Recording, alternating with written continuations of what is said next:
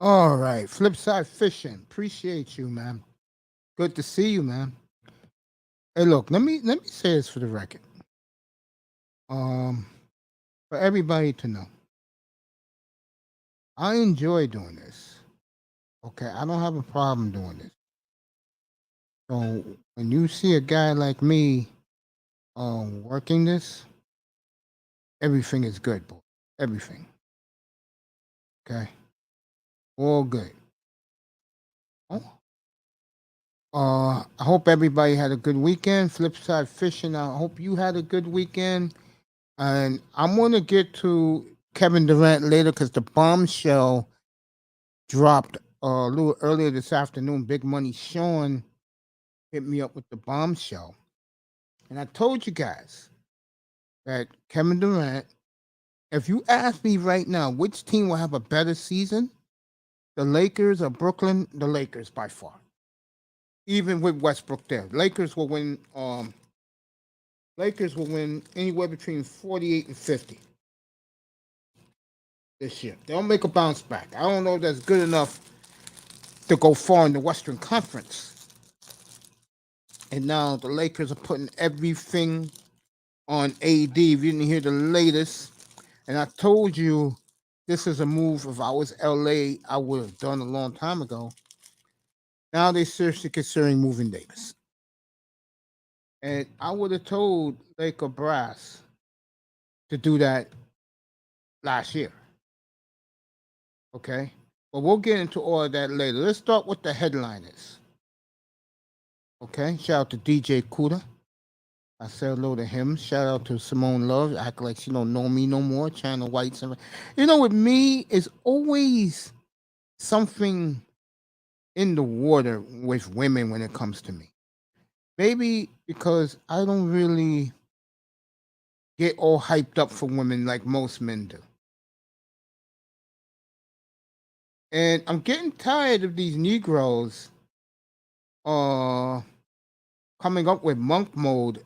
There's only one monk in these YouTube circles, and you may not know who I am, but people who do know who I am know it's me. It's none of these fake people who are coming out now with this monk mode shit. Okay, there's only one guy who lives like a monk and acts like a monk. And that's this handsome guy who's talking right now. Okay, let's get to what the topic is tonight. Okay? Inserts the starting quarterback. I'm going to take each guy at a time. Let's start with Tua Tungala over. The one thing about the Dolphins that you can never believe with them is they lie too much. Their PR department, because they got, oh, come on. I'm always beating down Dolphin fans in South Florida anyway. They got ignorant fans and fools down there that will believe anything they tell. And this production of Tua throwing rockets and bullets, I agree with most of the national pundits. Let's see them do it because they play the Raiders next weekend in Miami. Let's see then. That'll be week 2 of exhibition. The starters will play a half. We'll see against the Raiders next weekend. Because you know the Raiders want to show off Devontae Adams and Derek Carr. We'll see in Miami next Saturday night what Tua Tungala over is made of. Okay? Do I buy the hype? Hells no, I don't buy the hype with him. No. What's up, Raven? Came in. My brother just dropped in from Kuda's room, too. Kuda be here later on. One of my special guests. Raven will be on the panel, too. I know Raven will enjoy kicking it with Kuda in here. How was your weekend, Raven? Let me know, my brother. Raven's a big Dallas Cowboy fan. I told Raven last time I spoke that I'm hearing rumblings about OBJ going to Dallas. That is getting louder now. Okay.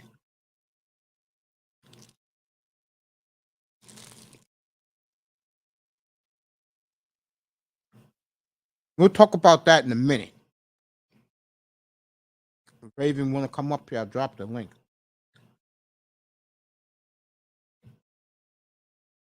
Let me get back to Tonga over. Oh, ism got you more drunk? I feel you. I feel you. Until proven otherwise, Tungalo over is a detriment to this team going where they deserve to go, which is far in the playoffs.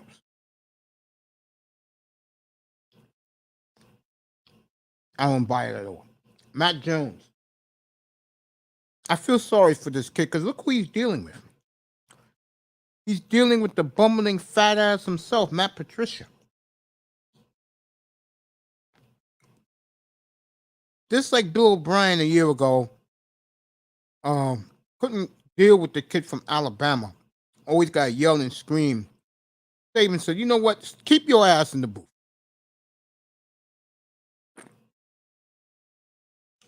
Let me handle the kid at quarterback. Keep your ass in the booth. Okay?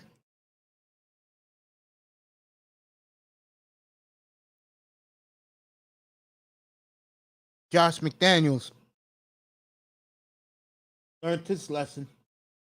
You haven't coached in what?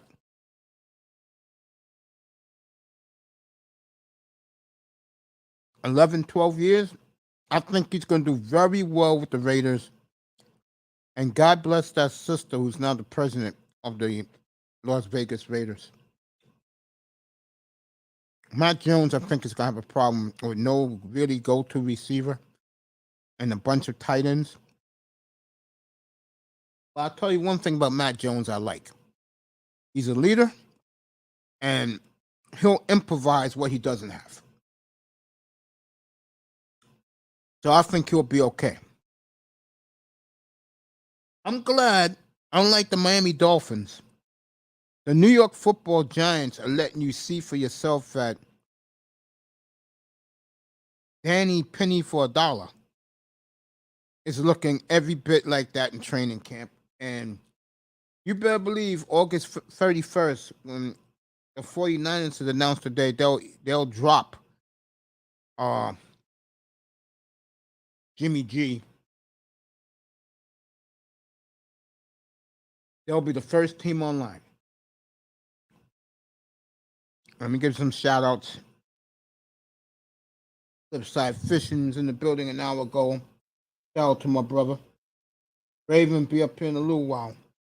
Then my man, I got his Eagles winning the division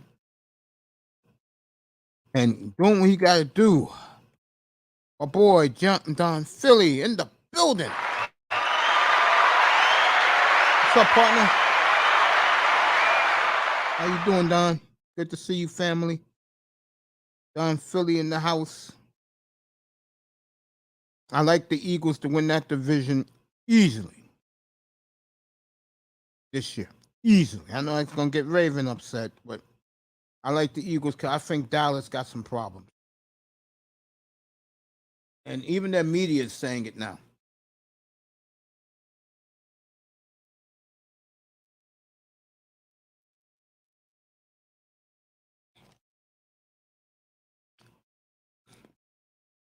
I'm good, Don. How are you, family? I definitely appreciate you, man. Definitely appreciate all you guys.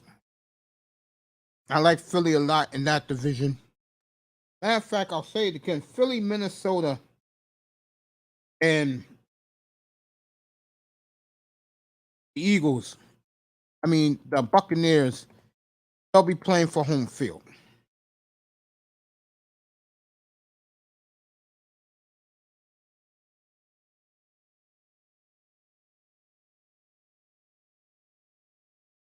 I'm good, family. I'm talking to you, Don. I'm good. I'm writing back to you.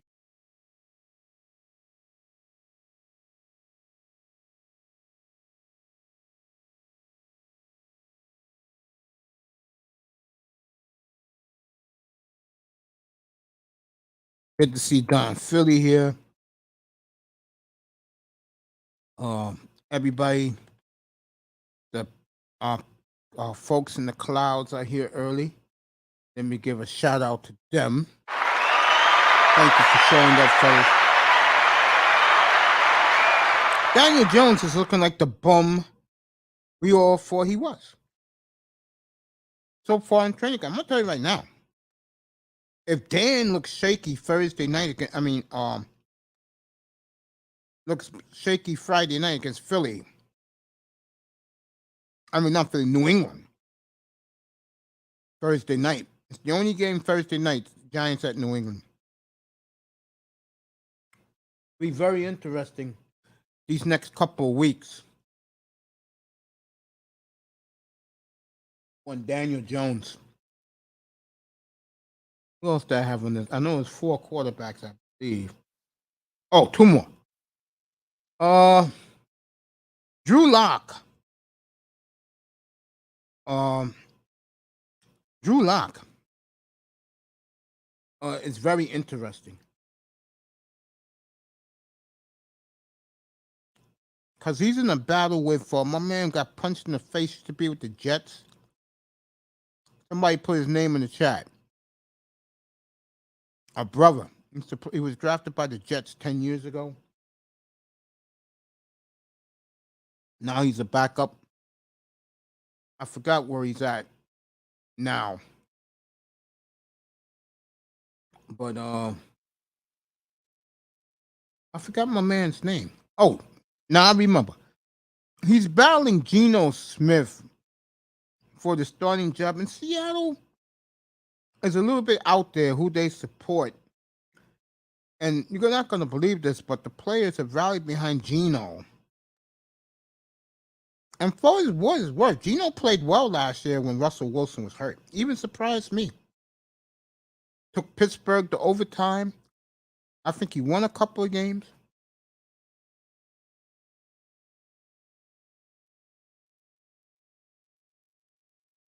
I don't know who's going to win that job.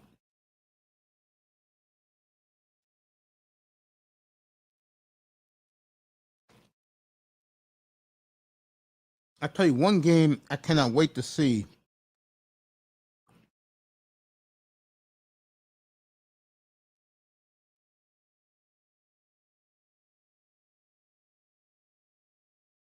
One guy I cannot wait to see next week. Not this week, next week. He'll be in Buffalo. Is Russell Wilson with his new arsenal with the Broncos.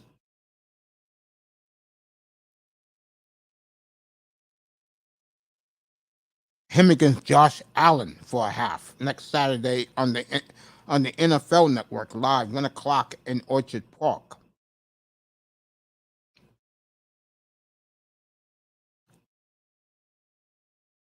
I think that's going to be very interesting. I got people in the clouds, so I'll give you what you want to hear. Came out a couple hours ago. Big Money Sean, my informant, I'm sorry, Sean, I love you. My insider told me the real reason why Kevin Garnett, I apologize, people. The real reason why Kevin Durant wants out of Brooklyn is he told the owner over the weekend, it's either me or the GM and Steve Nash.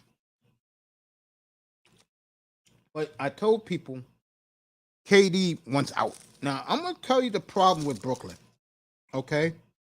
And it's a simple problem. It's not what you think. They can't play defense come playoff time. You saw it the last 2 years. They couldn't stop Milwaukee, and they couldn't stop Boston.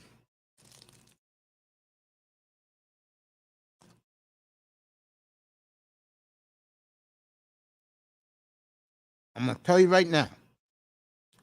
Brooklyn plays Boston, Milwaukee,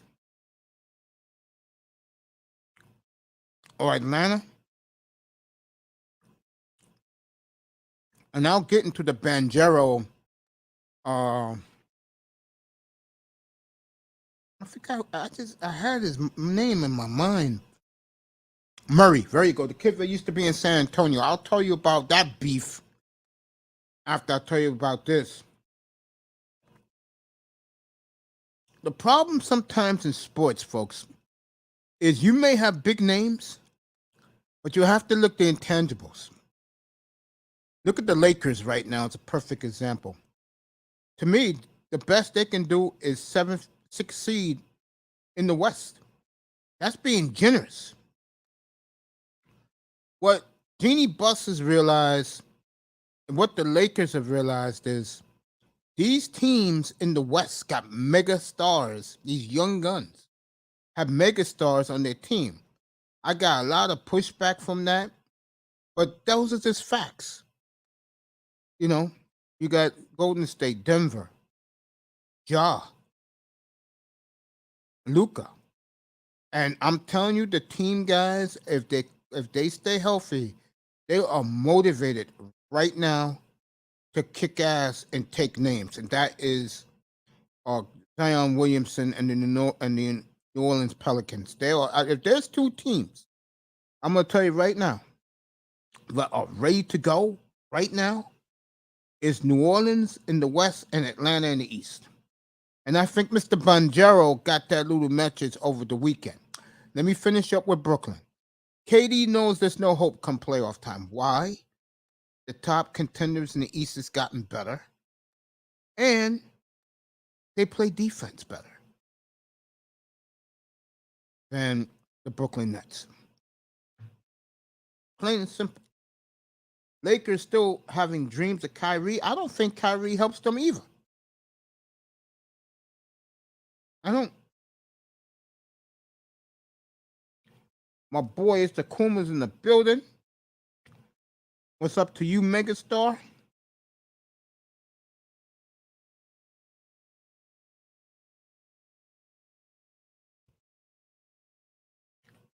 Family?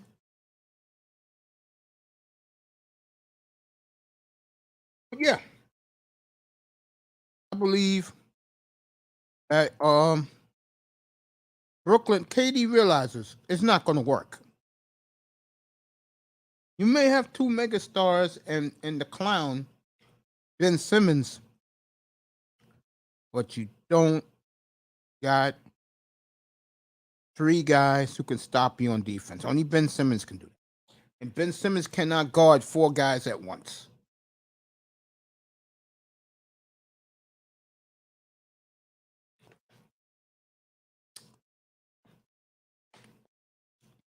Toronto, Miami, and Boston are the three top suitors for him. Nets won the King's ransom.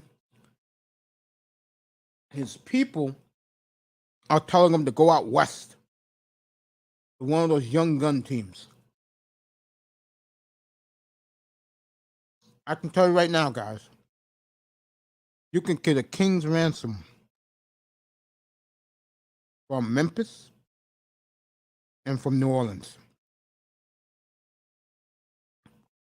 And if I'm KD, that's where I'm looking to go. I'm not thinking about he wants to go to South Beach, fine. If Riley can pull it off, fine. Okay. Toronto, of all the Eastern teams, I was told by my people that they have the most to give Brooklyn. But KD told the owner this weekend I went out. It's either me or Sean Marks and what's our good friend? Steve Nash. It's either one or the other. Hit that like button, everybody. Let's go. Hit the like button. People in the clouds, hit that like button. But if you ask me,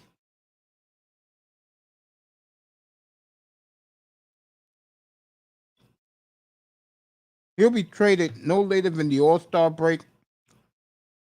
I could see him traded right before the season starts. Because somebody's going to blink to get his services.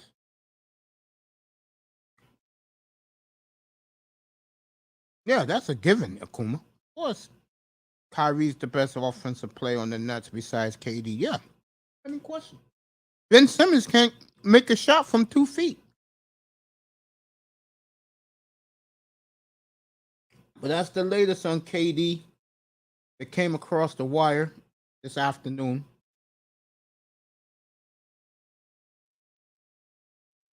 And it'd be interesting what the owner does.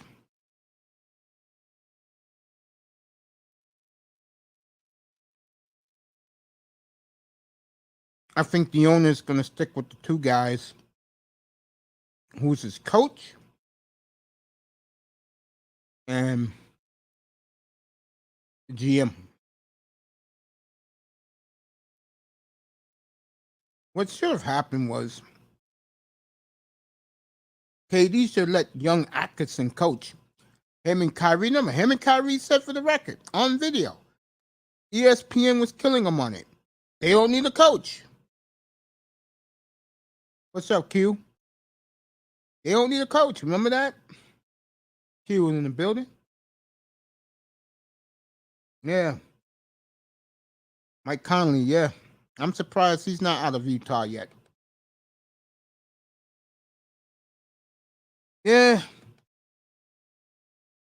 Sometimes the NBA do some crazy shit that is inexplainable. Good to see you, Q. Been a while. Welcome back.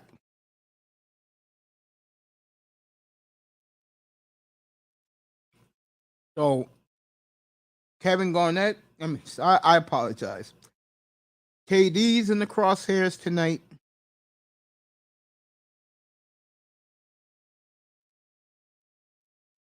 The five quarterbacks I mentioned. Oh, let me get back to the quarterbacks. Drew Lock, I don't know if he's going to beat out Geno Smith. And if he can't beat out Geno Smith, what's up, Manzano? If he cannot beat out Geno Smith,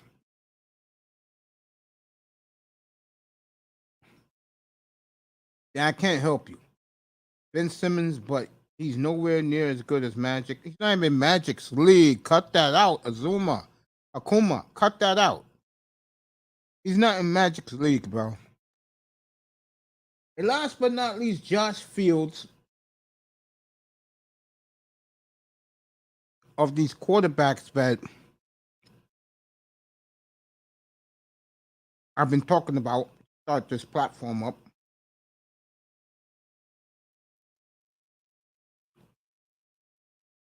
If you want my honest opinion, I think the Bears are setting up Josh Fields to fall in his face. True story.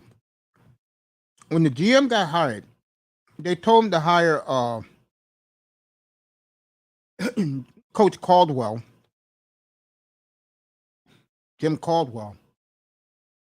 He said, nope. I am going to hire who I want. Next day, he took the Bears defensive coordinator. And then, when they asked the GM about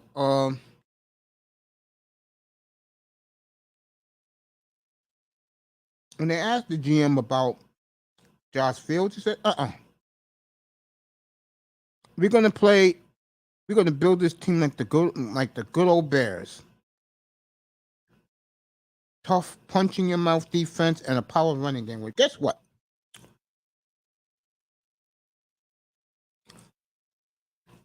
You're gonna see that, and when that happens,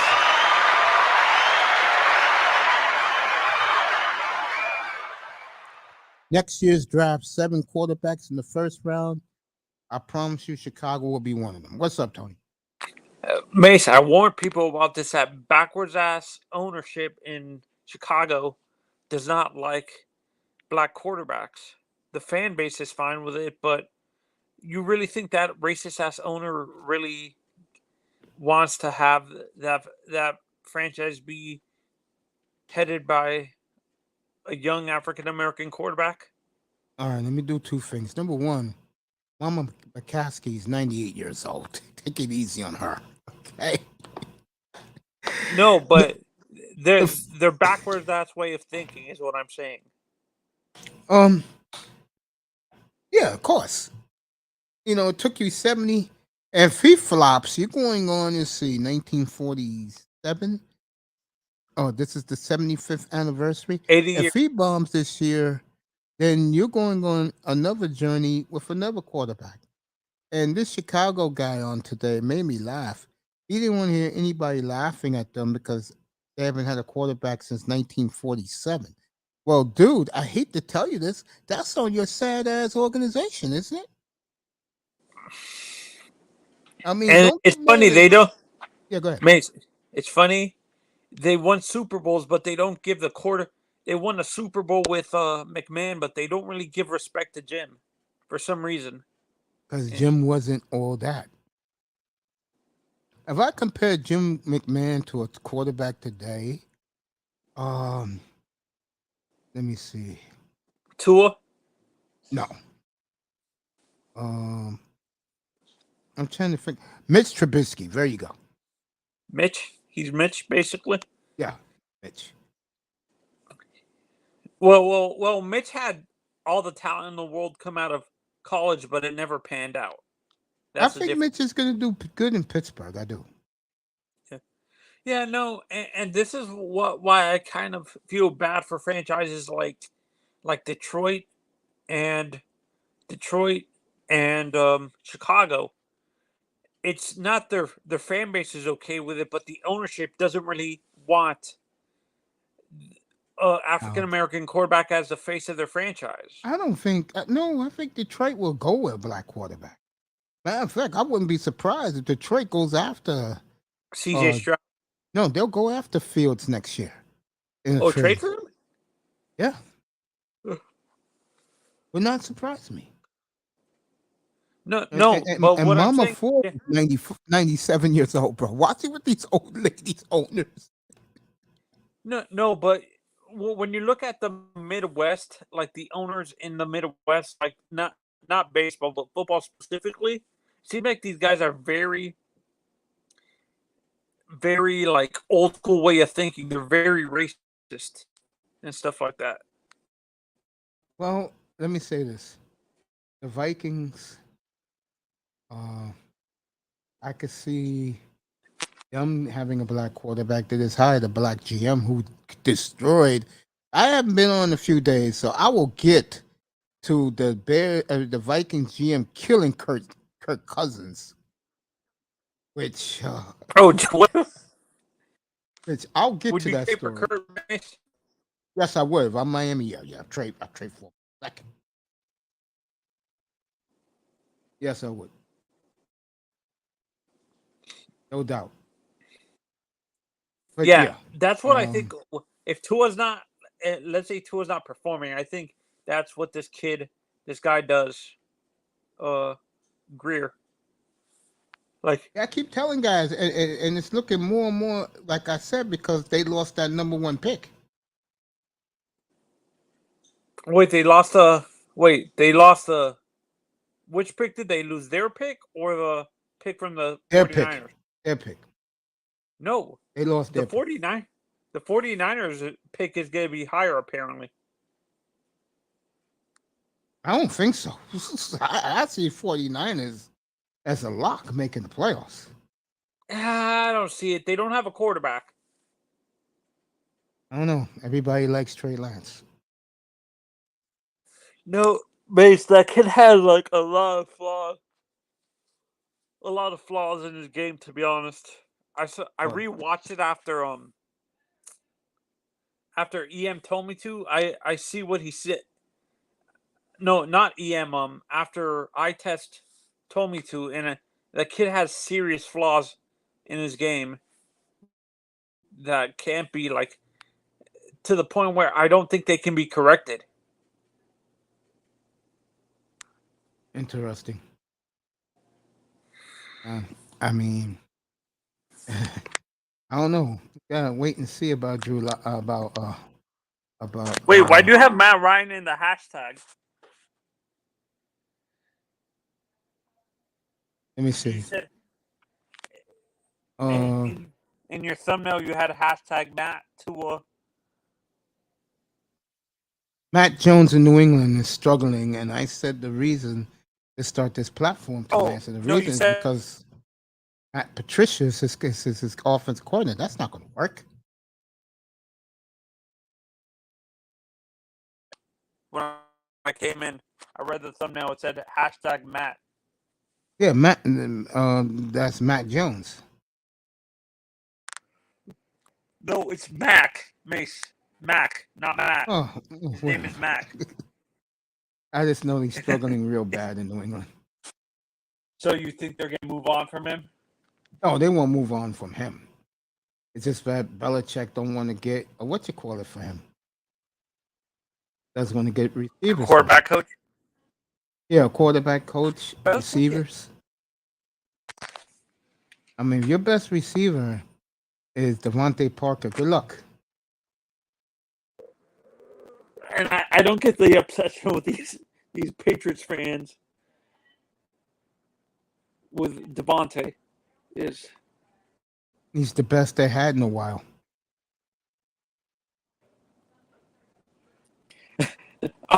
Mace, you're gonna laugh at this. They were. I was on a Patriots chat board once, and they were saying, Devontae Parker is the best receiver we've had since Randy Moss. I wouldn't go that far. Well, then again, when I think saw that, about it, Edelman and Amendola, I forgot the other white guy. Yeah, he's right about that. Wes Welker. No, he was playing with Moss. That's why I don't count Wes Welker. What's up, Q? What's going on, fellas? What's going on? Yo, Q, what up, man? What's going on? Hey, man, y'all need to stop disrespecting Devontae Parker, man. No, not this. Don't. Hey, I'm gonna say this to you, man. The man is not a bad receiver, but people make it seem like he's so terrible. His problem is he can't stay healthy.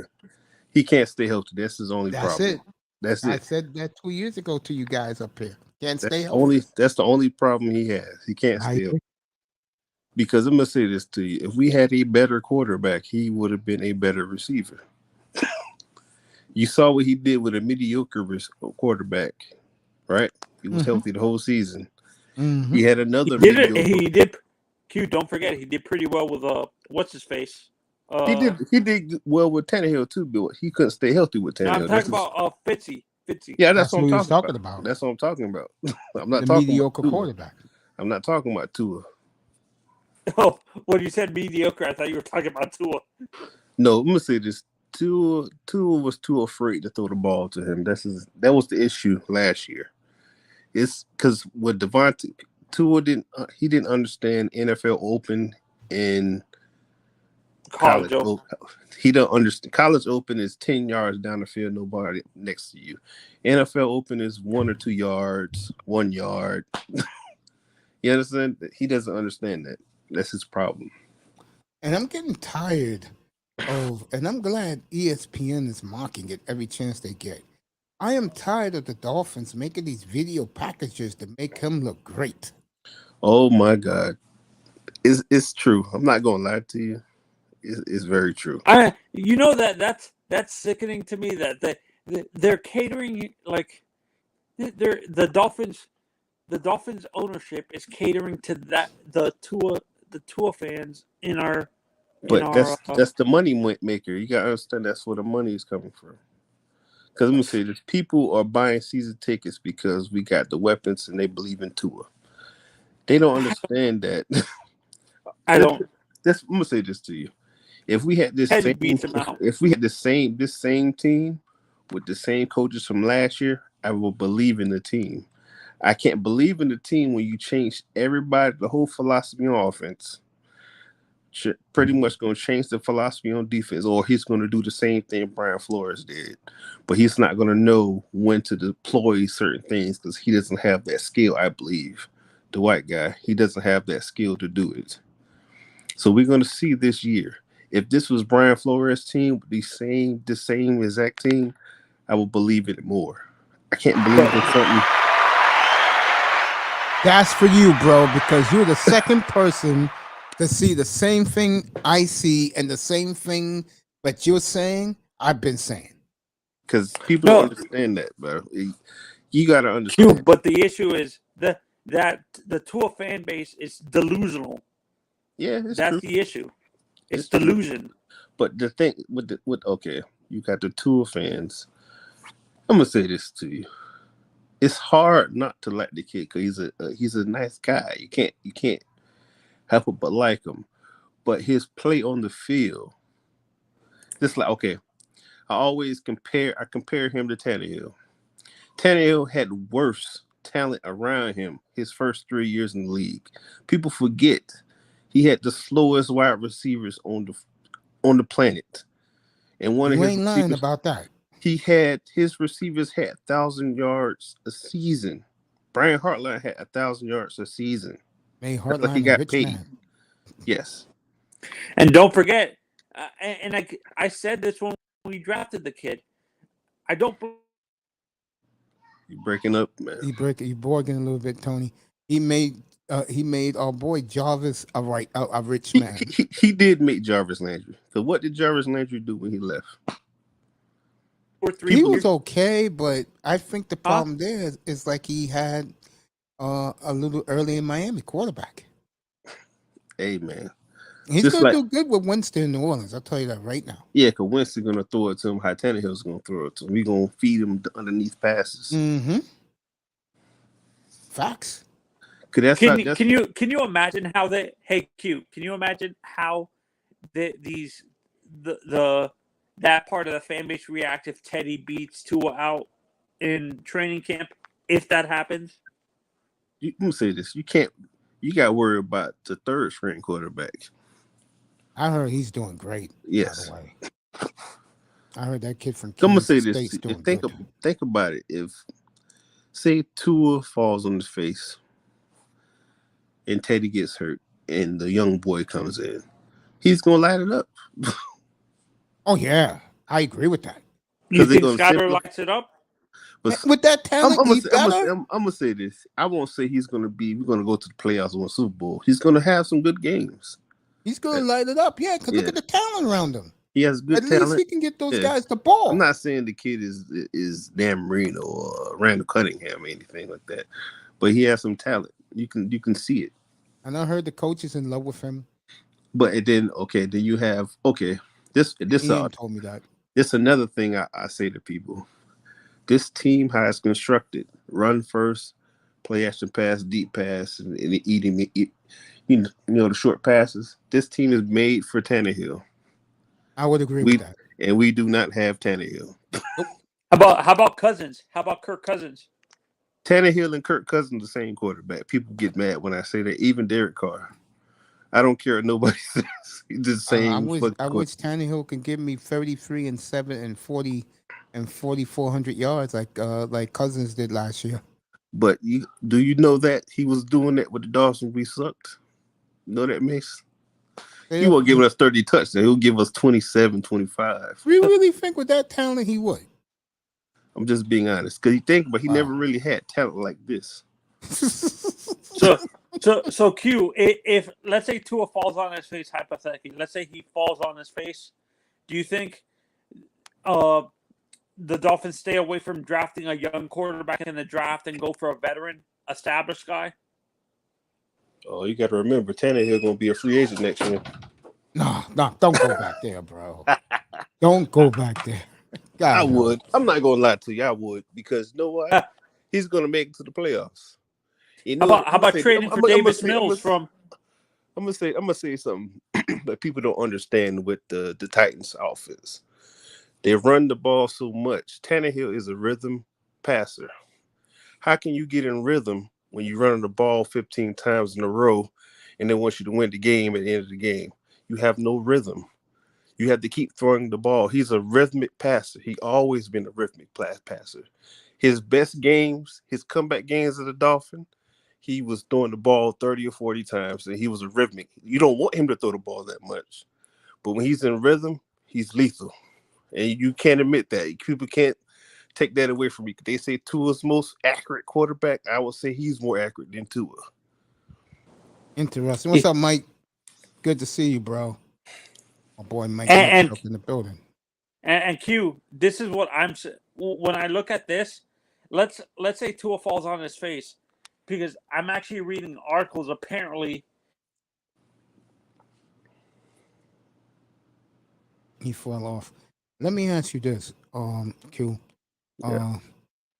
Now I don't be in the other rooms, but when comes up here late at night, he tells me what he sees, what he's hearing. You Yeah. believe the media is making this stuff up about Tua? The Miami media. Yes. I agree. I'm gonna say this. I feel as though they're trying the best because I was in. This guy said something that made sense, but I don't know if it's true. They said Tua's father had a part in getting Brian Flores fired. I believe that. That's what the person said. I don't know how true it is. I buy that. But my thing is, with the media, they love Tua. They forget that Brian Flores chained together 2 winning seasons with a terrible offense. Mm-hmm. Facts. I was talking to Imagine, iTest when he was imagine here if, last, and imagine if iTest was, "What's up, darkness?" And iTest got on me because I said, in my mind, this is still Brian Flores' team. To yeah, me, yeah. that's how I look at Well, it. this is the defense he built. You know that, right? He Yeah, of built the course, yeah. team. He built the team, his defense how he wanted it. Because his first pick was Christian Wilkins, Van Ginkel, right? Yeah, The following year, you get Holland. Hollins and everybody else. You get the guys with free agency. It's the defense he built. Yeah. What's up? What's up? What's up? Underrated darkness. What's up, bro? What's up, JT? Yeah, I agree. I mean, I've been saying this all along. I said, how the hell do you fire a man? Because you couldn't understand him because he was too ruffian for the organization. Yeah, And me and Mason were To me, joking it wasn't. around. To me, it wasn't that. I feel as though he didn't want to do those underhanded things they wanted him to do. I buy that. Because okay, people love because in the other channels they love to say he's a snitch, he's this, he's that. I always try to make them understand you've never been black working in a place with nothing but white people. You Thank you. don't know. You don't know. You don't understand how it is. That's what I don't understand because it's always and then you got a few black people say No, he's but a the issue snitch. with that Q is, you know what they bring up? The fact that the Dolphins are the only front office that has all black front office. Like they have a black GM, a black assistant general But manager, but and I'm gonna correct you. What you call it? He doesn't see himself as black. I don't care what Greer. nobody says. Greer. Greer does not see himself as black. I agree with that. He see himself as a human being. Because I'm gonna say this to you: how can a person keep their job this long without being a snake? He's a snitch. He's a snake. He's something. Chameleon, whatever you want to call it. How this man get people fired and take their job? You understand? How can you get a coach fired and we had 2 winning seasons back to back and you don't get fired? How are you going to hire a coach who doesn't have any experience calling plays or any type of office coordinator duties, anything like? Yeah, he might have drew up some plays or whatever case may be. He was the last straw because they wanted to get Harbaugh, they couldn't get him. They wanted to get Peyton, they couldn't get him. So he was the last choice. You understand what I'm saying? So Yeah. they put Tua on him. Say you got to make this work. You're the offensive guru. You got to make it work. You're the offensive wonder boy. So if you don't make him work, it's on you. Because Greer set it up for him to fail, not him to fail. You see it, right? Yeah, of course. I know what you're saying. Yeah, He built the that's what's team for sickening to me. Flores to fail, not him. Q. Yeah. That Because you got to think about it. When no, Flores came. that's what pisses me off. That right there, what you just said, Q, pisses me off. The fact that Greer is setting up the coaches to fail, so Yes. it makes him look smarter than he actually is. Which Yes. It's not that smart, but no. But what I was saying earlier, Q, what I meant is like what people bring up is the fact that I know Greer doesn't see himself as black, but what I'm saying is they bring up the fact that the whole front office is black and stuff like that. like Reggie McKenzie, Marvin Allen, and Chris Greer. I understand Greer doesn't see himself that way, but that's what people bring up, saying that we're not racist because of the fact that we had a black head coach and a black front office. The whole, Q, whole I said time with this Flores. last week. They hired the coach because the country club alumni fan base feels comfortable, and the first thing this young man said when he was hired, I'm I'm half and half. I'm half Jamaican. Oh yeah, he's supposed to be biracial. He's supposed to be black Yeah, and white, that's the way I want but to he say. looks Biracial. more white. He looks Of more course he white. does, because it makes the country club Dolphin alumni fan base happy. They feel comfortable with him. Yeah. Then But that country club fan base didn't feel Flores was too ghetto. Like Yeah, I know that. Flores was not. He was not ghetto. He's a militant man. He's a stand-up guy. And then I'm gonna say this to you: a lot of white people, they don't like when a black man is strong in his values and he doesn't take no shit from them. You understand? They don't like that. Because in my life, white people love the big nigga, right?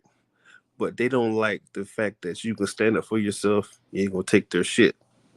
You understand what I'm saying? Especially if they're rich. Here's the crazy part about Flores. The media loves him.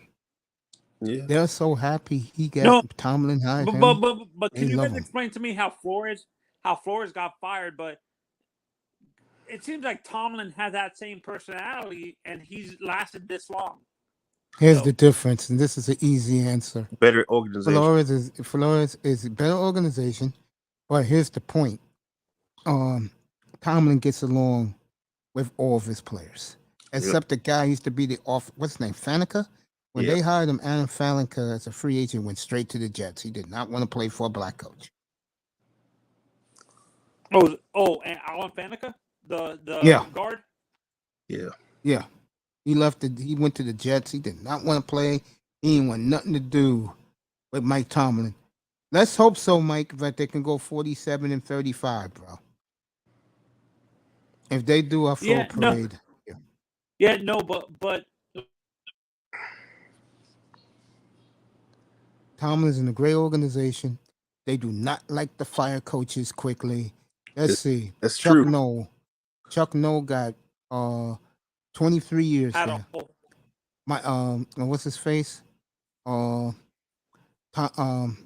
Tomlin. I see Coward got 14 years. Tomlin's on year 16. Yep. They don't like to fire coaches. It's true. Made the playoffs every year he's been a coach. I'm talking about our team. I'm talking about the Dolphins specifically, our fan base, bringing the fact that Stephen Ross isn't racist because he has a full African American. No, Ross ain't racist. A full black. He just stupid. He's Ross stupid. is just stupid. Yeah, that's why you lost the draft pick last week. I'm gonna say that. Okay, a lot of people, a lot of black people and a lot of white people didn't like Flores. And then you got people who were in the middle.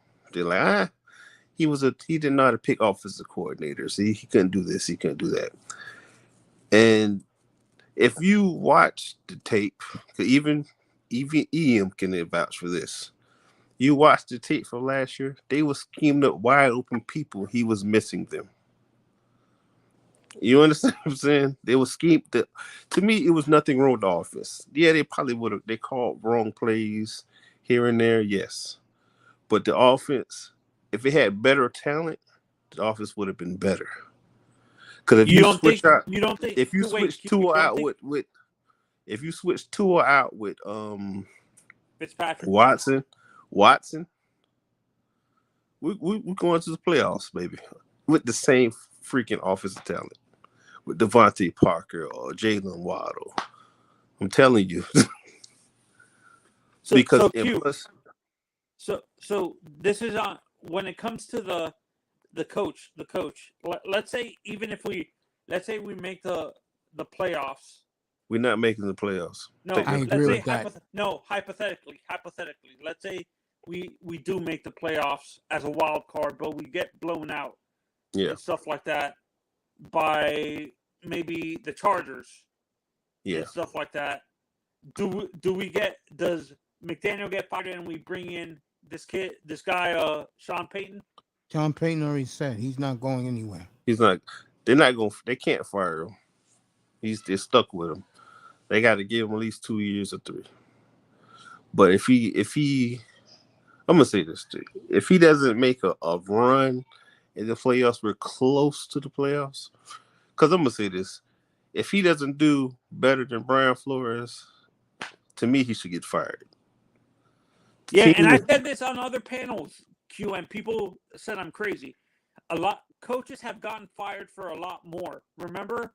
But you got. I'm gonna say this. See, they're always black coaches. They get last for one season, they get fired. They always a scapegoat for the next guy to come in and reap all the benefits. You guys...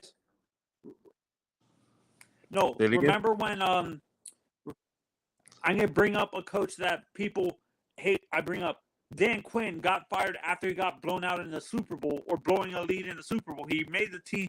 He made it all the way to the Super Bowl. That's what I'm saying. But that coaches get but those you gotta understand those teams were made to go to the Super Bowl. That's where they got fired. Because I'm gonna say if the Buffalo Bills don't make it to the Super Bowl, they blowing that shit up. Yeah, I heard the same thing. That's the way I feel. If they don't make the Super Bowl, that shit get blown up because that's too much money. You think they trade Josh Allen and stuff? They're not No, gonna trade Josh Allen. Coach. They're bringing a new coach. They're gonna fire the coach. They're gonna hit the restart button on certain things.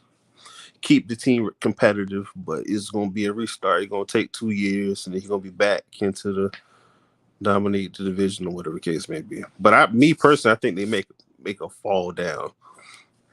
Because let me say this, Josh Allen, he's good. I'm not gonna lie, he's good, but he's not as good as everybody think he is. I agree with that. That's my opinion. He's good now. I can't take nothing away from him. He's good, but he's not as good as people think. Because every game, he's gonna throw 4 to 5 effed up passes. It's up to you, the team, to benefit off those effed up passes. Because if you keep letting him do his little running around crap and at-living and running people over, because eventually somebody's going to hurt him. Oh, yeah.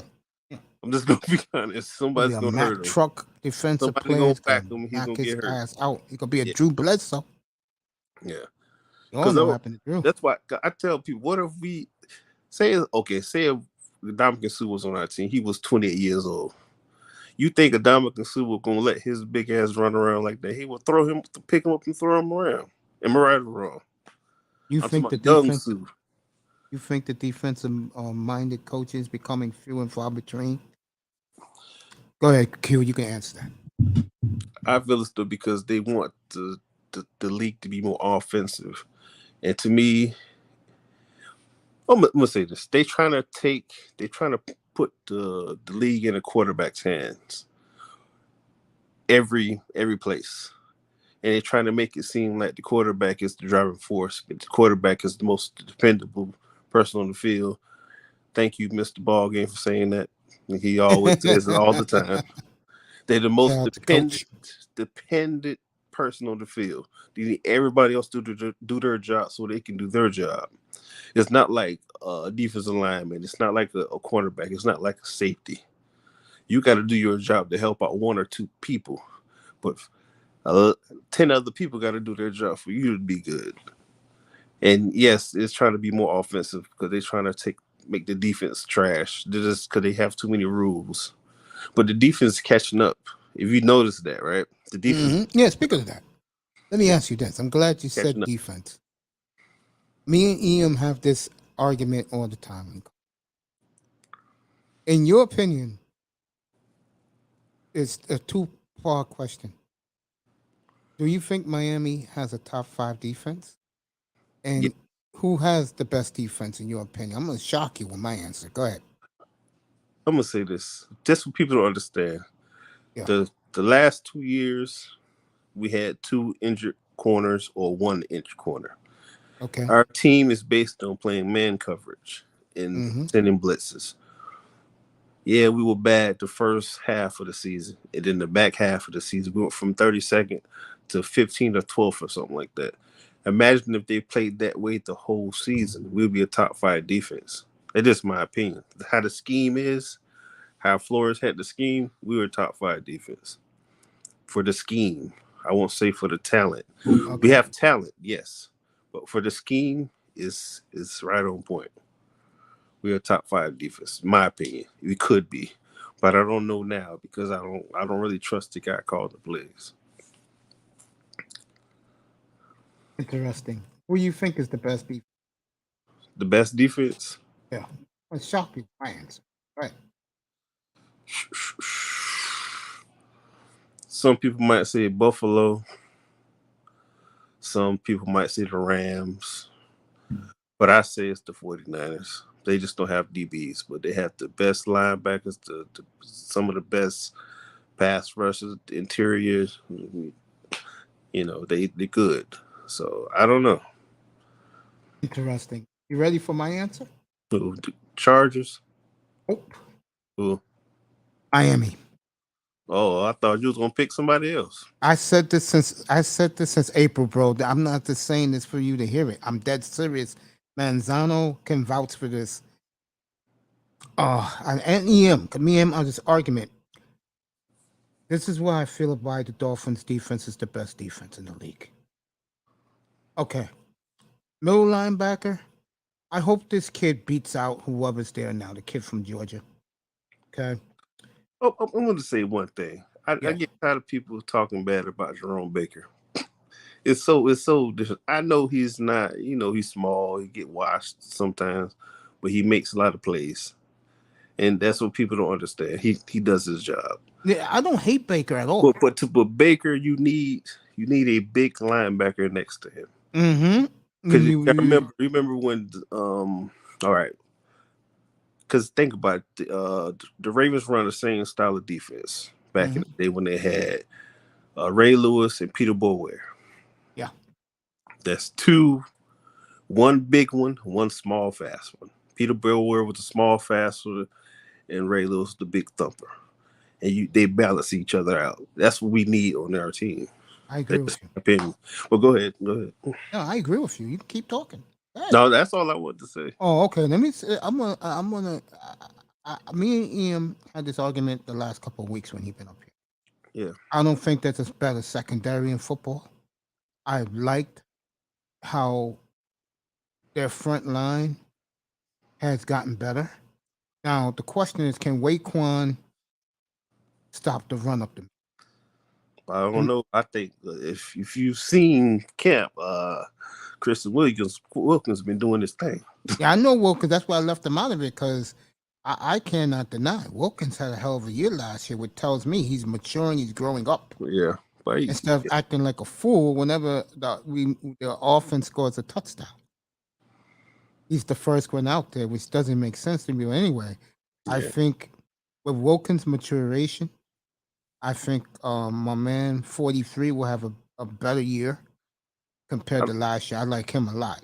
I like Van Ginkel. I like him a lot. Yeah.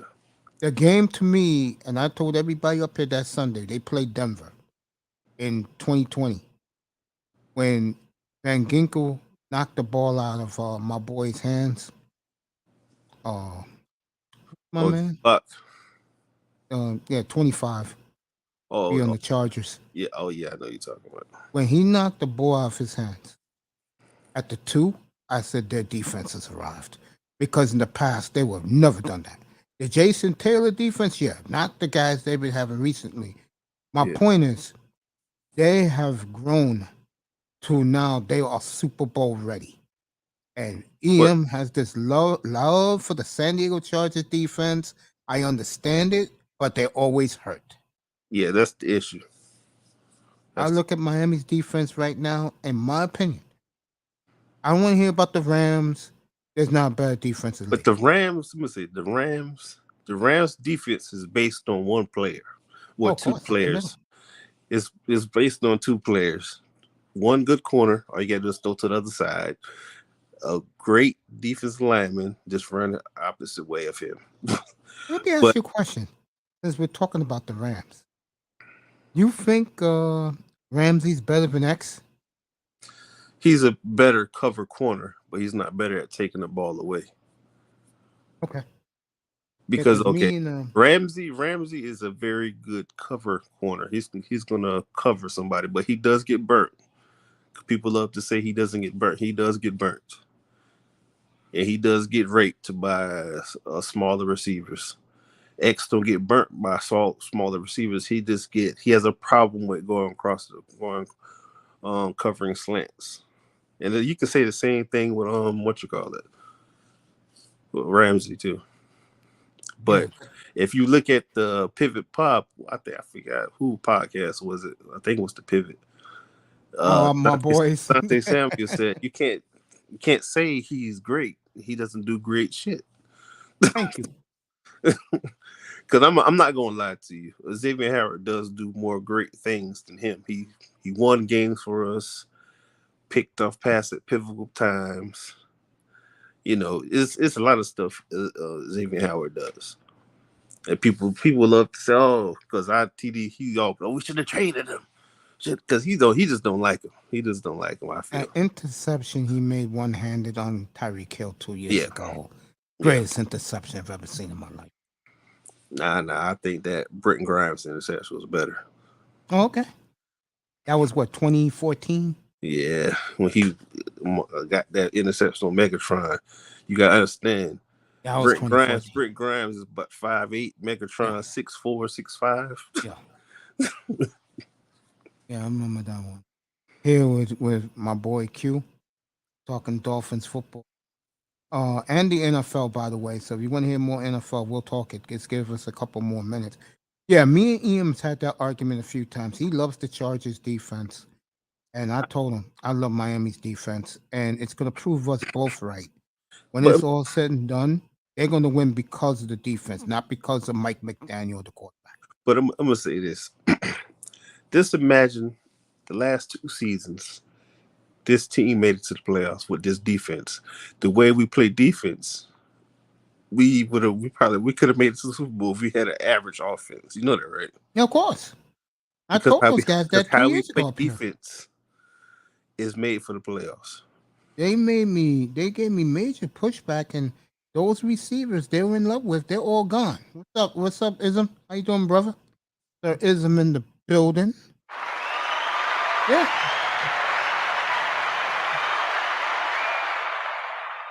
Yo, you want to come up? Come up, both of you, including you, Mr. Miami. You want to come up right now, bro? Come up. If you could talk finally. He had root canal 2 weeks ago. Yeah, man.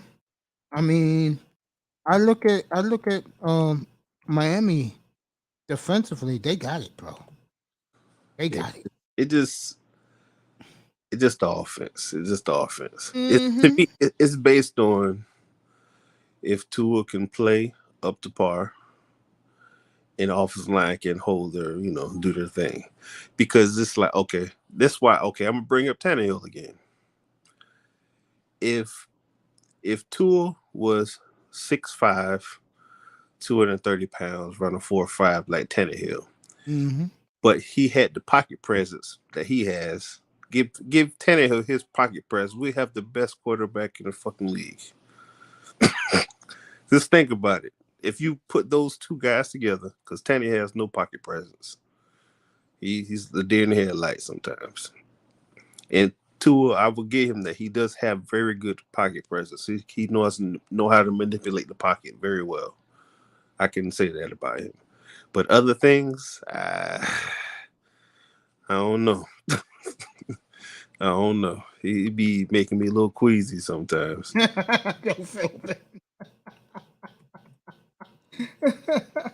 Because it's like, okay, because I was in other platforms, and I told people I want to see him win 2 games for us. And everybody get mad at me. Oh, how you going to say you want him to win 2? I said he has to put the team on his shoulders. Because how trash people say Tannehill is, he wins 2 games a season for the fucking Tennessee Titans. You know that, right? Of course. I'll tell you one thing now, the more I think about it, You put Tannehill on this team, they win it.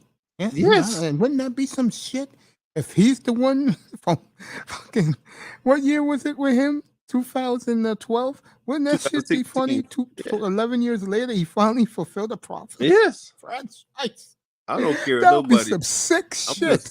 I will laugh. Cause I still remember. Cause I remember this guy at my job. When he got traded to the Tennessee Titans, his career's over. I said that man's gonna be starting by week 5 or something. Man, he's gonna take his job. And I said the same thing. They're gonna go to the playoffs that year. Probably go deep. He said, "Yeah, right." And it happened. Everybody like, "Oh man, you were right, man." You Had a know. 19-7 lead in Kansas City, second quarter. Yep. Championship game. But my thing, they don't know how to let the man have a rhythm. That's just my opinion. You got to have a rhythm. You got to let Tannehill's the kind of quarterback. You got to let him have a rhythm and slide in that running game. Slide it in. Get him a rhythm. Because when it's getting crunch time and you need him to pass, you got to let him build up a rhythm. You can't just run the ball 5 times because you get 10 yards to carry. And then when you style mate and you 3rd and 10, you need him to Girl, pass. I see you. He just can't do it. Let me give a shout out to Eric Bird and the beautiful Brownie Ellie. What's up, people? Good to see you here tonight. Brownie, you look gorgeous as always. Thanks for coming by, saying hello. Yeah, you're right, man. That'll be some sick shit, though, really. If they win it with him, oh, yeah. I know one person's going to be happy about that. Who? TD.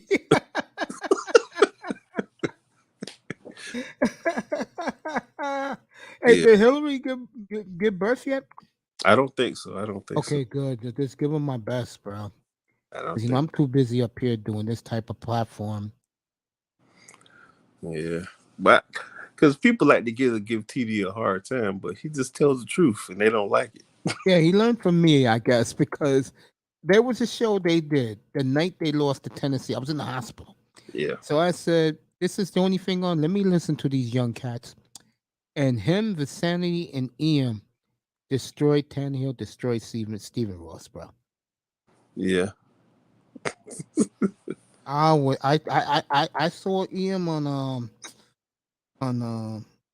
Instagram, and I wrote him. I said, bro, I loved your show last night. I'm proud of all 3 of you. Welcome to the dark side, because I'm the dark side, man. Everything you're saying, I've been saying, bro, and that's why they don't come in here, because they know I will roast this franchise to them. Because hey, I just tell these people the truth, man. If you don't like it, then go to TDs, and they do go to we do wrong. I'm gonna say this.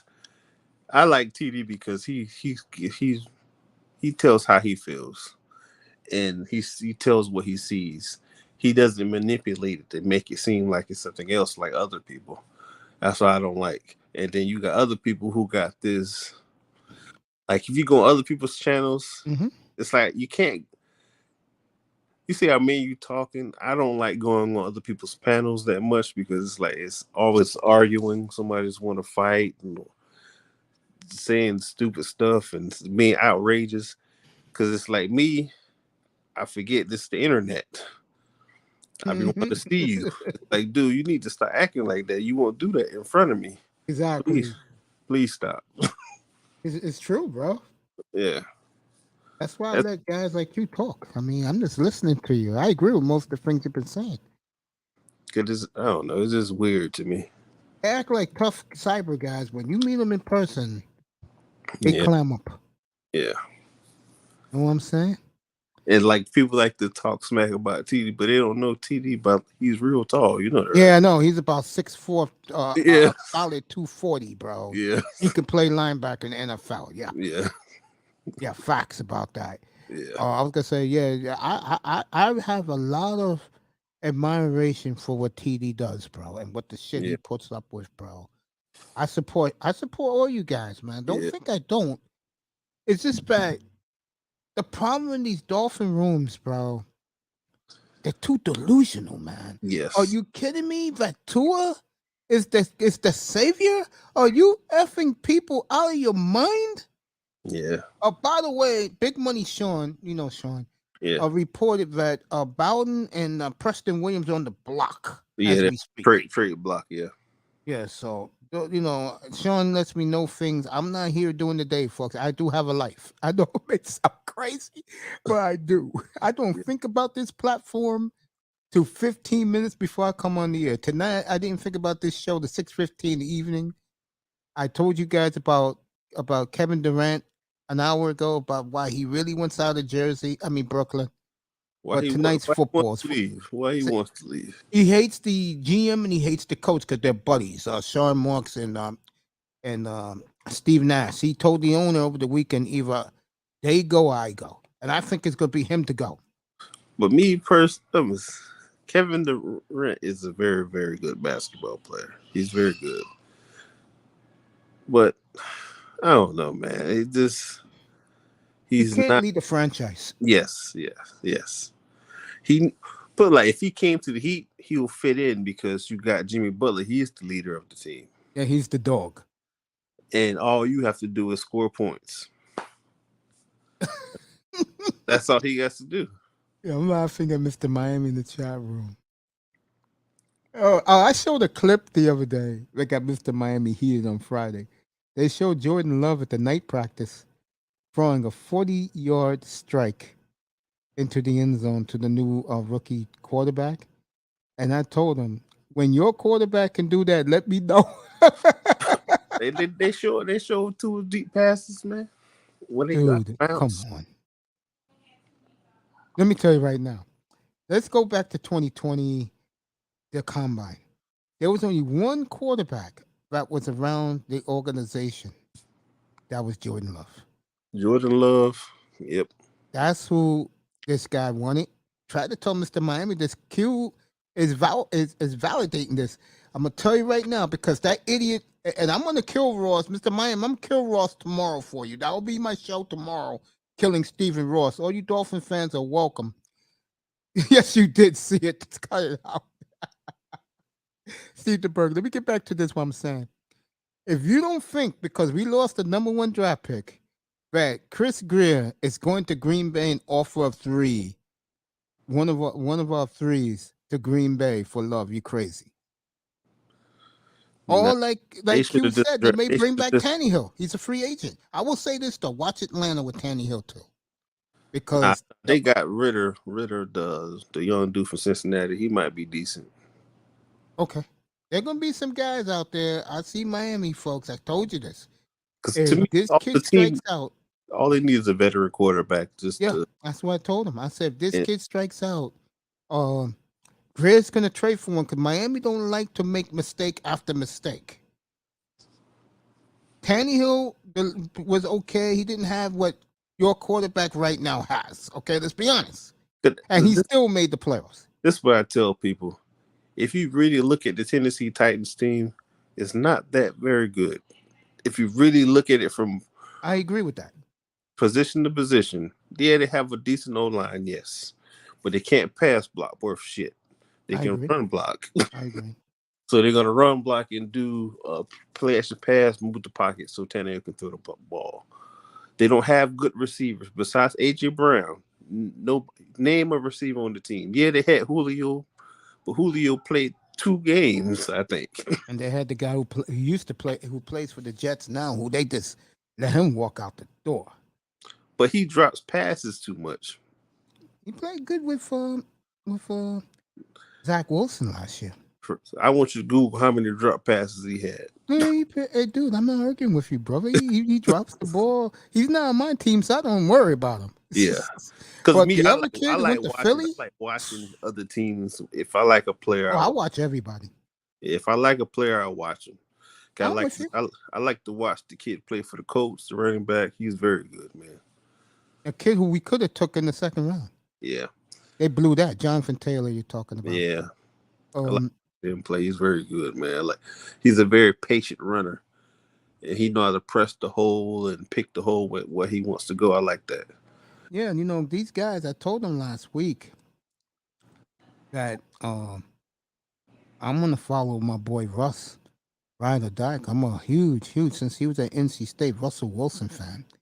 And Yeah, I told him, until Miami changes the quarterback, I do not have no optimism. I that's just who they don't. say he is. He's a mix between Russell Wilson and Drew Brees.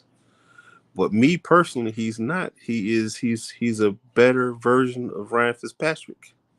That's not saying much. And I love Ryan for the I'm a being year honest. and a half he gave I'm us. being honest. You're right. I'm gonna say this to you: if Tua gets better and have that mentality like Fitzpatrick, he can be with his not turning the ball over. He can be elite version of Fitzpatrick. Which means 20. That means That this means will make. 25 touchdowns, 4,000 yards passing. Oh, yeah. And then Ross Probably will give that motherfucker an extension so probably fast. 12 to 15 interceptions a year. Well, he doesn't really throw picks. Yeah, but I'm just saying. I give him, this is me, and guys get on me about this. I give him 27-7 for like 3,700 yards. And these guys get on, these delusional Dolphin fools get on me about that. I think that's more realistic. Exactly. These Yeah, fools want him to throw the 45 TDs he did at Alabama. it's not going to work like that. That's not happening. Shit, you could have Jerry Rice, But you Paul got, Warfield, and fucking what's his face out there, Michael Irvin. He still wouldn't do that. but you got to understand, Alabama played 5 cupcake teams. A That's how he year. got those stats. Yes. And late in the year too. People don't Yeah, realize that. yeah. Playing Georgia, they're playing Georgia State in November, folks, right Come before on now. they play Auburn. People forget that stuff, man. Nick knows how to sprinkle those games, folks. Yep. He'll play a hard game and he's going to play 3 or 4 easy games. He can rise up the rankings. And you know what's funny about it?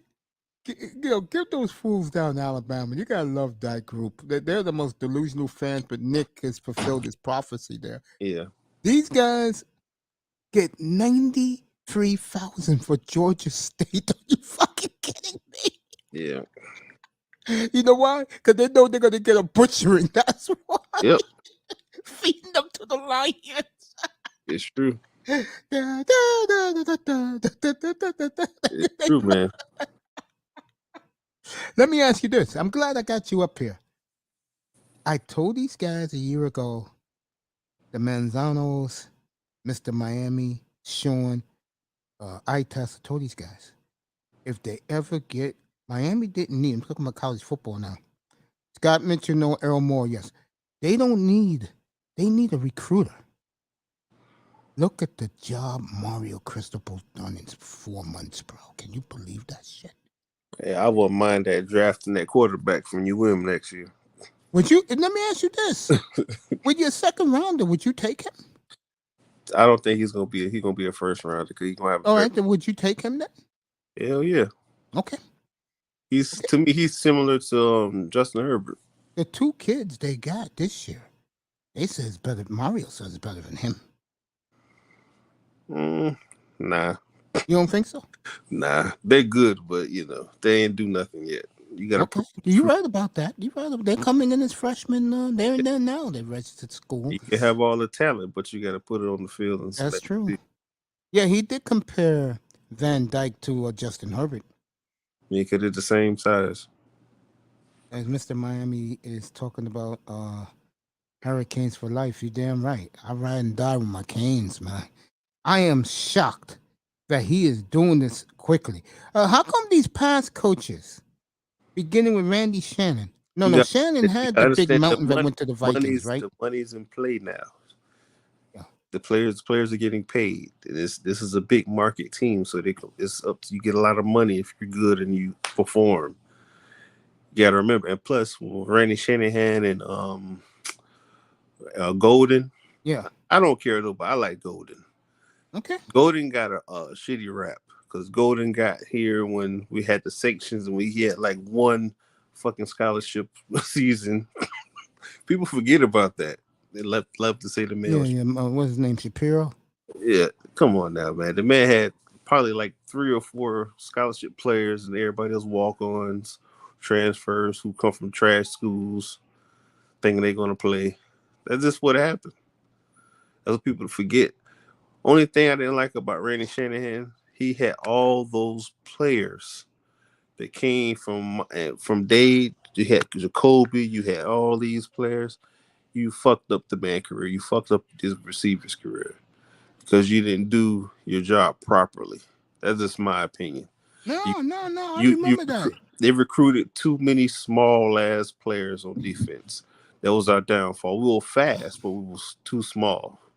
Yeah, I think you're gonna think I'm crazy because Clemson's down at quarterback. I think we win the ACC. Now Clemson's gonna be still good because they still got what's his That name? quarterback sucks. Nah, man. I ain't talking about the coach. I'm talking about the coach. He's a good coach. Oh yeah, Dabo's a good coach, but Yeah. let's just call a spade a spade.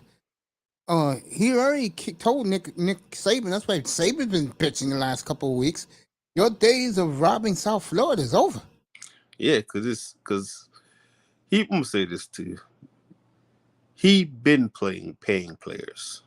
I know that for a fact because I know players who live in the hood. Went to Alabama. They live in a nice area in Broward County. They come home. They have a brand new Charger on 24-inch rims. Got the big gold chain on. Come on now, man. I know you're getting paid. These are players like N.F.L. receivers now who went to Alabama in the last couple of years. Yeah, for the last decade, starting with Julio Jones on up. Yep. Mm-hmm.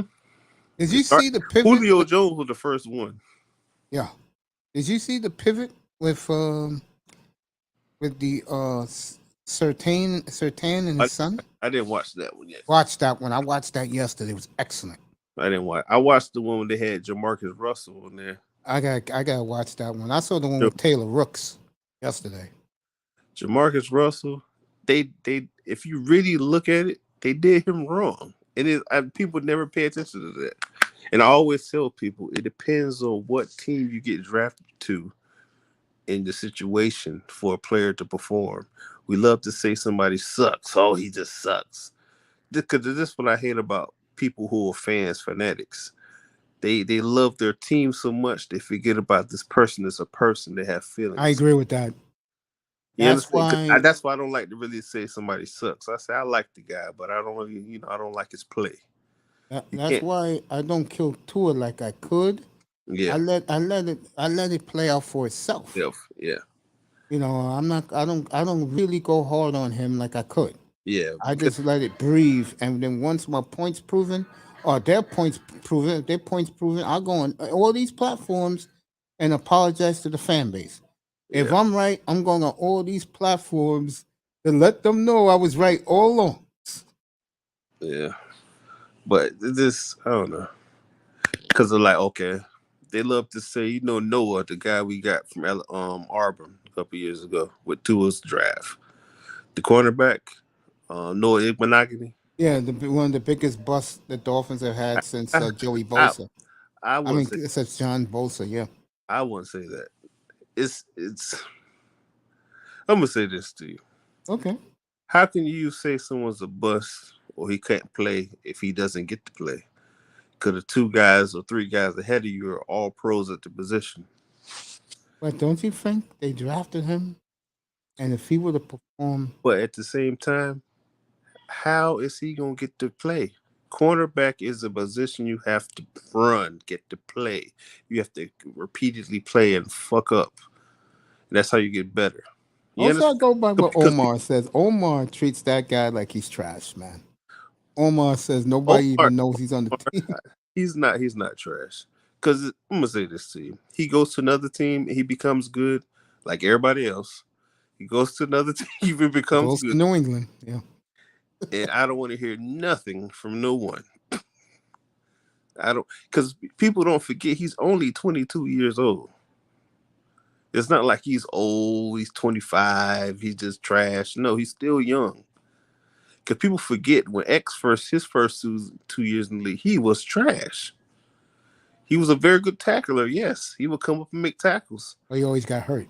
He got hurt, his ass was getting burnt, too. People forget that. People have a short-term memory when it comes to that shit. That's what blows me, because it did the same thing with Nick Needham. Nick Needham had to get his lumps and played the whole season. That's how he got better. Yeah, 2019. Because people forget, I'm gonna say this, if Noah got drafted in 2019, he played that whole season. Do you think he would be so bad right now? No, because he would have got the coaching. He would have learned what he was doing wrong in the games because he got run. He got to play that whole season. He got better during the season. He would have got better. But people love to say, "Oh, he's trash." He's not trash. I'm just being my opinion. No, I understand, bro. I like guys. I That like guys I don't flowing here, man. I don't. I don't like this. If you trash, I will say you're trash.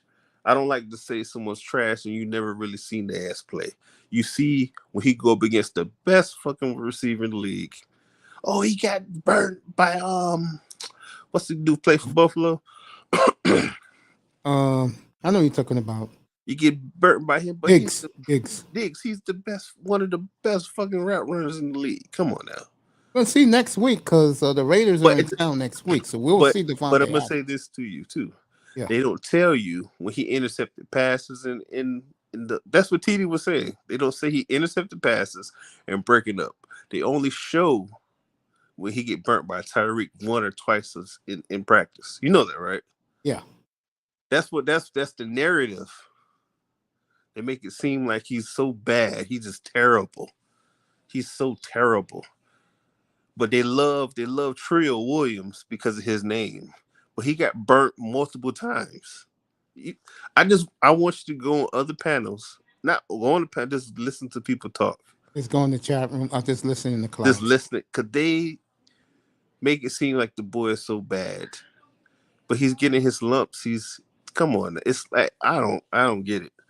I don't, because I know how the position of corner is get your lumps, because in the end of the day, the receiver has more leverage than you. Don't let the receiver come in motion. Their feet are already chopping. They're already moving. You understand? So your feet are flat, and they have to get off point. They get off. They go no. They dictate where they're gonna go. You just following them. Don't let them be faster than you like Tyreek. You're gonna get burnt. That's how shit goes. That's life. But people don't look at it like that. Because people, they get mad. Oh, like, say like Tampa Bay game last year. Mm-hmm. X got burnt 5 times over the middle with the same fucking play. Nobody, they talk shit that game. But the next game when he got the 2 interceptions, oh, it's X is back. He's back. You know, Dolphin fans, do yourself a favor. Okay?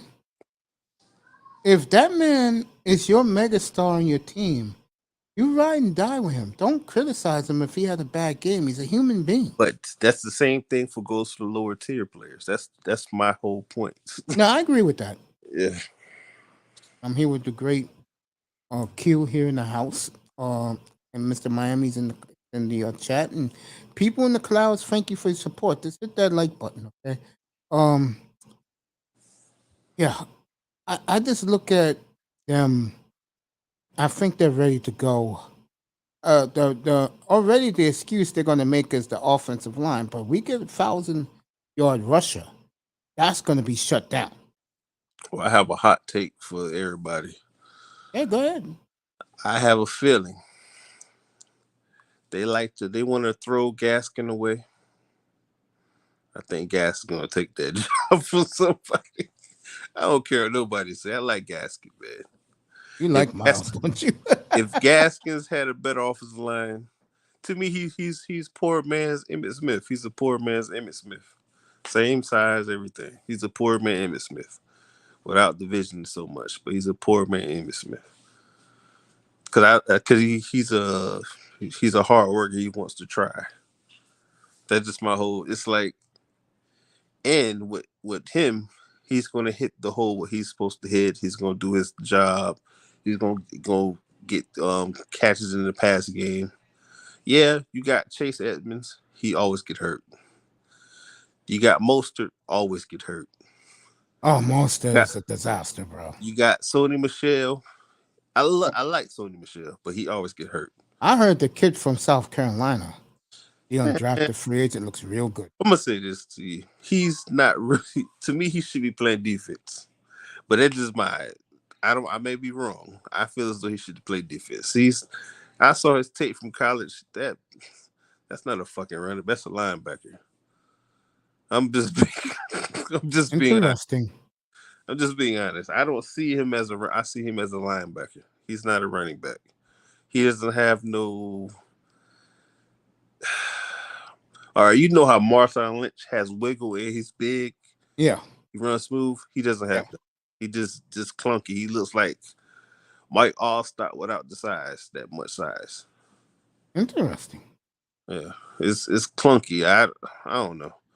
I like running backs to be smooth so you can hit the hole with precision. Because when you're clunky, you get stopped in the backfield. You like him like Javonte Williams. Oh yeah, that's a guy who should have took in my opinion at 18. That is Ricky Williams reincarnated, and we lost that on it. I'm still pissed off about that, bro. Yep.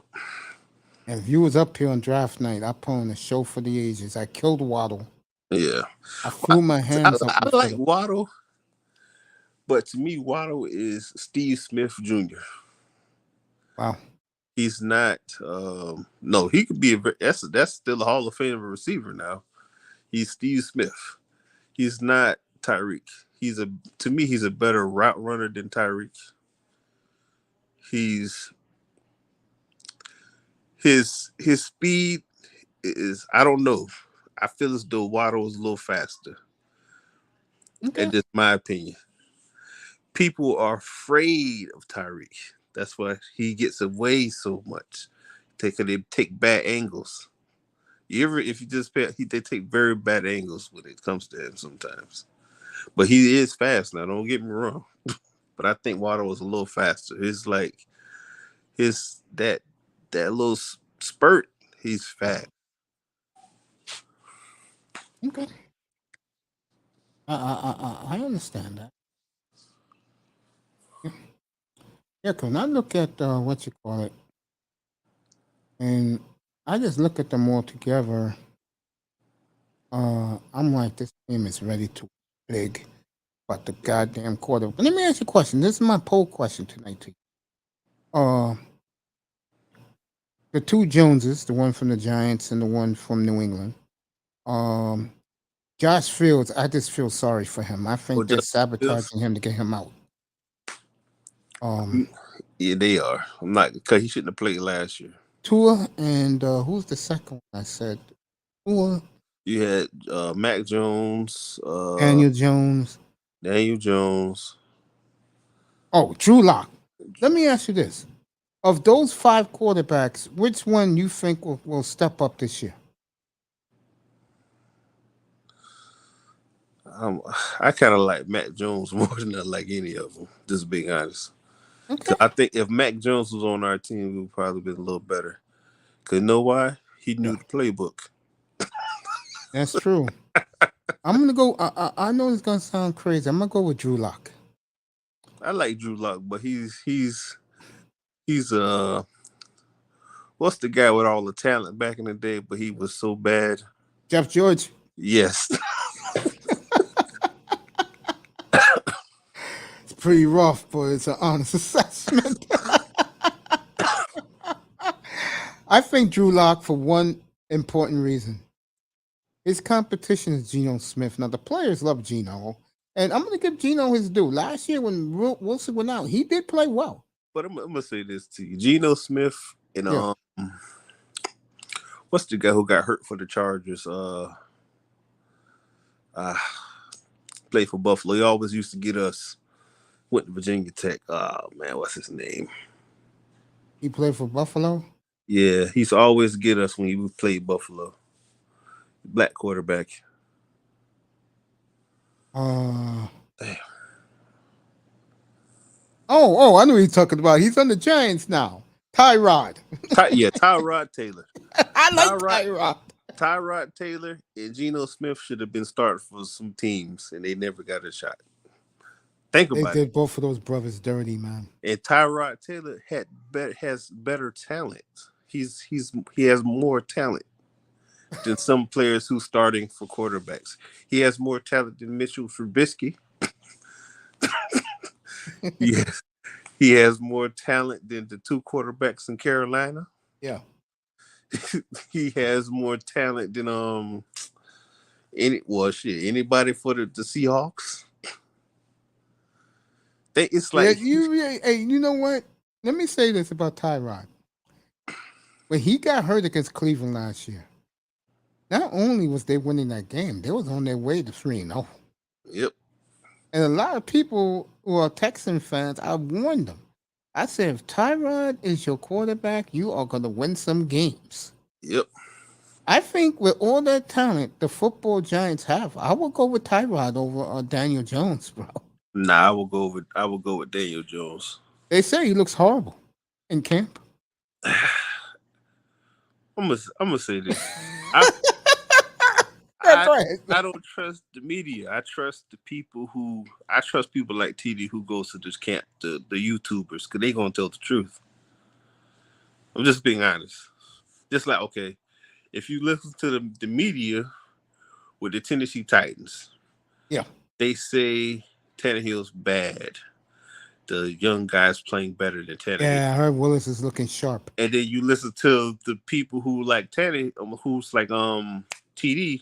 They say, "Oh, Tannehill's lighting it up, man. He's getting the ball, the bursts, and he's looking sharp than ever." But you look at the beat writers, they're trying to switch the narrative. They want the young guy to play, so that's what the narrative is gonna be that. And people are so stupid. They buy into it. They buy into it. I'm still laughing at Tyrod. Think about it, man. Tyrod. How you gonna dookie on somebody who took your sorry ass franchise to the playoffs 3 years in a row or 2 years in a row? However long it was, and y'all was, I don't know, man. Who are you talking about when he was in Buffalo? Not even that. Just I'm talking about the Tennessee Titans. Any team who does. Oh, I think part of the reason is, no results. But what I mean by results, they look at it. The Tennessee looks at it like this: we got two of the best receivers in the league. No, you definitely got the best running back in the league. You had one receiver that dropped passes a lot. That's true. He might catch a pass when it's in clutch time. Yes. Hey, Miss Molina. I give you that.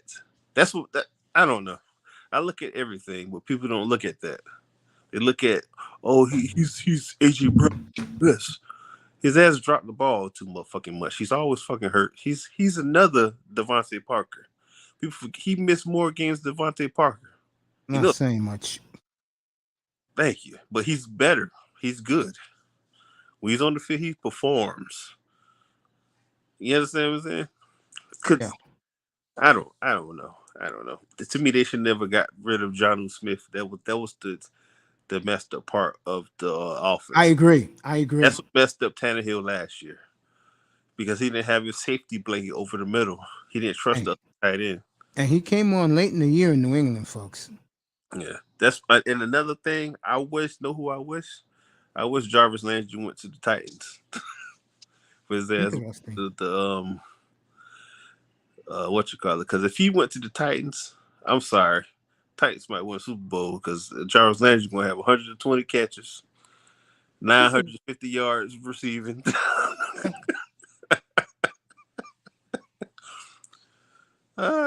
And that dude, Traylon Burks? He's going to be decent because I see he's a decent receiver. I want to see him how he going to look in the league, but in college he was pretty good.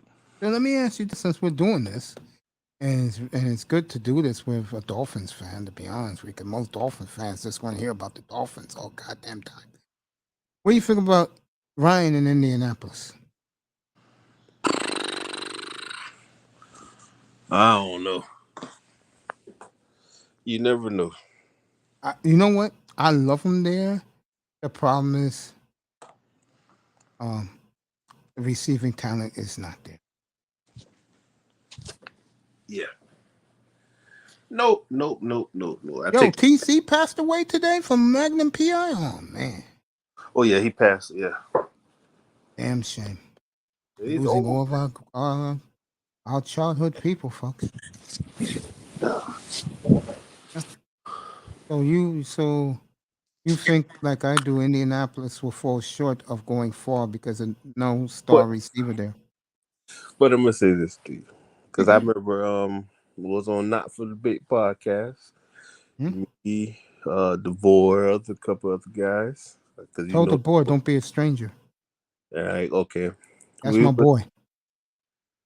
We had these Colts fans on there. They said they're gonna be so good. I said, you guys not gonna make the fucking playoffs. I don't know what the fuck. Damn. Your quarterback sucks. Your team sucks. You have no Wow. secondary. You have no receivers. You have no nothing. They What's the name of dispute that me podcast down. They again? said, "Oh, they're gonna be good. They're gonna make it." I said, "They're not." What's the name of that podcast again? Not for debate. I don't know what's going on. So, Oh, okay. I don't know. No, I'm just going to recommend it to people. Yeah. Bounce. It's so they suck, bro. Oh, I'll leave that alone. Anyway, I like Houston, believe it or not. I think Houston will be one of the most improved teams. And look, I like the kid, but oh my God, the NFL Network on Friday just completely went overboard with Davis Mills. Davis Mills is good. Yeah, no, they went overboard. What they Oh, mean yeah. trash or No. He'll be the most improved quarterback in the league. I could see him throwing 30 TDs. I'm like, yeah, okay. I don't know about all that, but I think he can.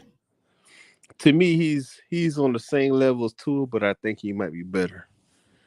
He's bigger, more doable. That kid really came on late in the year. Yeah. And the Texans, I tried to tell Laurel this. I said, Laurel, there's a reason why they didn't draft a quarterback. They got this kid for 5 years and a 3rd round pick. Yep.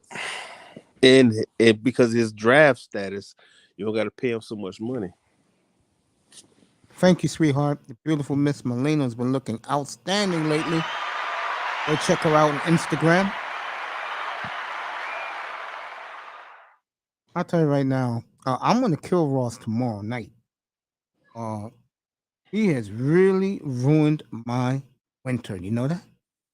I'm dead serious. With what that idiot did, and they took away a draft pick. Oh my God! And did you hear this full statement afterwards? Hey man, I don't really look at stuff.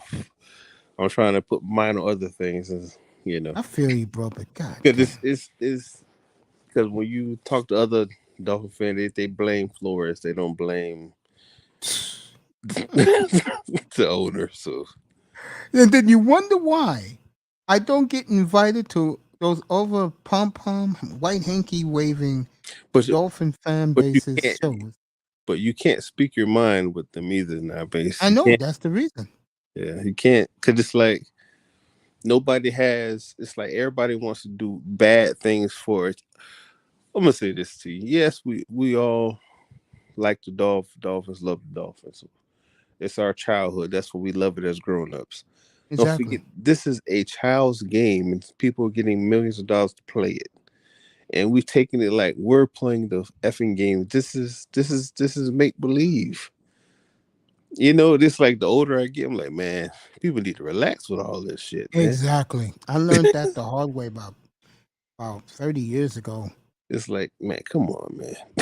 I mean, I don't even, let me tell you, I don't think I've blown a gasket for the Dolphins since they lost to Buffalo and Kansas City. I blew a gasket with EM that night when they lost the Chiefs because I felt we should have won that game. Exactly. They gave that game away. They were showing the highlights of Mahomes getting chased, losing what was that, 25, 35 yards on the sack? Jerome Baker. Yeah, let me say this about Baker. I like Baker because of 2 reasons. Number one, he's great at coverage, tremendous in coverage. Well, number 2, some people, he's terrible. I swear, it's like people look at what they want to see. They don't look at everything. It's me, you, and DeVore, the only ones that see it with a clear camera, bro. It's like, I don't know, man. Some people don't want to look at stuff. I mean, my God. Yeah. That's the last time I blew a gasket with this team when they lost to Kansas City 2 years ago, because I look at them and I go, look, I haven't seen them win a Super Bowl in 49 years. I was 6 years old. I wasn't even in the ball section, Existence. man. What do you want me to do? They couldn't win with Marino. You think it was going to be an easy slope, folks, when they had Jason Taylor? Taylor told me himself. Two guys who cost them a Super Bowl, in his opinion, is Dave Wannstedt and Jay Fiedler. Yeah. I'm gonna say, imagine if I forgot who they could have got instead of Jay Fiedler. Imagine they had a better quarterback and used Ricky in the right way that one year. I think we would have won Super Bowl that year. 2003. Yep. That's right out of high school. So yeah, it was 2003, 2002. That is, I don't know. And after that, I didn't really. I was a young man. I watched football, but I didn't really care as much. I watched college more. I didn't really get back into being a real diehard Dolphin fan until we drafted Tannehill. And then Really? I started going to games.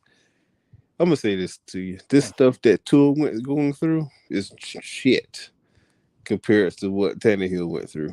They was threatening my man's wife. Yes, they used to just say all kind of stuff to the man. Oh, you're trash. Why the fuck are you on the team? See, folks, the type of fans Quinte is telling you right now, the type of fans you have to deal with in South Florida is this a white supremacist fan base. Folks. But they were doing it to another white guy. Yeah, because they expected that white guy with the gorgeous wife to deliver, and he didn't. Yeah, but at the same time, we didn't build a team for this gorgeous white man and his wife to do something. That's what I always tell people. Oh, we had Mike Wallace. Mike Wallace couldn't catch a fucking cold. Nope. His best season was with Tannehill. People forget that shit. His only 1,000-yard receiving season after he left the Pittsburgh Steelers was with Ryan fucking Tannehill. People forget about that. And he was trashed with us. Am I right or wrong, man? You're right, bro. They did not build a team. Yeah, we're a team. We had a solid team. No, we did. Defense couldn't stop nobody. We couldn't stop a fucking cold. It is plenty of times this guy used to drive down the field, get a touchdown, defense come back on the field, they lose the game. Am I right or wrong, Mace? In those right, bro. Years, you're right. Everything you saying, you preaching gospel, bro. But it's like people forget about that. It's not how Tua has you get the defense to getting your freaking 2 or 1 turnovers a game and you're still fucking losing. Come on now. Be serious. Yeah, it's true, bro. Come on, man. I just look at this franchise as this. You finally found the right coach. You fucked that up. You picked the wrong quarterback, and the quarterback you should have taken is a megastar now. Yep. You fucked that up. And you could argue your greatest player to ever wear your uniform told you draft him. He's the closest thing to me. The goddamn owner listened to you moronic Dolphin fans down in South Florida putting this little pineapple like he's the Messiah. Watch this year when he doesn't come through. I want to hear the excuses. But I'm gonna say this to you. Nobody want to draft Justin Herbert. They say he's Tannehill 2.0. But I tell people, wouldn't Tannehill would have been better? He had better coaching his earlier years.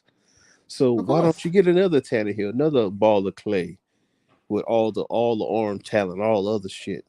Just make them better. But no. Oh, nah, man, I don't want another Tannehill. I don't want to go through all that shit. I want to go through 7 years. One thing. They love to throw the 7 years shit out there. And I know Mr. Miami's about to cringe. I'll tell you one thing. I'll tell you one kid with all the arm, I forget strength. The beautiful what they call that again when you have a nice arm but you can do a lot of things with it. You just said it a minute ago. Yeah, the arm talent. There you go. It's sitting behind the other legend with arm talent in Green Bay, bro. And I keep telling people, people think, EM blew me off on it.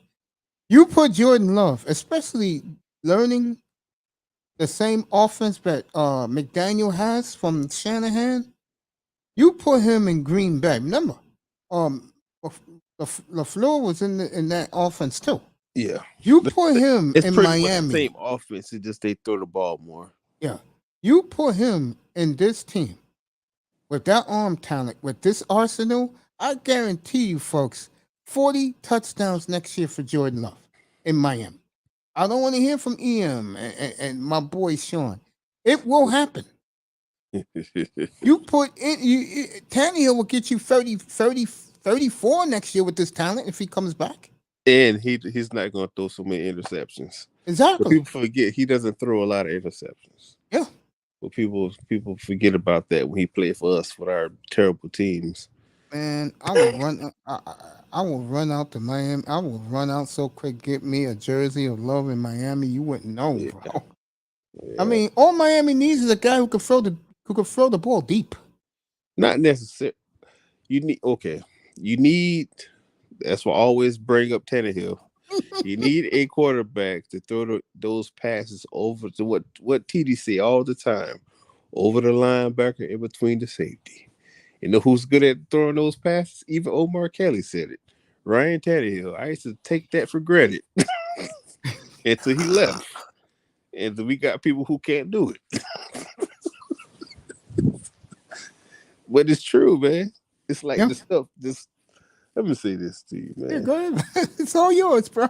That's why I I'm always enjoying bring up this shit. Tannehill because Tua has not done nothing what Tannehill did. By Yeah. Tannehill's second year, he threw for 4,000 yards. You know that, right? His third year, he threw for 4,000 yards. Yeah, I remember that. Yeah.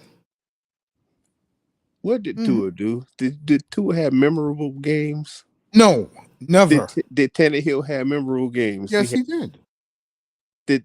Was his games more fun to watch? Oh, I don't know about that. I think Fitzpatrick was fun to watch. No, I'm just saying. Oh, between the two, yeah. Tannehill was more fun to watch than the little pineapple. That's all I gotta say.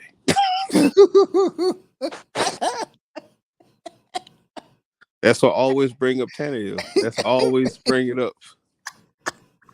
Because it's like because you love to say someone's trash. But if you if you go number for number, Tannehill's numbers are better in the same amount of time he's been in the league. Think about his second year in the league.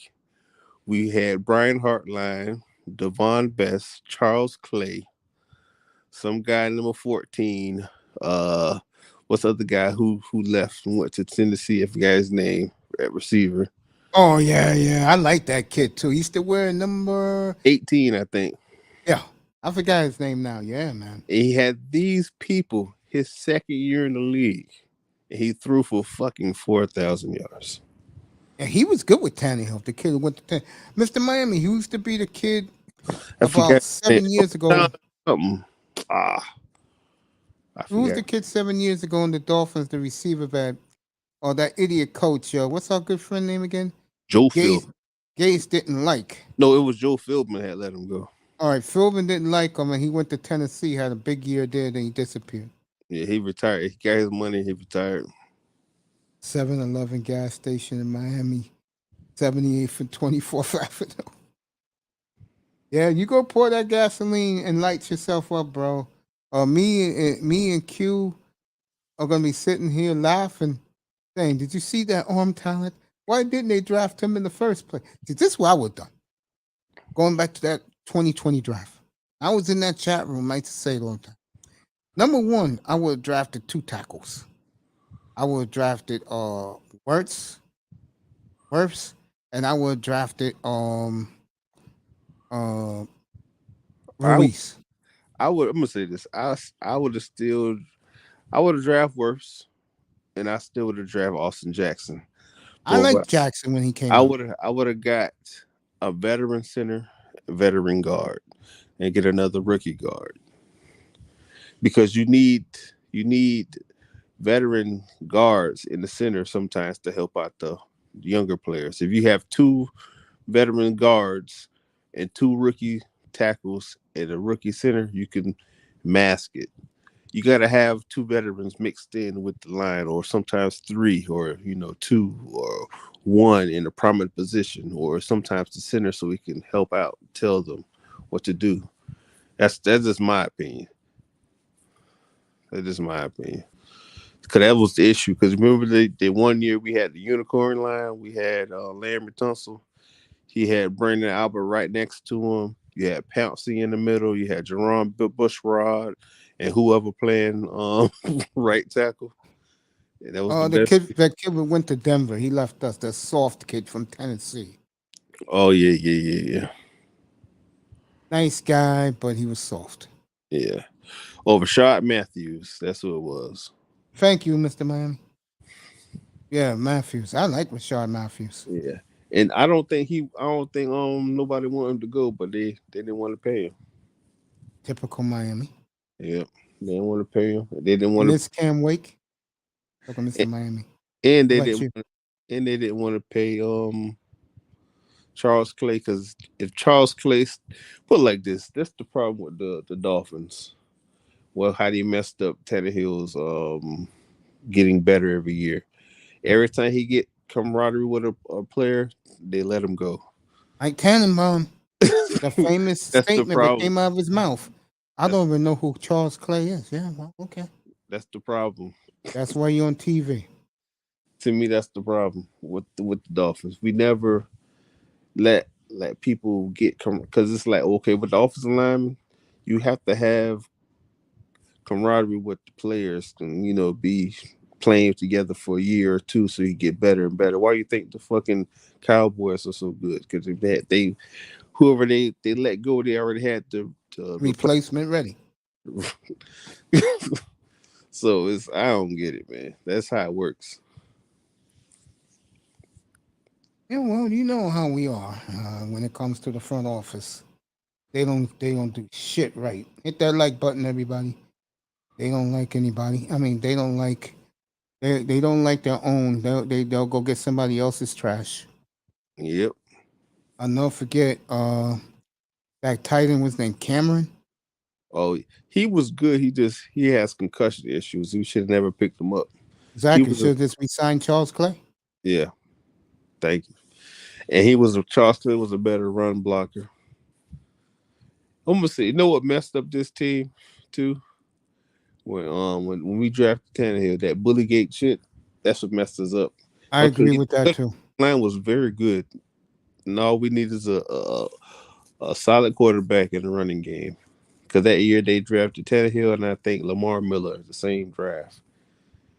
You don't think with a better offensive line, Lamar Miller, and Charles Clay, all you got to do is get better weapons. The team would have been better. And this, Jared Aldridge wasn't trash, Mr. Miami. No, he wasn't. Aldridge. I used to get on Aldridge because I wanted Des Bryant. Aldridge wasn't trash. He was too smart for his own good, and he didn't want to play no more. He got that money.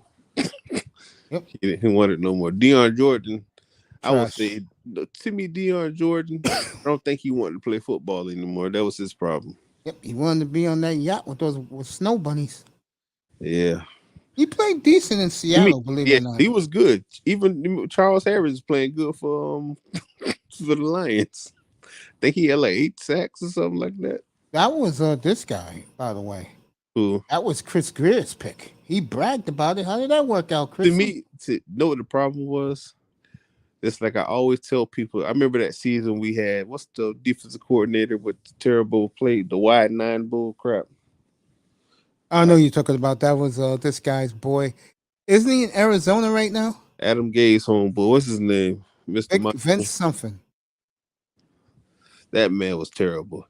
He's in Arizona running right a now. 4-3 defense when we should have been running a 3-4 multiple front. Because we had the right talent for it, but we didn't use it. I played that shit one time in Madden. I swear to God, that shit was a disaster. It's terrible, man. You gotta run back to the 3-4. They run a 3-4. Charles Harris would have been good for it because that's what he did in college.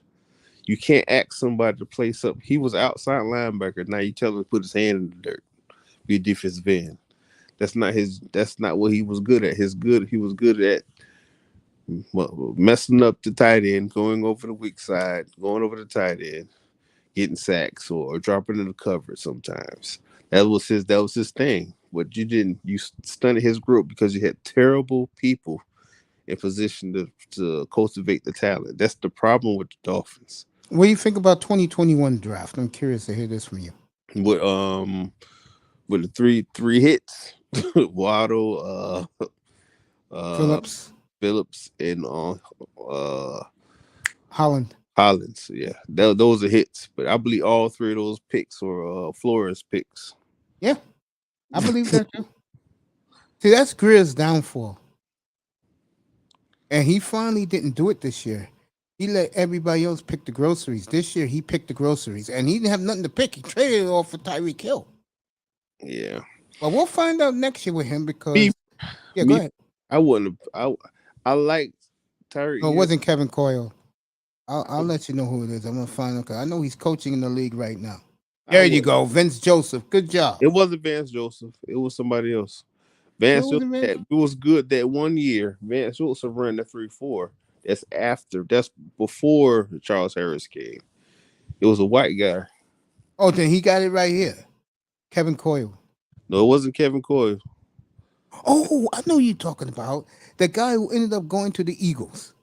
I forgot his damn name. I Starts with a just J. try to forget it, man. Mr. Miami, check 2017, 2018, the off defensive coordinator for the Dolphins. No, 2016. 2016. Oh, that was Vance. That was Joseph the first year Gates got there. Oh yeah. And Second. then Yeah, Denver hired him. 2017. Yeah. That was a disaster.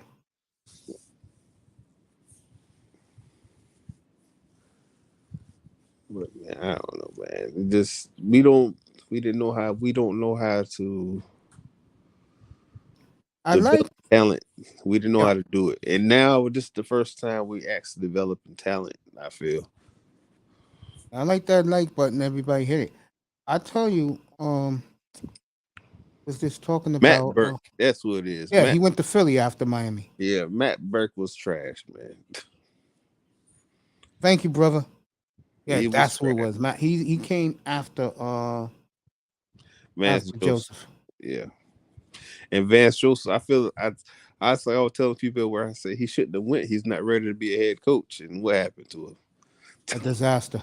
He wasn't ready to be a head coach. He just wanted. I know it's a chance to go out there and do it, but you shouldn't have did it.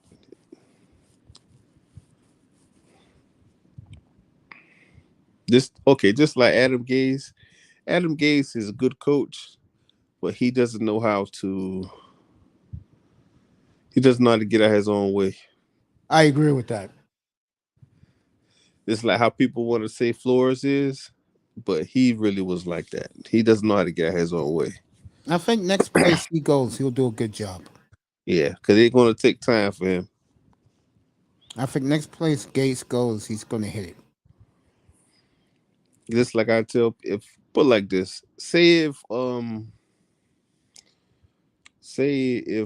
the Giants hired Brian Flores, we'll be in trouble. I'm just being honest because they already have nice pieces on defense. That defense, he'll whip that defense into shape. They're gonna beat the Cowboys like they always do. It just the offense need to be fixed on because they already have pieces on offense. Because you have a good running back, but his ass can't still healthy. That's the problem with that team. Yeah, it's true, bro. It's true. Those are facts. And then you got people. I know people who are Giants fans. They say people give Daniel Jones a hard time, but when he's not playing, we don't win. So I don't. He is right out the door as we speak. Huh? He is right at the like out the door of the Giant organization as we speak. But the man is to me, he's not a bad quarterback. He just has bad. To me, the NFL doesn't know how to develop players like they used to do back in the day. Because it's like everybody it's the microwave success. They want everything instant, right? Everything right now. They don't. I remember back in the day when you get drafted, you sit on the bench for 2 or 3 years to learn your craft and be good. only the elite of the elite get to play. Like if you're Deion Sanders, Michael Irvin, and stuff like that. People forget back in the day, it should take you 2 to 3 years to actually learn how to play. Then you become good. But people forget about that NFL, man. It's like you want more veterans to teach. Now they don't want the veterans because if you get the veterans, you have to pay them. So they'd rather pay the young players who don't know what the fuck they're doing. When I it's agree. up to their when they're up for their contract, they cut them, and the market is so bad. Half the time they don't get the money they deserve. So it's crazy. Just like what they do into the running back position. I don't care what nobody says. You need running backs I totally agree. I believe in power football. because it's like this throwing, passing. It's going to catch up. Because I'm telling you, the defense is catching up to this passing shit. Then you got to go back to running because it's the pendulum is going to slide back to running the football. All this passing, because it's not because you got to think about it. These young quarterbacks coming in the league. They don't know how to read defenses. They don't really know how to read the fucking playbook because they're used to people giving it to them. They don't know how to do a lot of things. So it's like it's no development, man. It's like they're not developing the kids. It's not to me. It's not even a good quality thing to watch half the time. You get tired of seeing the same shit over and over. You like to see a nice play, but come on, man. I get tired of seeing that shit. There you go. Everybody want to throw it deep. Nobody wants, matriculate down the field. Sometimes you want to get down the field in 2 or 3 plays. Want to be good for the fans to watch it. That's bullshit, man. I miss those 14-13 games, 10-9. Those used to be slugfest. That shit used to be fun to watch. Remember them games, Mace? Hell yeah, that's good football. Yeah, man. That's championship football right there. Yeah, but people want to see 45-38. Mm-hmm. Yep. They want to see shootouts. You are I want, absolutely correct. Good for fantasy points. man, fuck that shit, man. You're right, man. They want to see. Nobody likes to see rock'em sock'em football anymore. That's what I like to see, man. I don't like to see this little bitch asses shit, man. I just don't like it.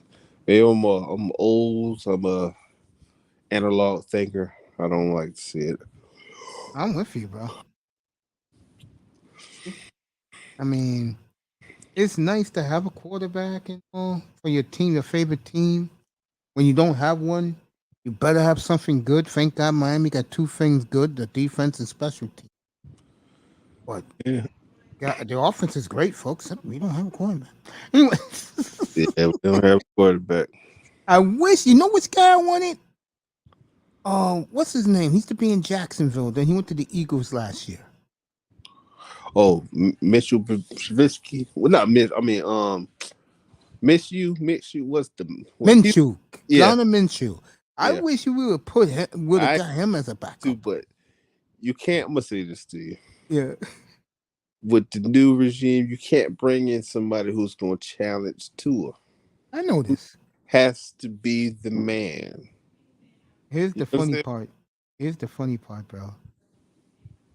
From what EM tells me, that the kid they took from Kansas State, That boy's good. yeah, they said that McDaniel is in love with him. It would not surprise me, bro. That remember, this is their schedule. New England at home, at Lamar, home for Buffalo, at Cincinnati on a short week.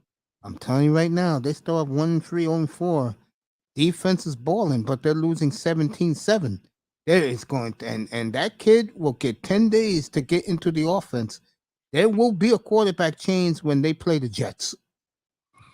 Yeah, we'll see. You think they start off 1-3, 0-4, and the offense is balling, holding teams under 17 points, but they lose because of bullshit on offense? You telling me they won't replace them right there? I don't think so, Mace. I'm sorry to tell you. So they're gonna ride with him. So let me put it this way. Let me take a look at their schedule. I'm gonna tell you where I'm going with this. Tell you where I'm going.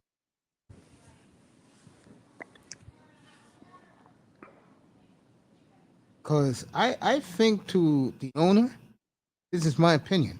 I think it's more important for him that this team makes the playoffs.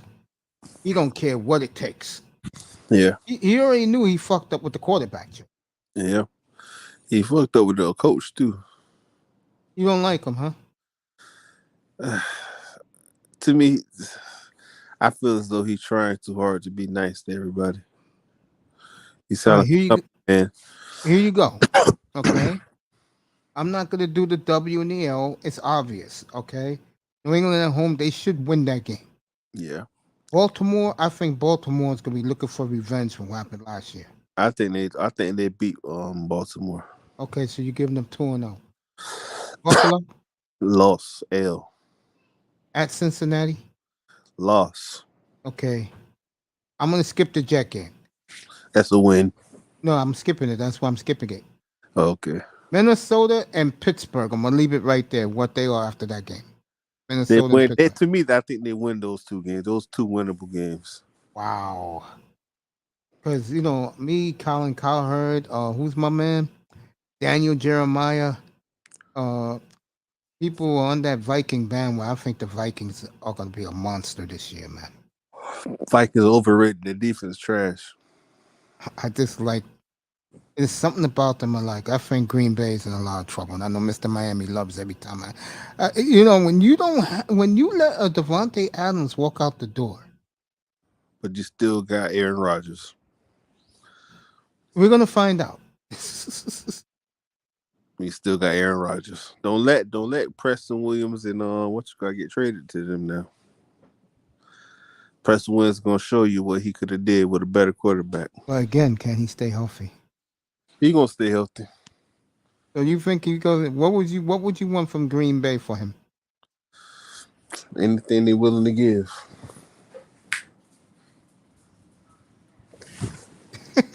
I'm laughing because what's playing in my mind, but that's never gonna happen. Jordan Love. Oh man, I would do That ain't in a gonna heartbeat, happen. bro. That ain't gonna happen because they're not gonna trade him unless they get somebody else. I think Green Bay trades him if Rodgers have a monster year with these receivers. Nah, Aaron Rodgers the same age as me, Mace. He's not gonna be there for long. I don't. You know what? To be honest with you, I think if they do win it all, I don't think they even get that far. But I think he retires, and you'll be right. They'll keep Love. Yeah. They'll keep him. I think if he does win it, he's gone. He's out the door. And the sad part is, he won't even say goodbye to Green Bay. He'll do it from some vacation spot on some boat. No, I'm gonna say the difference with him. He knows this is a business. They don't give a fuck about him. He's a smart man. So that's what he's gonna treat him. This is a business. Ain't no love lost, my brother. It's business. Give me my money. Yeah, guy's $50 million a year. He sure did. What do you think about because they're there today. What do you think about Jameis Winston, who was 14-3? That was his numbers, folks. And his yards was pedestrian because they played it safe, but he did it well. What do you think about Winston coming back this year in New Orleans with now Jarvis Landry to throw them to bail him out? That's a sleeper team to me. I agree. Because they have a very good defense, good offensive line, good running backs, good wide receivers. Just going to have to see how the quarterback perform. If he's going to do his 30 for 30, he might go 40 for 40. You never know. The Saints can go either way. I'm with you. If he throws 40 touchdowns and 20 interceptions, they can probably go to the Super Bowl. Because Jameis is a winner. I don't care what nobody says. The boy is a winner. I agree with that. I agree. Because I'll switch him out for 2 any day. That's who they should have got in the first place. Yep. A year ago. I will switch him out any time of the day, any time of the week, any time of the morning. Switching his ass out. Send his ass to Seattle. That's where he wants to go, I think. Which guy? Tua. Yeah, they will love him out there because he's one of them. Yeah. Yeah, he would run out to Seattle. They'll create with kid gloves too out there. Yeah. Good to see Jameis Winston smiling. I'm in the Saints website right now. Yeah. I'm looking at their roster because I don't know who their receivers are except for You got Mike Thomas. There you got go. Jarvis Landry. You got a couple young guys. I forgot the name, but they're decent. The kid that can run deep. Yeah.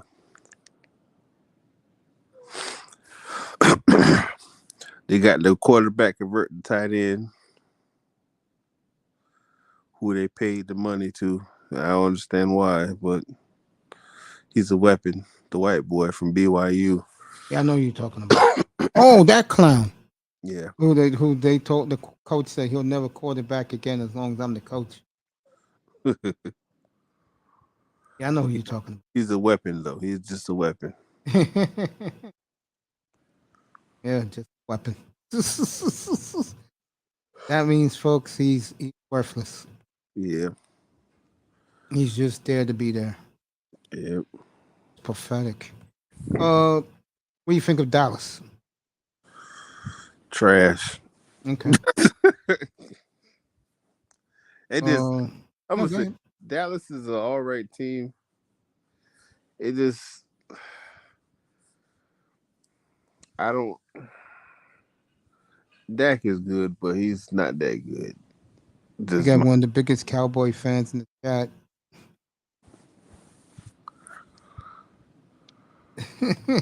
We don't play you this year, Raven. they Definitely play you next year. We play them next year They trash, man. I'm in just Miami. with you, man. Your team, I'm gonna say the Dallas. They have the team with the biggest hype machine behind them every season, and they fall short every time. Yeah, N.F.L. Network on Saturday had to apologize to their fan base because they didn't know them on Friday. For real, Yeah, their fans were having a heart attack. Lord have mercy. I mean, folks. I mean, Raven, you my man and all. Folks, don't you think the rest of us get Dallas tired out? And know what kills me about Dallas fans? They didn't win a Super Bowl since I was in middle school or elementary school. They still talk about it. They still hang their hat on that. And they didn't make it to the playoffs till recently. And I was in high school, and that's damn near 20 years ago, man. I'm laughing. My man said that's blasphemy. Watch your mouth. It's the fact. Trash can water. To me, Dallas. My problem with Dallas, to me, is one thing. They didn't replace what's his face, and they let my man go to Miami like it was nothing, bro. And I'm telling you right now, my man who went to Miami, I'm telling you, he is going to explode in Miami. What is it, Cedric Wilson? How, Quinte? Oh, we wait for Quinte to get back. I say I don't know. I like him a lot, man. We got him for 2 years. We got to make those 2 years work. I think the rookie we drafted from Texas Tech might be better. I heard nothing but rave reviews about him. Easy. And he's having a very good camp. Yeah, I think he might be better. Because he took the place of Devontae Parker, the 50-50 catches, the big guy. Because I don't care what nobody says. You always need a receiver like that on your team. I don't care if he's healthy, he's hurt. When you needed a ball on the sideline, his big ass is catching it. So you always need a big receiver. You need 3 types of receivers. Your main guy who can do everything. You got your short, fast guy. And then you got your big possession receiver who's going to go up and get it. You need you need all types of receivers. If you can get all of them to do all the same thing, it's a blessing, but you never can find that. Interesting. But man, I'm about to lay down for a little while, take a nap for work. Hey, I appreciate the 2 hours you've given me, man. Thank you so much. You're welcome, man. Don't be a stranger, bro. listening, so I just don't hop on all the time. Hey, how's your baby girl, by the way? Too much. She's getting big, isn't she? Yeah, if you come take her if you want it, man. No thanks. I raised 2 nephews 20-some years ago. I know how it is when they're that young. Appreciate you, man. All right, man. Be good. Thank you. Quentin, the Q, Quinte Riddle in the building. Good for him to pop up and say hello.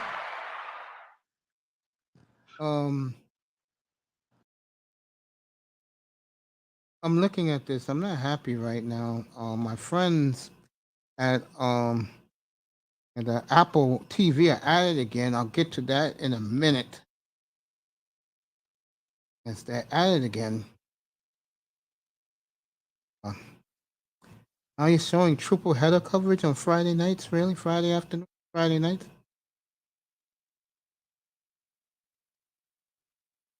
Are you serious? Where it's come down to now?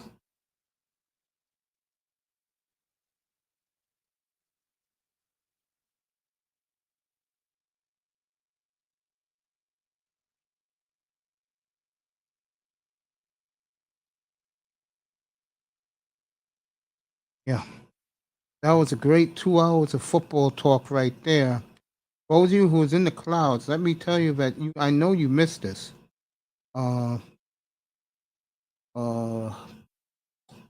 KD early this afternoon let it out now. Finally let it out. The reason why he wants out of Brooklyn, he told the owner over the weekend, is either me or the GM or Steve Nash.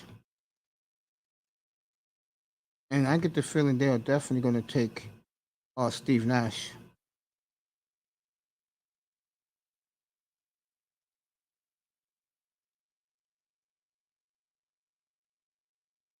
That's what I think. That's just me. I think they go that way.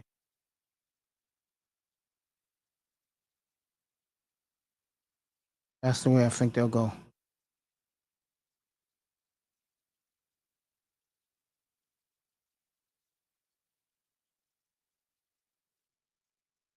I think they go that way. I think they'll get rid of KD. Now, I'm going to tell you 2 things.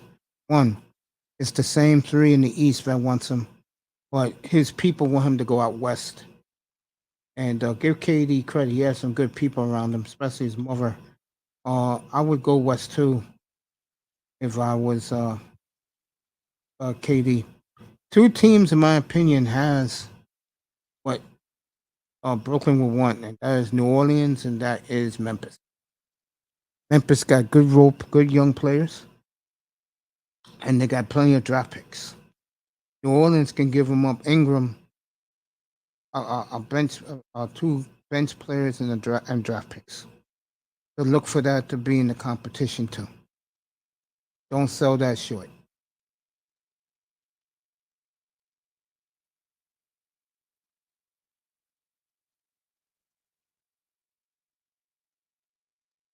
Not sell that short. That's food for thought, everybody.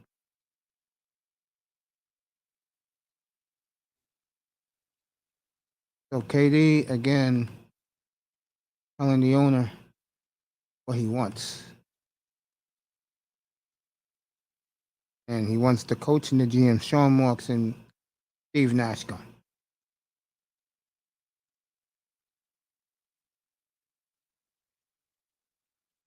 So that's the NBA news today. The KD watch for you NBA fans is back on.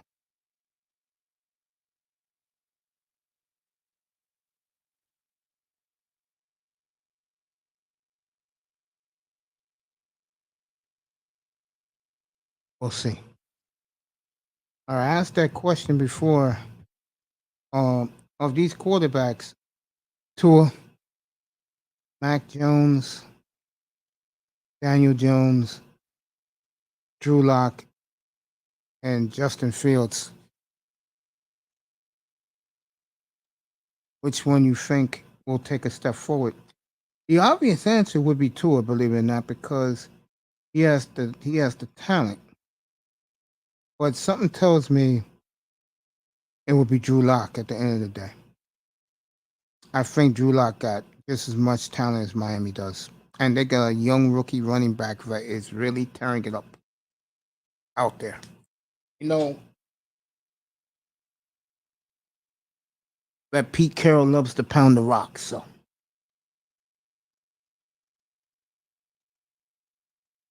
we're gonna find out there. Since I said, let me get to it. Apple TV's ad again. They're gonna start showing triple header baseball now that we're near the pennant race, and I don't like that at all. You know I don't like that, and I'm getting tired of these companies like Amazon and Amazon Prime and Apple taking away my sports coverage. Now I have to eat crow because according to the Great Raven Knight, they're gonna have to show Monarch, which leads up to the Godzilla movies. Um, Coming up. And by the way, Destroy All Monsters 2, September 16th. Um, Around the world except the U.S. The U.S. will be May 13th, Friday the 13th, May of 2023. I'm a big Godzilla fan, one of the great actors of all time, a tremendous megastar, guy starring the Walk of Fame in Hollywood, statue of him in Japan. So his new blockbuster movie, against all the monsters, including your Kong, in this movie, Toho Productions. I will have the DVD, and maybe one of these days I will show the DVD once I get it on a Saturday morning. But back to the football. Who will take that step up? Let me look at fantasy for you. You guys play fantasy football. I mean, they put the Golden Boy back at number 2. Do not draft Christian McCaffrey, whatever you do. Do not draft him.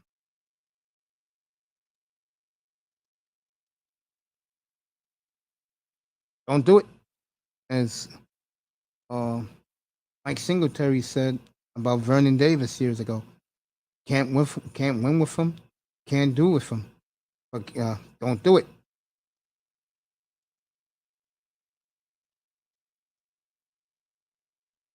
All right, let's get to it. These are the latest ratings.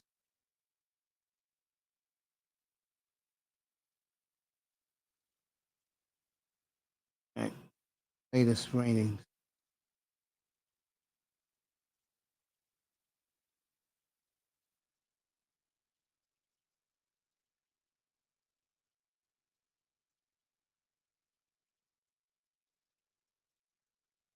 Okay, Taylor's number 1. McCaffrey's a joke at number 2. Justin Jefferson third. I'm not buying that. Cooper Kupp should be number 2. Austin Eckler should be in the teens. Dalvin Cook again. Derrick Henry, I think, will bounce back from his injury. Mar Chase, I think that's a little bit too high. Because when guys can do it 1 year, usually their second year they have an off year. Then their third year they just take off and you never see them again. They'll be megastars. Aaron Jones at 12, that's fair because he's going to be pounding the rock with Green Bay. Najee Harris at 10, I don't know about that. Stephon Diggs at 9, I do that. CeeDee Lamb 13, I agree. Devontae Adams 14, I think he should be what Justin Jefferson is, and Justin Jefferson should be what Devontae Adams is. DeAndre Swift is getting a lot of hype. They got him at 15. Wow. Mike Evans 16. Nick Chubb gets hurt. Kelsey is perfect at 18. Fournette at 19 came out of shape. Barkley is always an injury ready to happen. So you white guys, you take Barkley, okay? Kamara, I don't know what happens to him with his legal charges could be coming up. Tyreek Hill definitely too high at 22. He should be in the 50s because not because of his talent, because of the quarterback. Debo Samuel, I think you guys are going too much on Debo. Mark Andrews is perfect. Javonte Williams is perfect. T. Higgins is about right. Pittman, I think, should be a lot lower. Zeke should be a lot lower. DJ Moore should be a lot lower. Keenan Allen should be higher.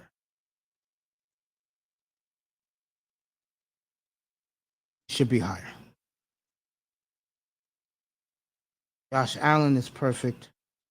I don't know who this Brees Hall is. He's a rookie running back for the Jets. I'm not buying that. James Conner should be lower. Elijah Mitchell should be higher. Cam Akers is about right because he had a major injury. Give him credit. He worked his ass off to come back. Mike Williams is a little lower. Cal Pitts is a little lower, but he's in Atlanta. David Montgomery should be a little bit higher. He should be in the low 30s. Deontay Johnson should be right where he is. McLaren should be a little lower. I'm hearing nothing but bad things about Carson Wentz. Travis Etienne should be lower. Gibson should be higher from the Redskins. Robinson should be a little higher. Jalen Waddle should be a little lower because of the quarterback. Dillon should be lower because he's not the starting running back. Lamar Jackson is where he is. J.K. Dobbins should be where he is. Cortland Sutton is where he is.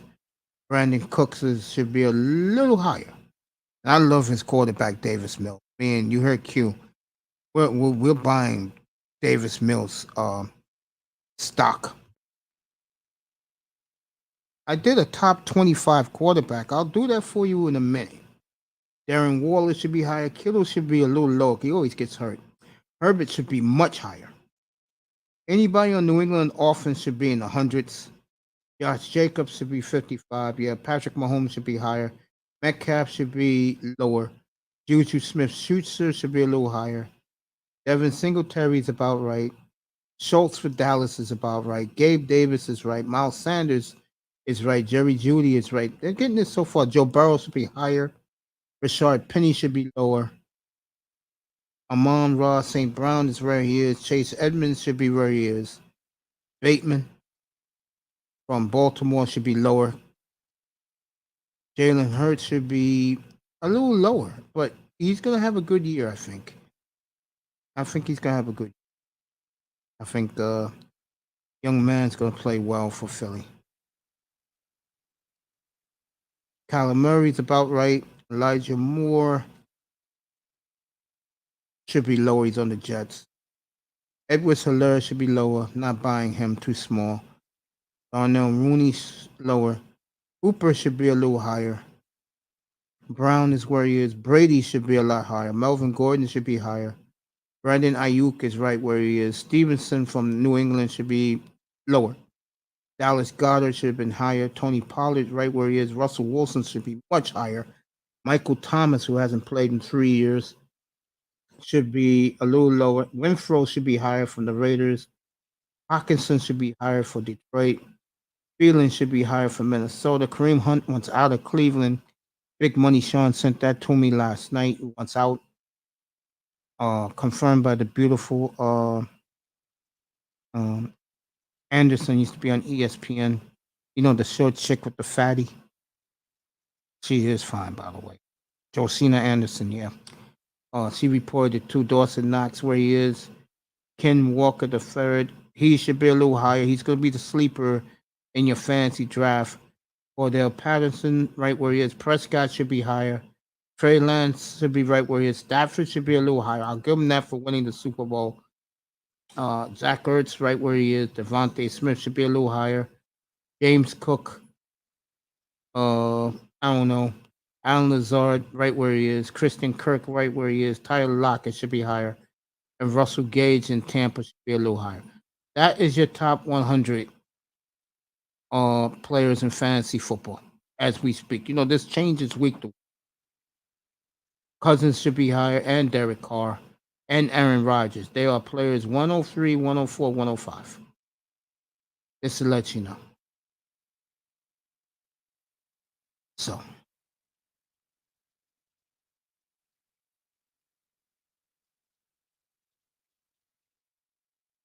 Two is 122 for you Dolphin fans. So there you go. That's the top 100 in fantasy football right now.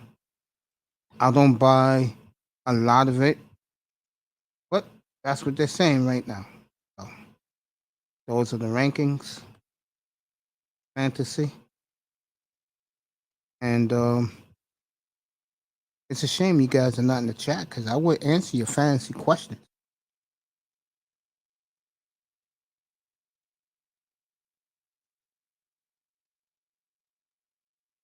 Derek Carr looking real good in camp. Oh. That's the report right now.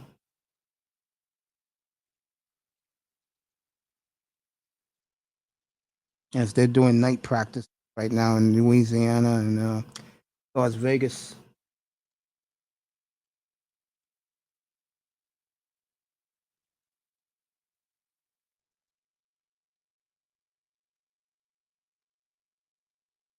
James Palmer and Mooch are in Raiders camp. They did Dolphins camp 2 Fridays ago. So already been to Dolphins camp. Let me find out what else is happening today in the NFL for you guys. Because this is football season. I gave the KD story. He does not want to play for Nash or Sean Marks, the GM. So.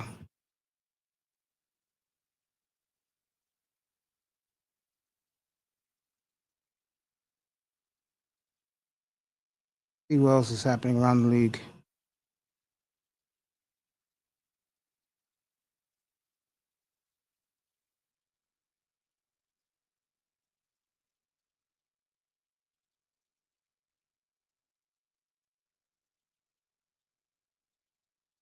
All right, tomorrow night, 10 o'clock Eastern, Hard Knocks is the Detroit Lions. That great podcast show, The Pivot, which is the #1 podcasting show, streaming show in America right now with Ryan Clark, Channing Crowder, and Fred Taylor. They just visited. They just came from Detroit. They was there yesterday to see Garrett Golf.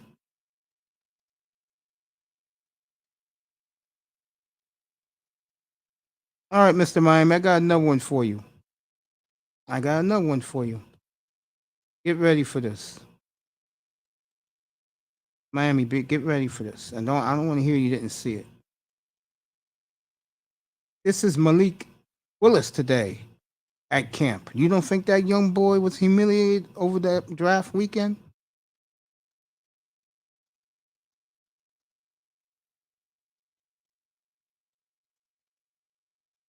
What's up, F?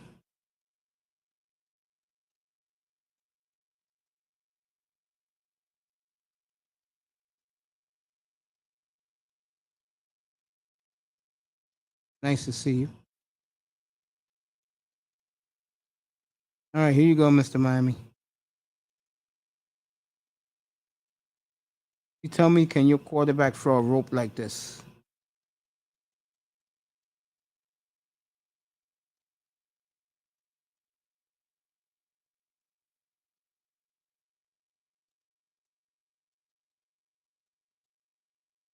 Look at that throw.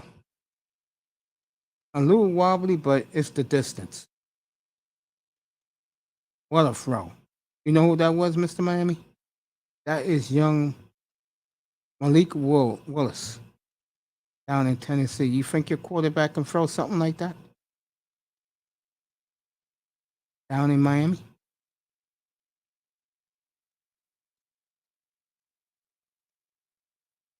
You didn't see? Oh, okay. I'm going to show it again. My bad. I'm going to do it again.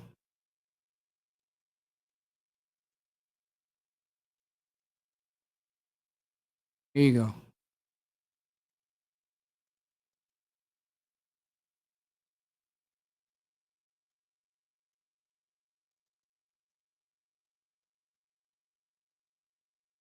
Malik Willis.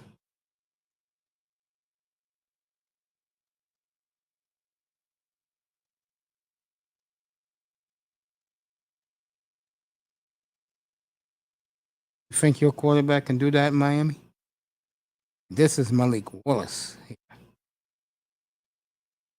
I know you saw that. That was 50 yards on the dime, bro. That was a 50-yard strike by Malik Willis. You think your quarterback can do that in Miami?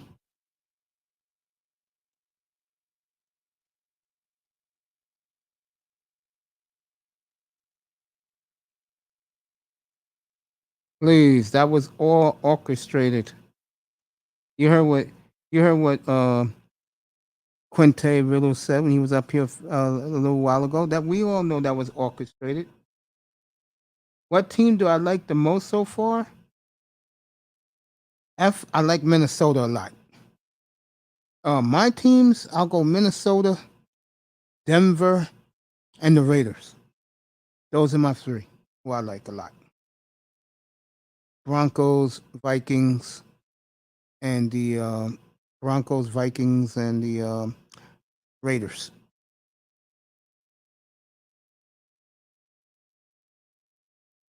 Who do I like the most so far? Uh, I would say Minnesota. I'll go Minnesota, Raiders, Denver. That's how I would rank them. But I don't think Minnesota nor Denver makes the Super Bowl. I would love to see Denver do it. Why Minnesota? They finally got an offensive coach that was around Kirk Cousins when Kirk Cousins broke into the league. Uh, Zimmer didn't like Kirk Cousins, and last year he threw for 4,400 yards, 33 touchdowns, 7 picks. He still didn't like him. They had to fire him, and his own GM doesn't like him. Let me get to that point. The GM of the Minnesota Vikings last week said that I wish I had an Aaron Rodgers or Tom Brady as my quarterback, and Kirk Cousins is none of them. What did that tell you? He has no confidence in Kirk Cousins at all. That's coming from his own GM. I think he's going to eat a lot of crow. Jordan Love versus the Patriots. Um, of course he'll beat New England. I know that.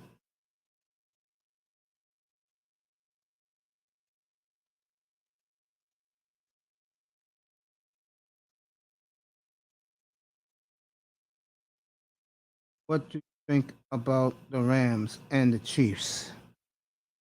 I think the Chiefs, until proven otherwise, would take a step backwards. They'll make the playoffs, but I don't like their defense. And maybe these kids will come. If the kids come through for the Chiefs on defense, Chiefs will be right at the top.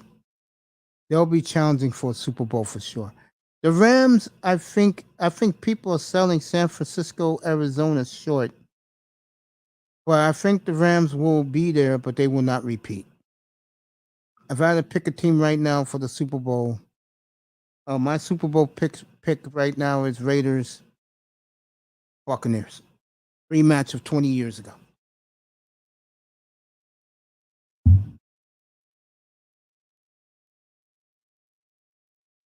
I'm going Raiders, Buccaneers for the Super Bowl.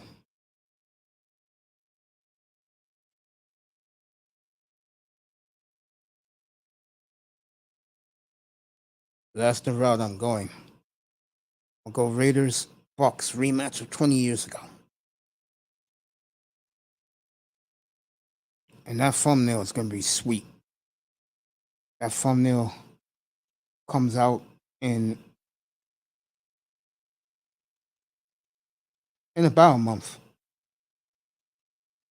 Then your thumbnail for opening day will be Tom Brady.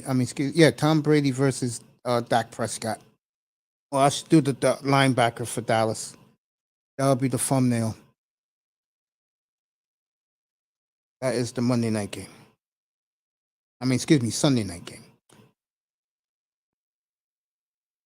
Yeah, Arizona's pretty good, man.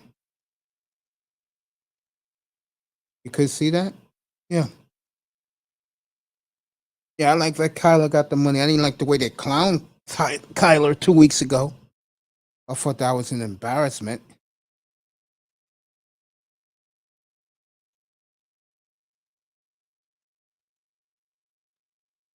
Yeah. Kareem Hunt is requested a trade. Big Money Sean let me know about that yesterday. So just to put that out there for you supporters. I appreciate all you guys. You guys have been great tonight. Let me see what else. F, you could continue to ask me questions. I'll be on at 10 o'clock tonight. Maybe 10:30 and I'm out of here. 10:30 and I'm out of here. Let me see. Philly pick him up.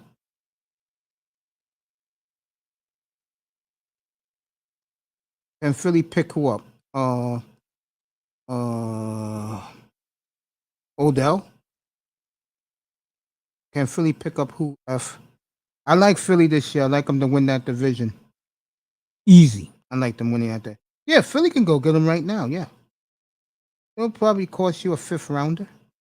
And you know that Howie Roseman is one of my favorite GMs in sports. I'm up here in New York. I support Philadelphia all the time, and it's the best sports city in America. You could argue Boston, Chicago, Philly, Phoenix, and Denver. That's 5 sports cities in America. I don't want to hear about Oklahoma City. Okay, you keep your all sports radio station there. Jordan Love to Chicago. I wouldn't want to go there.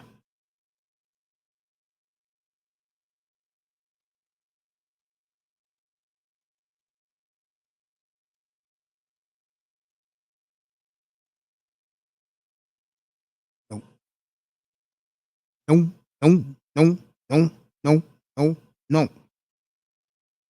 That was our boy Bill Clinton about 30 years ago saying that to Congress. No.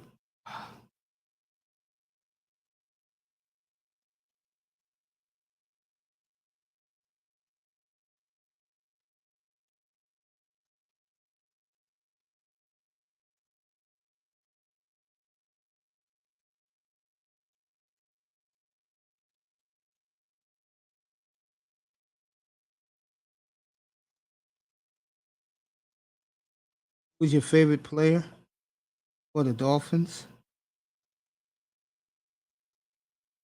Oh, that's hard because I don't really like Dolphins. That's hard.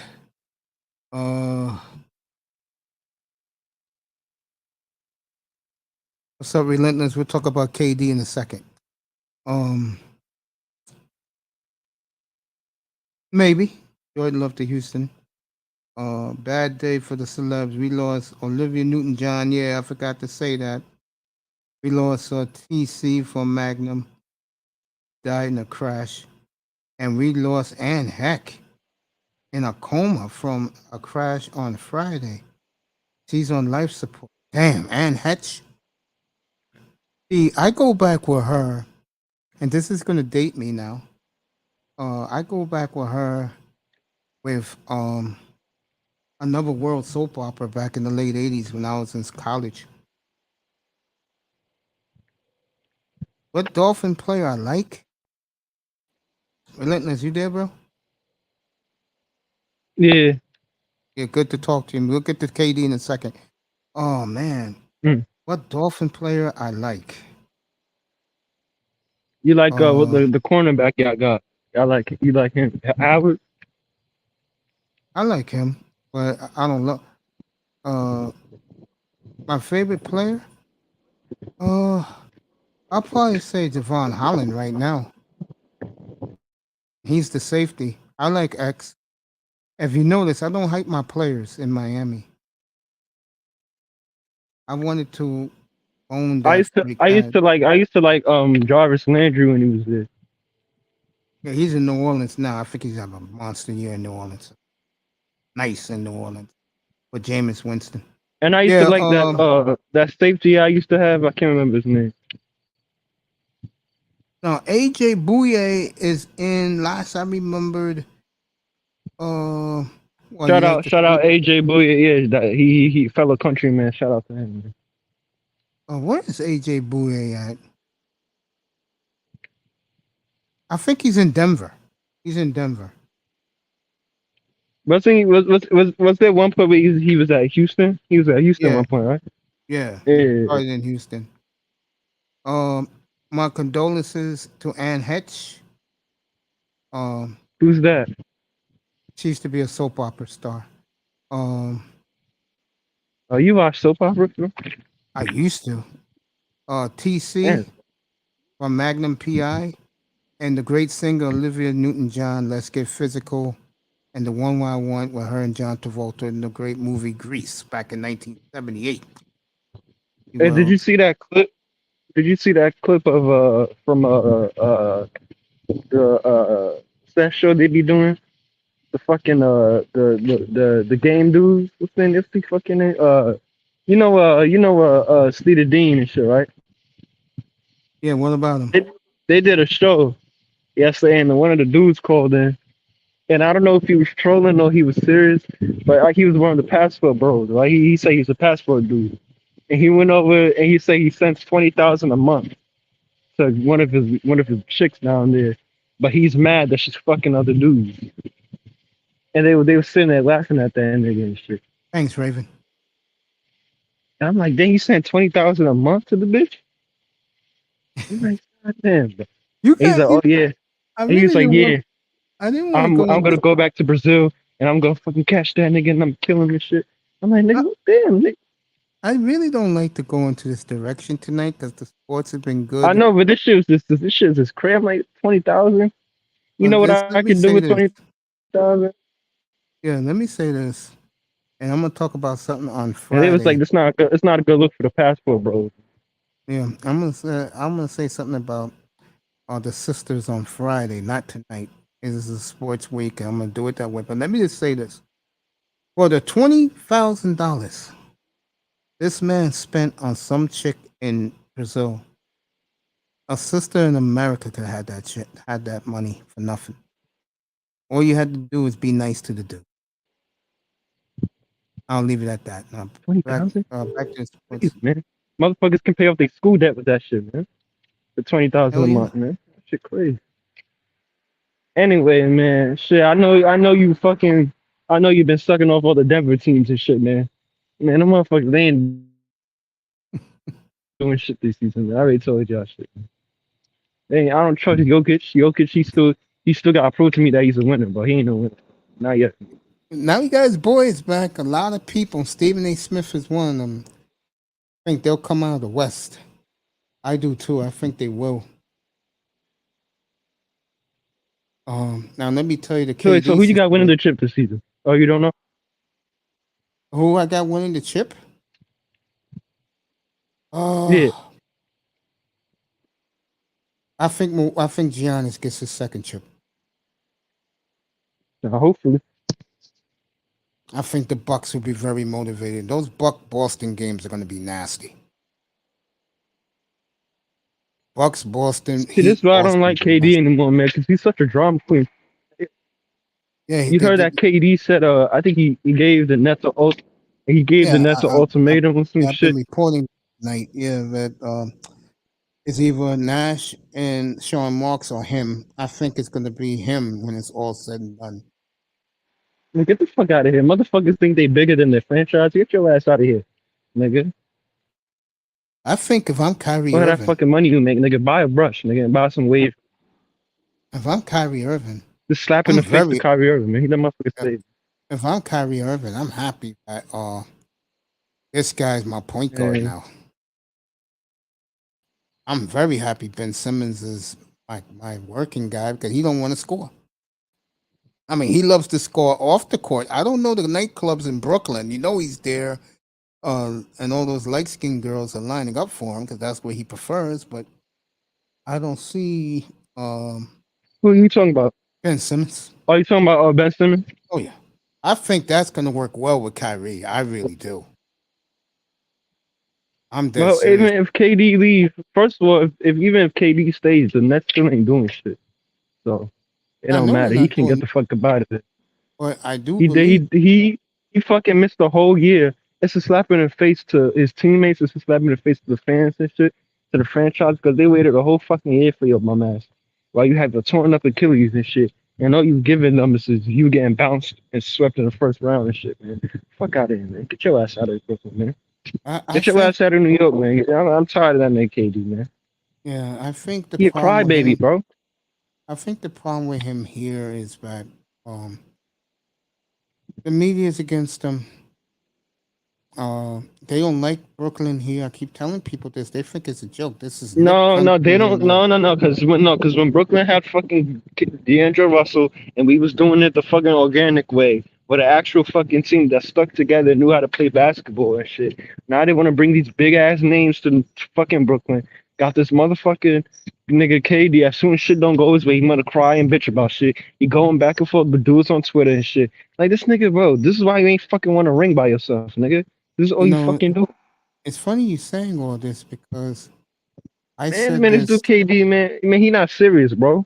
He I has that said this. potential to be the best player in the world, You know and what he it don't is give. about KD? This is what we all know about him He now. ain't got no mentality, man. No, it's nothing. It's nothing about that. He is the guy that is the side. He's the side. He's the side piece He's of a sidekick, man. team. He's the Like he sidekick. goes. He's the sidekick that try Yeah, to that's what I'm saying. Yeah, stay the night and shit. Try to yeah, stay the night, man. Bitch, you get yeah. your ass out my room. You put him on Memphis. Forget it. Memphis is going to win the title. Him and Ja, that'll be Man, he's a unstoppable, fucking. bro. Listen, KD is bad for the fucking brand, man. This motherfucking man is so. He whines and cries about shit all the goddamn time.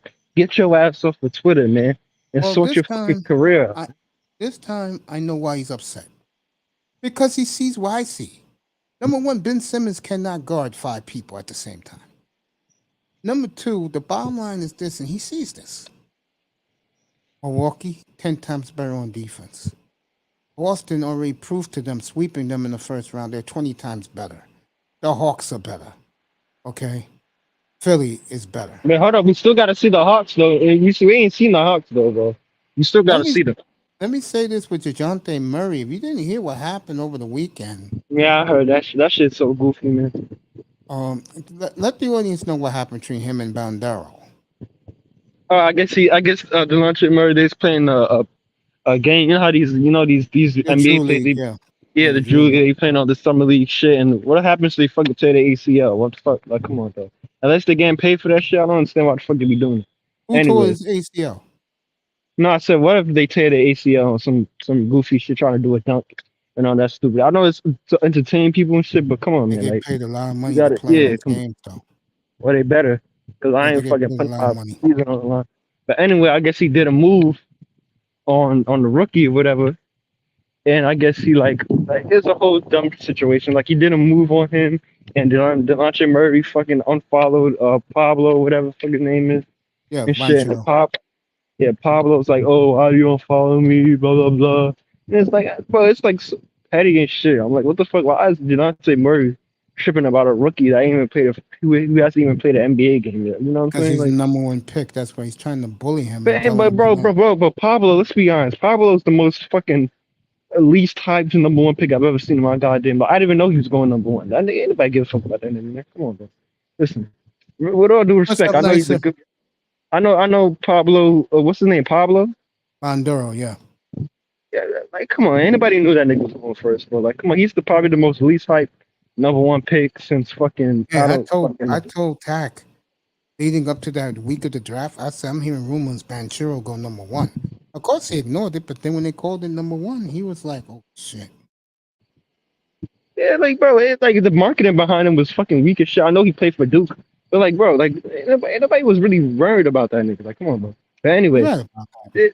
this whole draft overall, this whole 2022 draft, I really couldn't care less for a lot of those motherfuckers if I'm being honest. But Hey, I uh, tell you, uh, I think the kid in Portland is the sleeping giant in this draft that this came out because he was hurt. that's great. But this draft was very weird. It's giving me like 2000 Kenyon Martin fucking draft. Like I don't know, it's like it Yeah, wasn't he wasn't even special. born yet. I wasn't.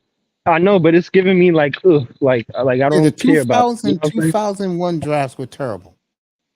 Yeah, like 2002. Like, anybody give a fuck about that shit? But I'm not saying Yeah, they're the same level as this, but I'm just saying that the hype around it, at least for me, I wasn't really seeing anybody that can really light up the league like that. You know what I'm trying to say? Like it was a meh draft. You know what I'm saying? Last year's draft was way better.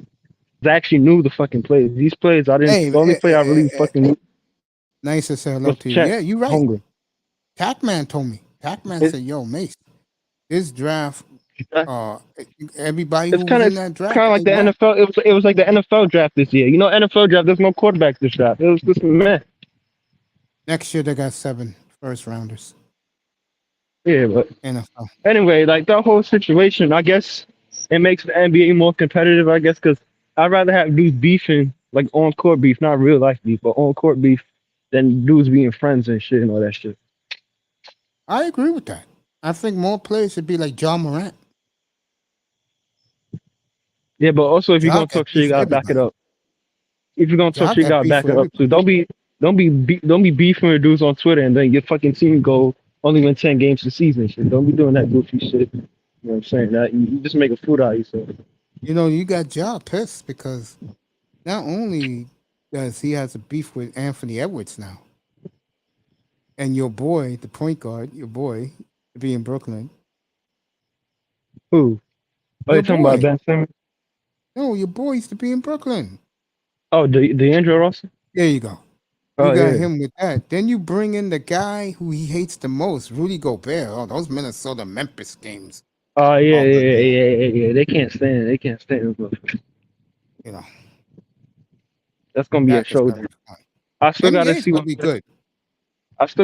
Minnesota's gonna do this year because I didn't like the fact that they picked up Gobert. Like I don't know what the fuck they're gonna do with him. So I don't know how's that lineup gonna be. Like how they gonna play Cat Russell, at power forward? Russell Gobert. I mean Russell, Edwards, Gobert, Cat, and I forgot the 5th guy. What's up, I don't guys? know. I What's don't know. up, It's just Raven? Hey, Raven, can I say something to you? I'm not gonna I'll give you a code, okay? You just listen to what I gotta say. No, I'm being honest. I was in Honey Bun's room yesterday, Honey Bun. All these names, man. Yeah, and where y'all find? and my heart goes out to you, bro. Huh? I'll leave it at that. You said, huh? You don't know what the hell you said. Um, Oh Danica man. Marie, But Oh Danica's room. yeah. We went viral on that on Oh that my God, yeah, broadcast. man. If you, Oh if you yeah. Oh that yeah. We broke got my over. heart, man, to see all those young Yeah. brothers with Hey. the ones in the chat. That's heartbreaking. Yeah. Because I've been Yeah. there, and all I can say is just take your life day to day, bro. And I'll leave it at that. Know what I'm Oh, saying? I mean, I'm powerful now because I mean, she saved my life. No shit. No Look at cap. that, bro. No Yeah, cap. Danica 2 Marie, years bro. ago. Yeah, she was one of the first I've ever checked out on YouTube. Was her? I was in her every time she went live. I was there. I just didn't, I wasn't one of the crown heads. Oh, I was. I know you was. Shit. Shout out to the yeah. beautiful Danica Marie out in St. Louis. Go check out. Shout her out show, to you, yes. Queen. That's right. If you like a woman, a sister that's fine as hell, and support black men, go to her room. Yeah. Absolutely, The brothers, I'll give we her united on that one. I'll give her a 9. Between 1 to 10, she gets a 9 from me. She's that bad. I'm talking about bad in a great way, not a good way, a great way. Mm-hmm. Oh, getting back to what we were talking about, the NBA, relentless, and what I was saying to you, I think it's gonna be. If I'm a fan of an NBA team, see, relentless is up in Buffalo, so he can get it because Buffalo is God knows. hey, I ain't in Buffalo no more, man. Where you going to? DSU. Where's that? Delaware. Oh, you going there? Okay. Yeah. You can still get it then. Get your $99. You get your favorite team in NBA League Pass. Get it now. If I see he's going to be in Delaware, so he can get the Knicks and the Nets on the League Pass. I'll be getting it this year to watch my Blazers grow up. There is so much optimism about that team out there. It's ridiculous. I told the people pump the brakes. They got them. Their media got them winning 47 games. I said, give it a effing break. See what Nicer says. There you go, girl. She says the Timberwolves will fall under A-Rod's leadership. I don't think they will. I think Minnesota's going to be real good. They just need a new coach, in my opinion. He blows. Fucking the Nets need a new coach too. Fucking Steve Nash. I love Steve Nash, but that motherfucker He ain't no goddamn coach. Bro. I think at the end of the day, the owner's gonna take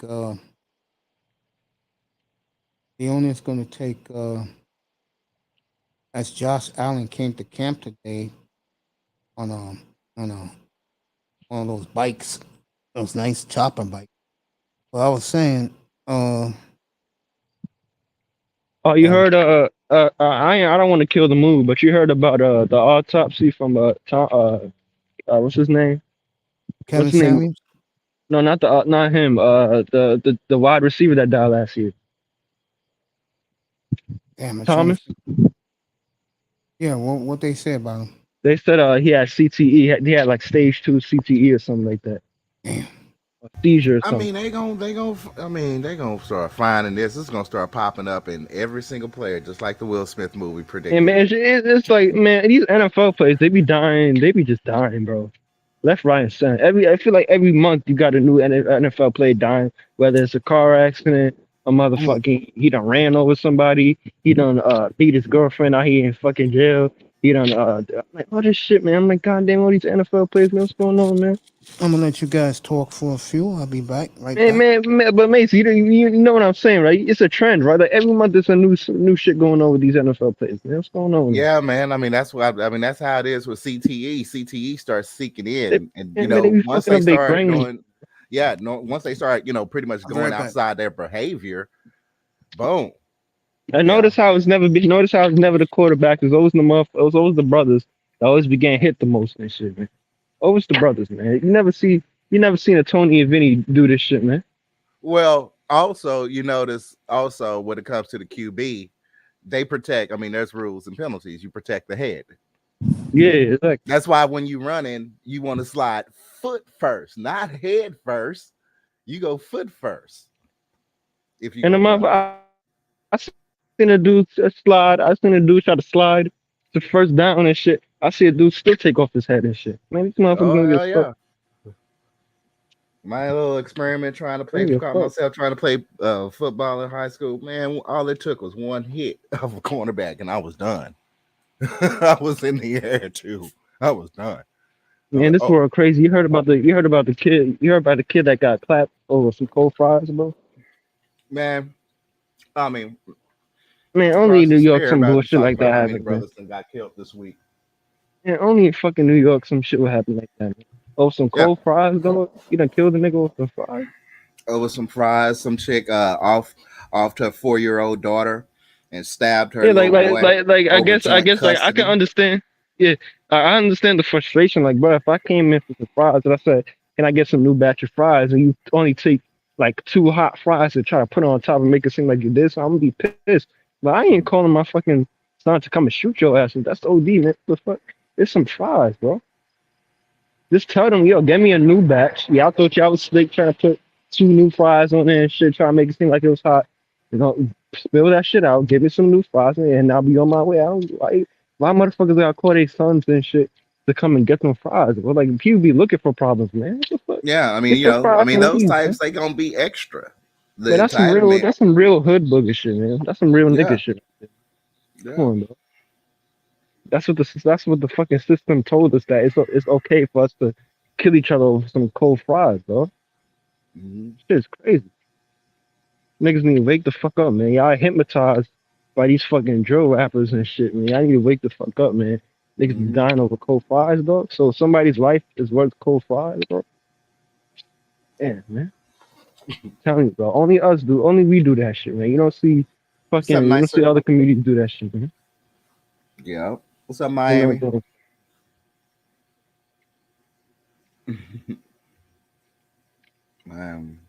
yeah, Mr. Miami, can you believe that shit, man? Over some fries, man.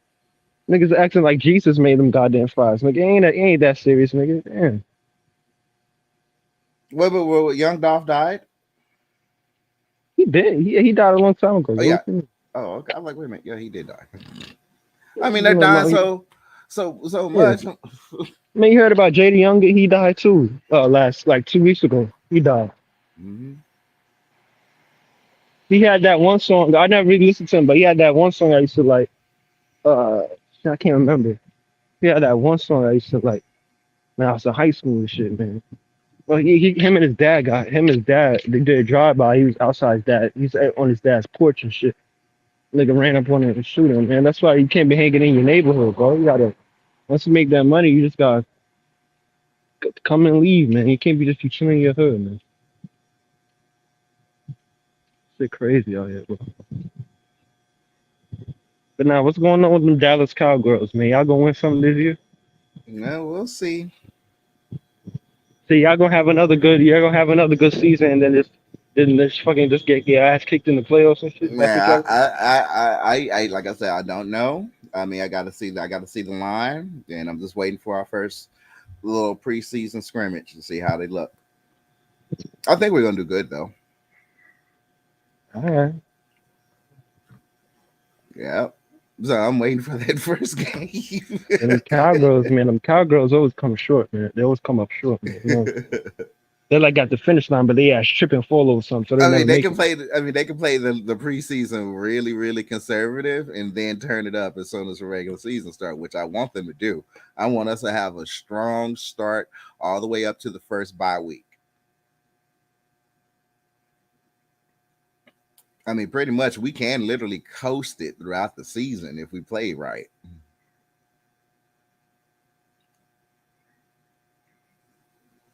So, we'll see.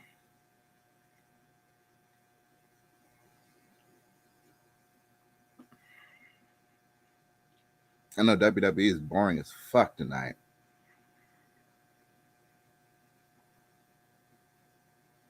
But yeah, we'll see. We'll see what they're gonna do.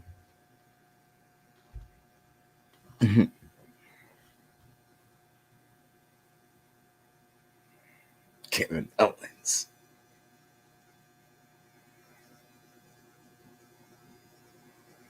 Okay. So they're already building up to the next pay-per-view in 2 weeks. It's like 1st August without any pay-per-view. I can't believe our summer girl went to the cloud today. May she rest in peace. Because always at the close of summer, I think about Grease. Perfect song for the summer.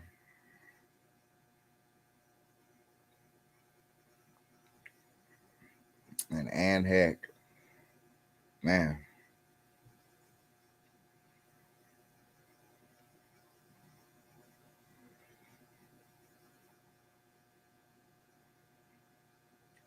He always works in threes.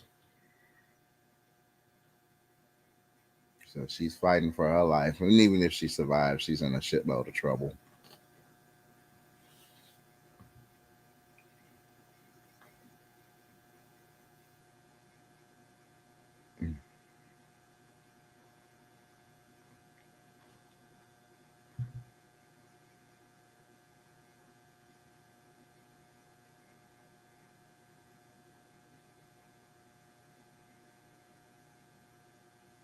Dominic is always getting hurt. Always.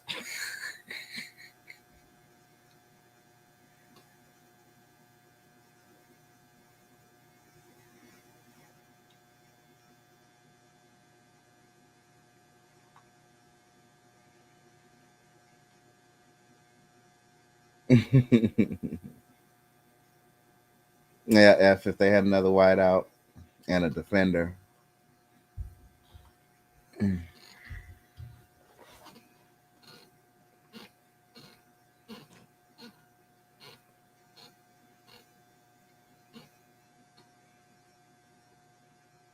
I'm wondering how Dak is going to play this upcoming season.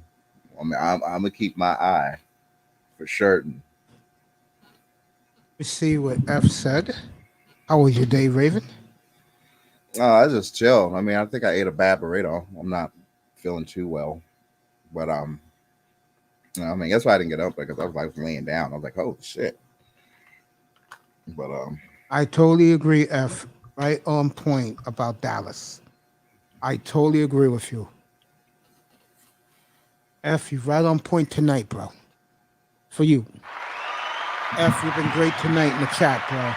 That's exactly what I say about Dallas.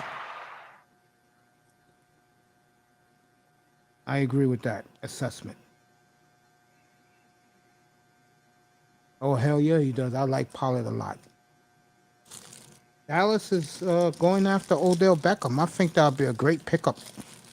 If we E- can get him.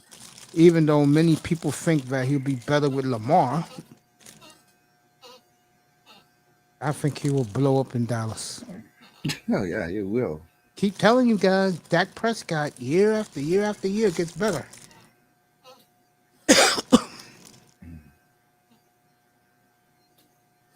Year We'll 7 see. for Dakota.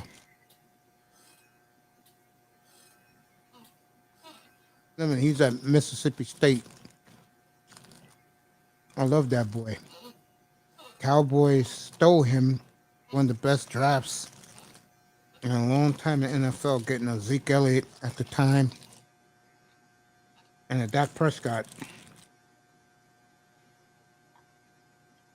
Yeah, you give him Odell, boy. I'll tell you right now. Dallas would be a real sleeper in the NFL to win a Super Bowl.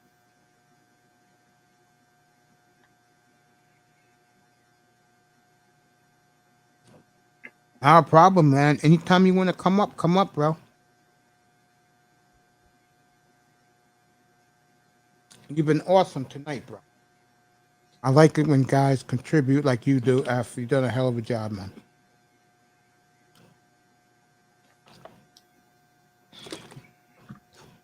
Dude, I binged the hell out of Star Trek Discovery.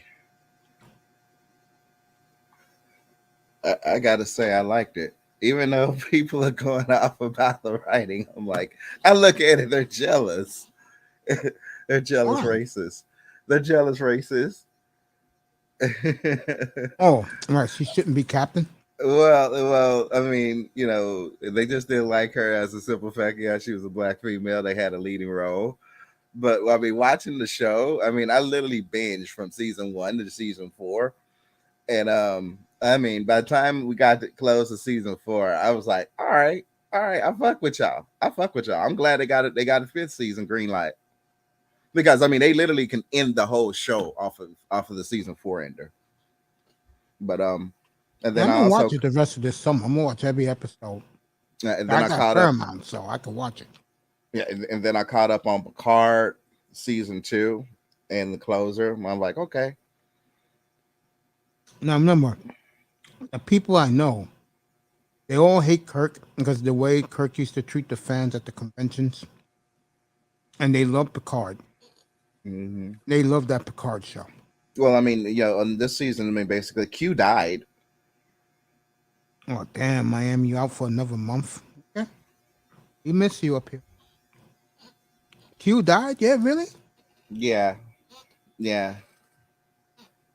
And he finally, I mean, they connected the dots back to their whole original TNG. Mm-hmm. Even Whoopi Goldberg, explained her whole role in it throughout all this time. I'm like, it finally all came out. Why they were just, he was like, Picard was like, why me? Why did you pick me? And he was like, some gods have their favorites. You were mine. Wow. They hugged. Yeah, they bro hugged, bro. Yeah, and he basically got Picard back into the future. And the Borg is now signed on with the Federation. Really? Yeah. They joined Starfleet. They finally have joined Starfleet because of, I guess, this upcoming big bad evil. But yeah. And that's basically what it was all about. They thought that, the Borg is showing up to attack. Actually, the Borg is showing up to use our ships to protect the whole sector from something big bad. And in turn, they learned how to do their first transwarp corridor. And something's going to come out of that. So the Borg was like, this was the real reason. Because it turned out the Borg Queen was actually one of the crewmen from the Discovery. She became the Borg Queen. And basically got them to join. So the Borg is officially part of Starfleet. You only get Miami get back in 2 weeks. Yeah, you only get this up here, folks. The SJW moment of the finale. Yeah, they had Stacey Abrams as the United Federation president. I'm like, wait a minute, y'all really went political with that. No wonder people went off. Stacey Abrams from Georgia. Yeah, she's the president of the future of the United Earth. Yeah. She is the president of the United Federation of Planets. Well, basically United Earth separated from the Federation, and now Okay. man, due to all the stuff that done happen and planets and stuff, over the future years, a lot of them split up from the Federation. Basically, a lot of them. The Federation's always had a combination of species, so they are now at peace, and they now joining back into the Federation. So it's like a whole new golden era of the Federation in the 32nd century. But yeah, it was a good show. I ain't gonna lie, man. I like that. I like that Federation headquarters as a ship. I'm like, oh man, that thing can move. So, next season we probably will get another chance to see the Enterprise J return. That's probably going to be the last one, and then Picard's going to start season 3 with the Next Generation cast coming back. Yeah. Interesting. Yeah. Don't you get this information here, folks? Yeah, man. I can picture that, bro. Yeah, so it was interesting. Yeah, Raven Knights up here as usual. That stream hit home for all of us, boy. That was I don't think we topped 1,300 likes before. That was a record. We broke that algorithm. All for Stacey Abrams and the Federation. Wow. When she came out, I was like, "Oh, yeah, y'all had to mess up. Y'all could have picked somebody else." I was like, the night, folks. Yeah, I was like, "How come you just gonna pick Michelle Obama or something like that? If you gonna pick a black woman, why you pick her? Did she just lose? I mean, she lost. She lost her run." But yeah, they sure did have her.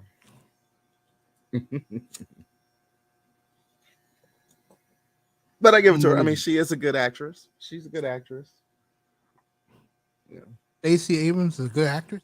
Yeah, I mean, well, she just had a few lines, but I mean, in the Star Trek universe, all you got to do is just behave and be conservative. Which I mean, just behave.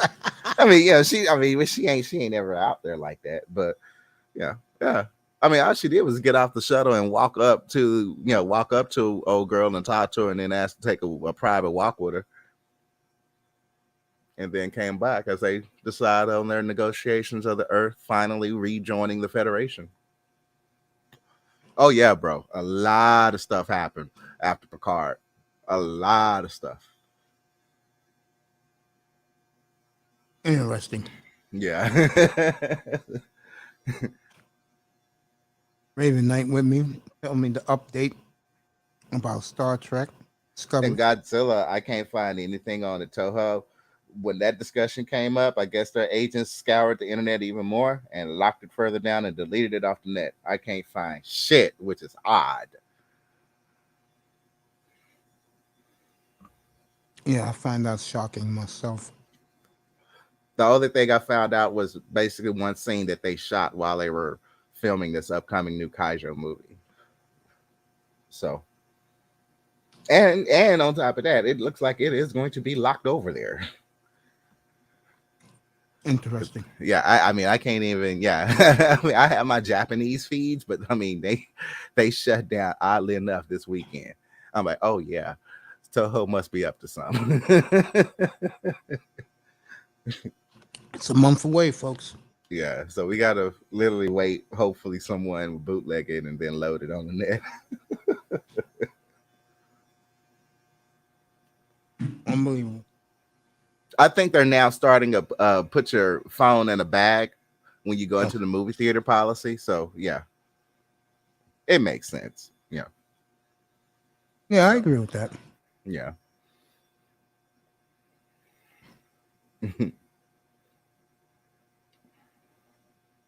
Yeah, man. So you had a good weekend. I'll talk to you off the air what I said to you. And I said what's up to you. Because that's nobody's place. So we'll talk about that a little bit. Anyway, getting back to our discussions. So Godzilla's on lockdown now. I think that's a good thing. Now, if that movie was coming out here, I wouldn't say that. I would say, why are you doing this? Well, Mr. well, Miami there said. are embargoes. I mean, that it could be the embargo kicking in. So, yeah. I mean, coming up a little bit under, well, over a little bit over 30 days away. Yeah, well, sounds about right. I'll see you 2 weeks from tomorrow, buddy. We'll give you the pomp and circumstance you deserve, bro. My man's good. My man, when he comes back, he would have been out a month. Mr. Miami. Yeah, we love you, bro. Kuda made it to the border. I was in there. I saw you in there. I'm happy he made it. He's going to Laos. Wow. Laos. That's some balls right there.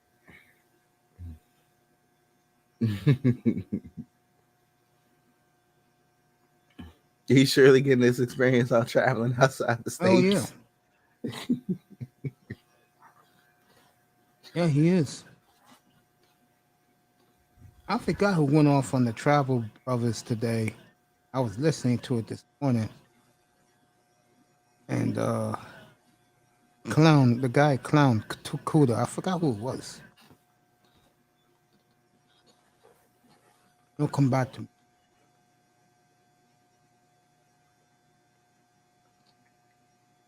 Trying to find.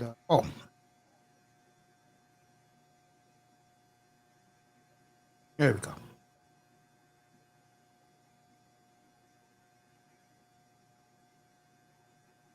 There was a Mall of America shooting today. Really? Surprised Nicer didn't say nothing about it. She was just here.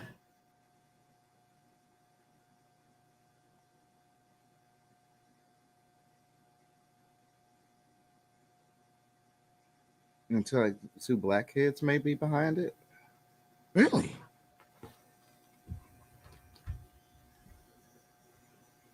Mm-hmm.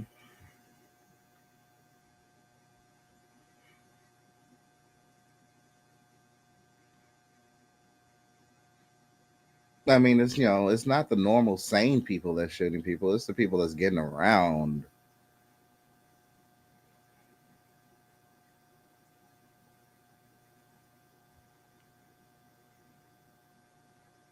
Okay. Yeah, you're right. They put that on lockdown. Find out about the mall shooting in Minneapolis. Mm-hmm. You're coming back strong. 23 sacks, 6 interceptions. Okay, buddy.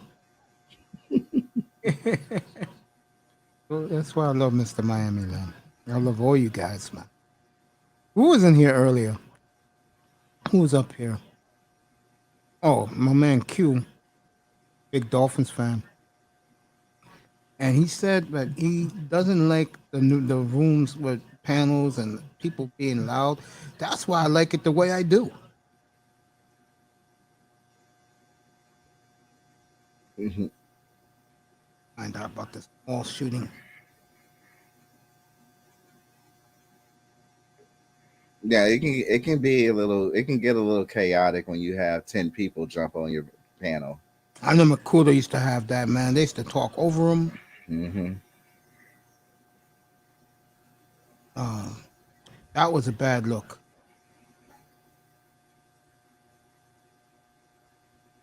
I used to tell him about that too.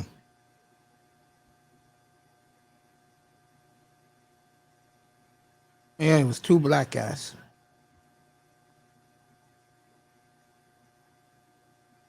Charged with assault and other felonies.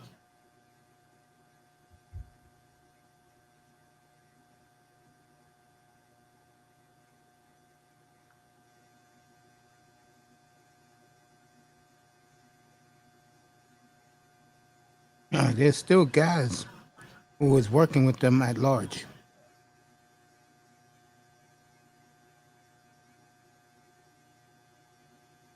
You got it right now.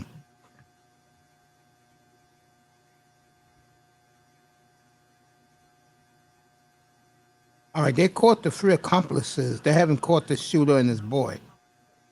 They're still on the loose.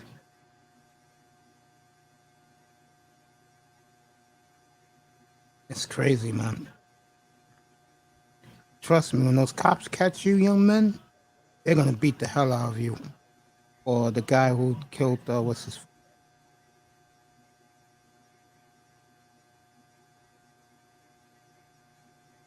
Trust me, they're gonna take care of your ass. Mm-hmm. Am I right about that, Raven? Mm-hmm. I don't understand why young African American men cannot look at the sisters and follow that trend of black men like you, Raven. I don't get it, man. Look at you. You're a perfect example for these young kids, man. I don't get it. It's all Well, out there, bro. All you have to do is just put your mind to it. Don't listen to outside influences. Get out of those sectors. They're not your friends, bro. These young men and women, they listen to what their crew tells them to do, and then when they get effed, they're not around there to help you pick up the pieces no more. mm-hmm. Good for you, Mr. Miami. No, seriously. I mean, why in the world? Why in the world would you want to ruin your life? They think life is a video game or something. Crazy. Yeah. I mean, Raven's a perfect example for all young men. Man, all of us are perfect examples. They don't want to listen. Hard heads get taught hard lessons. I mean, my nephew is a my nephew is a great role model. I mean, just stay away from the crowd. I mean, one thing about my nephew, I give him credit. He didn't meet friends until high school, and when he did, they're his friends to this day. You're talking 17 years of life since he met those boys in, what, 2005 when he started high school? I mean, there is hope for you. Forget the man, just do it. And when you do it right, it's a profitable lifestyle for you. I'm right about that, Raven. Mm-hmm. Especially these times with the pandemic and monkeypox. Go get your money. Well, it's good to see Smokey the Bear back in these new commercials. Oh, they done brought Smokey back? Yeah, they brought him back.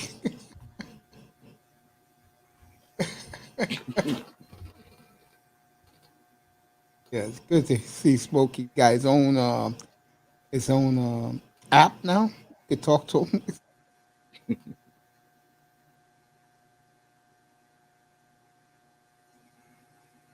They got him with a soft voice. They got him in a voice like Boo Boo.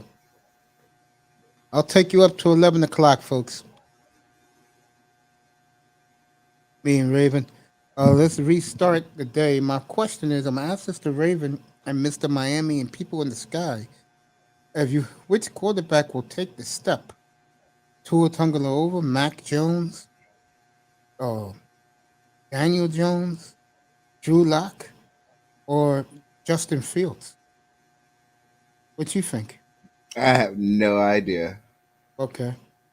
I know I Mr. have Miami's no gonna pick idea. Tua. See if you agree with me in my top 25 quarterback, okay? I'm gonna go Mahomes first, Aaron Rodgers second, Brady third, um, Josh Allen four, Russell Wilson five. Don't worry, your boy's in the top 10. I'll get to him in a minute. Six. I'll go Herbert, Burrow, then Dakota Prescott. That's the top eight. Nine. I'll go Kyler Murray, and 10. Um, I'm gonna give it to Stafford. He deserves that. That's the top 10. All I With gotta Brady put. being back, it's just gonna go to Brady. Watch. Yeah, I got Tampa going Super Bowl. Yeah. 11. Who I have 11? Uh, Deshaun Watson. But if he doesn't play, he's out of it, and I'll just bump everybody up. 12. I got Matt Ryan. 13. I got Derek Carr. 14. Um,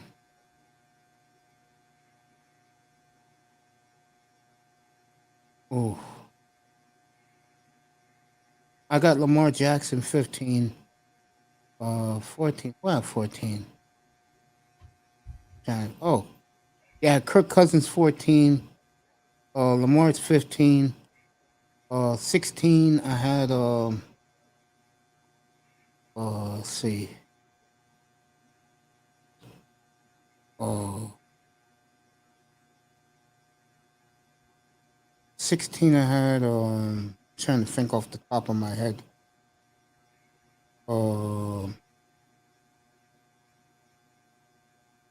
Yeah, I'll go Winston at 16. 17. I'll go. Who's in that division? 17. I'll go. Trying to think. Oh, I'll go David Mills. 17. 18. Trying to think. I'll go Jared Goff. 18. This is getting bad, isn't it? And you got Trevor Lawrence, Zach Wilson, the kid in Philadelphia. And then it's a big drop off after that, bro. I mean, Jesus Christ. It's a huge drop off. There's 7 damn good potential great quarterbacks next year's draft. Those teams with the drop off, you better have like Miami had the draft pick, they gave it up because of the dumbass owner.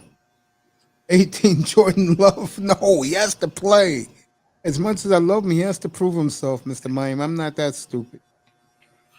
Come on, give me a break. I'm not biased like that. I love him, but can you give us some game film, please? Even I say that. I mean, I'm just keeping it real, man. You agree with the top 10? Here we go.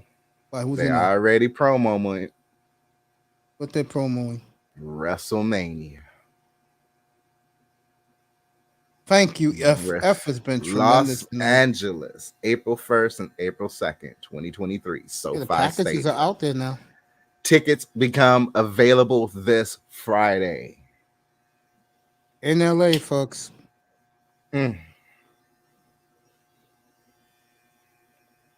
gonna be cheap. You better sit where there's a jumbotron. Yeah, SoFi doesn't have like a monitor over their stadium, do they? I don't think they do, no. Nothing's like Jared's world, folks. Hey, that thing actually comes in a lot of help when it comes to those events. I like the Falcons one in their new stadium because it's like a circle, and you could be sitting anywhere in the nosebleeds. You're gonna get the view of the screen. That one is nice, but it's not Jared's world, but it's nice. Mm-hmm. Yeah, Jared's world is a special place, folks. And my man, When they first opened it, they let us play Madden on that screen. Damn, that's damn cool, bro. 80-yard television screen playing Madden. I'll tell you one thing about Jerry Jones, and give him a lot of credit. I know a lot of Cowboy fans are down. We could understand that because of high expectations. Well, I give him a lot of credit for the way he lets Cowboy fans enjoy that stadium. Mm-hmm. And Raven, his little niece, can tell you. She had the time of her life that WrestleMania weekend. Oh man, she loved it. Yeah, man. I get my nephew up here one of these days for a wrestling gig. I'll get him up here for that. You guys can reminisce. We can reminisce about me taking him for all those wrestling events live, which he loved it. She will always love you for that, bro. It's like my nephew always loved me, taking him to all these live matches, getting to meet the wrestlers. And as Mr. Miami would say about me, the receipts. Holding on to the receipts, Yeah, the ticket receipts. yeah. He always tells people, he always tell people, and Mace got the receipts. I said, yeah, I got those Polaroids I took with those guys.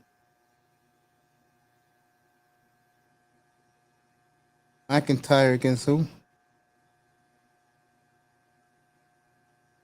Who's Drew fighting?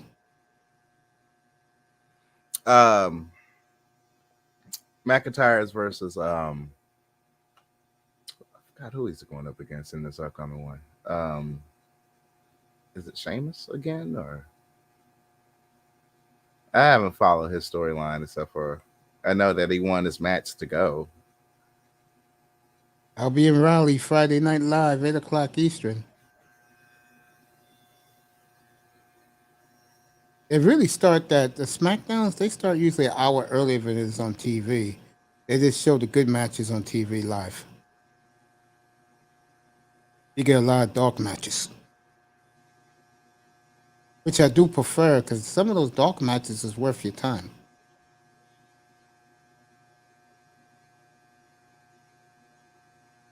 Right? Watching the men do their thing on Raw. He was trying to jump Cena.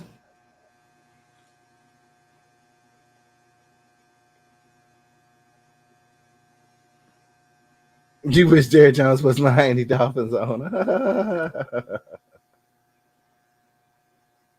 AJ Styles against The Miz. Yeah, I'll watch that tonight. I'll watch that.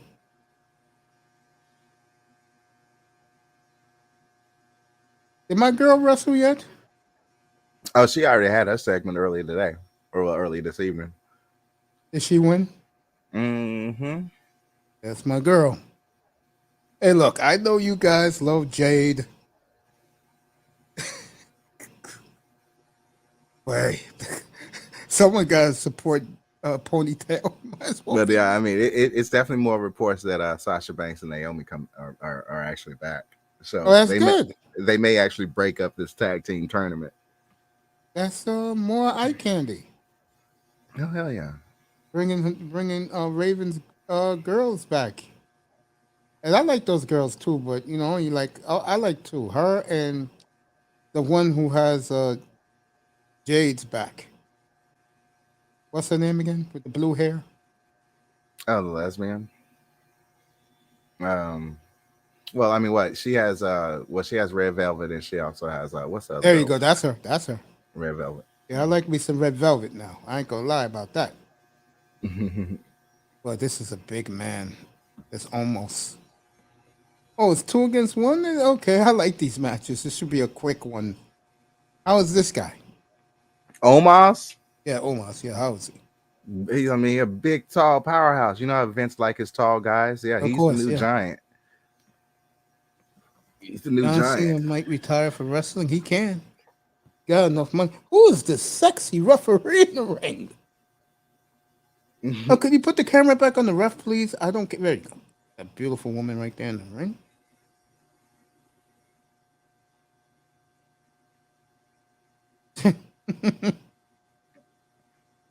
Oh yeah, she's officiated many matches. Yeah, I've noticed. That MVP is MVP is his manager. Mm-hmm. That's the cool thing about being a live wrestling event. Raven, you know this. When you're there and you're part of the crowd, man, that shit is hot.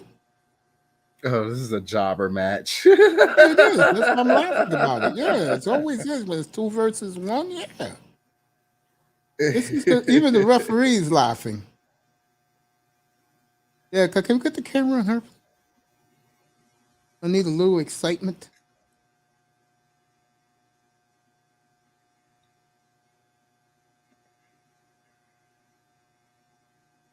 Yeah, the possibility is strong for Cena and for Cena to have his one last match. I mean, Peacemaker season 2 is going to be a huge hit. With the restructuring of DC, there's a good chance that he can also go back into the DCEU on movies. Because I mean, DC cleared house. They Oh, cleared really? house. Oh fuck yeah! Oh yeah, that woke era is over with. Shutting down Batgirl. Oh I yeah. heard about that. Oh yeah, they cleared house. All that snowflake shit is done. Just like Netflix told the snowflakes, if you don't shut the fuck up about Dave Chappelle, you're fired. Go ahead and work somewhere else. Notice they kept, they want to work there, so yeah, they keep their mouth closed. No more fuck shit. So MVP, leave her alone, please.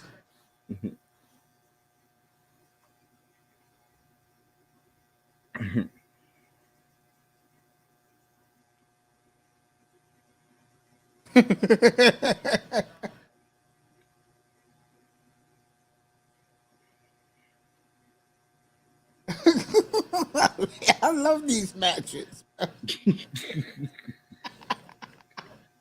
Remember when you was a kid back then when Rudy Diamond was always the flunky? yeah. I remember when Vince started these handicap matches. I was like, that's so not fair. That's so not fair, Vince. Damn. Oh shit. Vince is mad at people. Damn.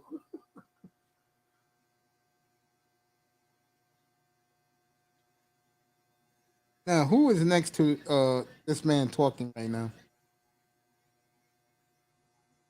You're ahead of me on my stream.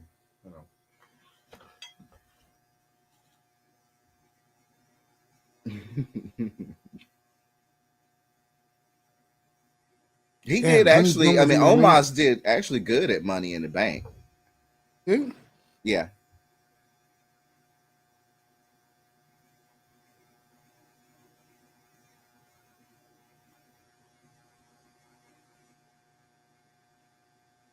he's a bad guy. Oh, that's Jonathan. Jonathan's back, and Corey Graves.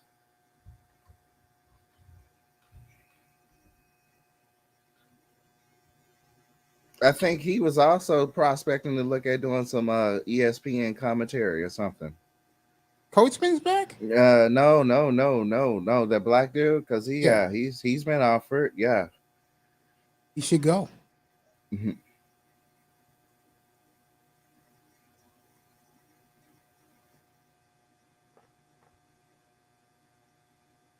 And SummerSlam was a hit, right? Oh yeah, it went over. I mean, 48,000 people though. I mean, it went over. If that would have been August, they probably would have filled the whole stadium because I'm like, Yeah. I know Yeah. that stadium could fit more than 50,000 people.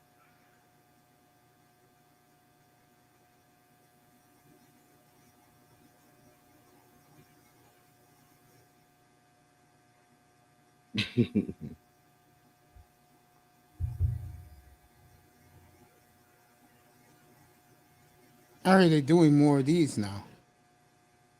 hmm They're doing more interviews. Yeah, AAA is letting them have free mic, so they can pretty much do their own promos Promote now. themselves. hmm Smart move by Triple H. Everybody say a prayer for that great wrestler.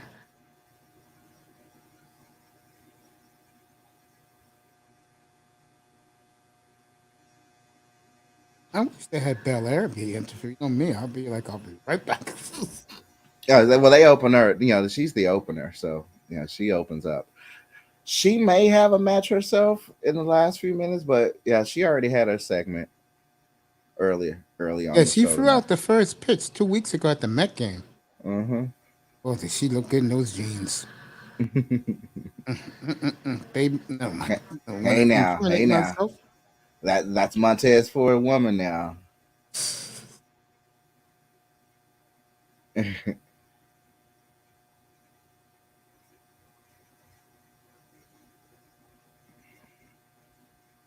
I was also watching a few videos that's now leaked from the SDDC.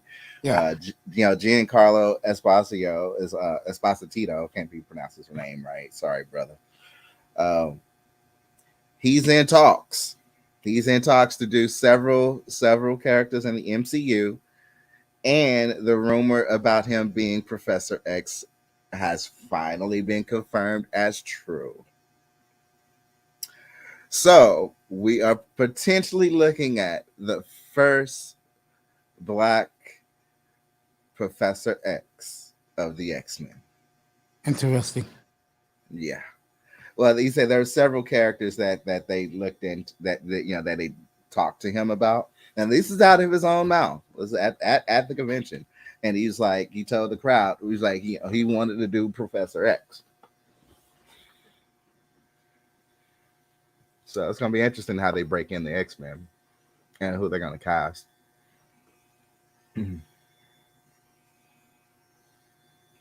Yeah, but Marvel got some long plans. Triple H, Shawn Michaels. Oh, they're doing them on AMC. Yeah, I watched that Sunday night.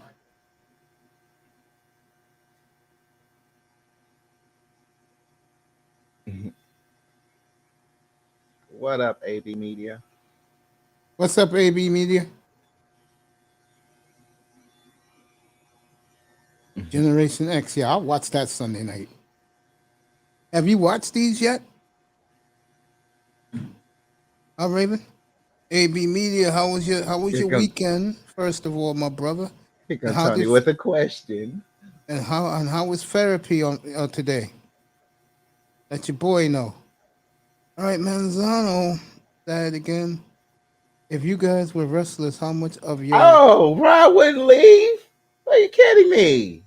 The jobber match is actually the easiest thing to work, bro, and that's a hell five yeah, thousand dollar paycheck that and you night. know you're getting your ass beat. Okay, that's a You don't five have to do thousand dollar anything. paycheck that night, Tony. Easily. I mean, Yeah. I mean, if I would have followed my relatives' advice, y'all would have been seeing me on this shit by now. But I was like, I got scared about learning how to take hits from chairs and shit like that. And I mean, I'm not a big dude, so I mean, they were at that point, cruiserweight division. I'm like, no, I'm sure as hell not gonna be flipping in the sky. All that high flyer stuff. No, I'm a Greco-Roman submission wrestler type. So, I'm like, What's up, Lou? Good to see you, family. Come on, Dante Lou is back. Good to see family. I apologize for that, folks. I apologize for that rock music. I pressed the wrong button. Good to see you, Lou. Good to see you, AB Media. I'm gonna say hello to you in the chat in a second. Oh, you had low blood pressure. I'm sorry to hear that, man. Damn. I've been there on many mornings, bro. Not a good place to be when you're on dialysis and you get low blood pressure. Matter of fact, what I'm saying, every damn morning I had low blood pressure, bro. Shit, my blood pressure used to be like 80 over 55, man. Speaking of him, he's here. Down, Mace. AB Media's here. What's up, family? What's up, AB Media? What's up, Lou? God damn, that music's still playing. I apologize for that, folks. What's up, AB? Yeah. One was okay. I had a low blood pressure, but other than that, I was all right. Believe it or not, true story. When I first started it 11 years ago, when they used to do it for the catheter, my blood pressure was awesome. But once they stuck it in my arm, bro, there was one time they had to take me to the hospital. 34 over 14, no lie. Ooh! So If in the hospital was right across the street from my clinic.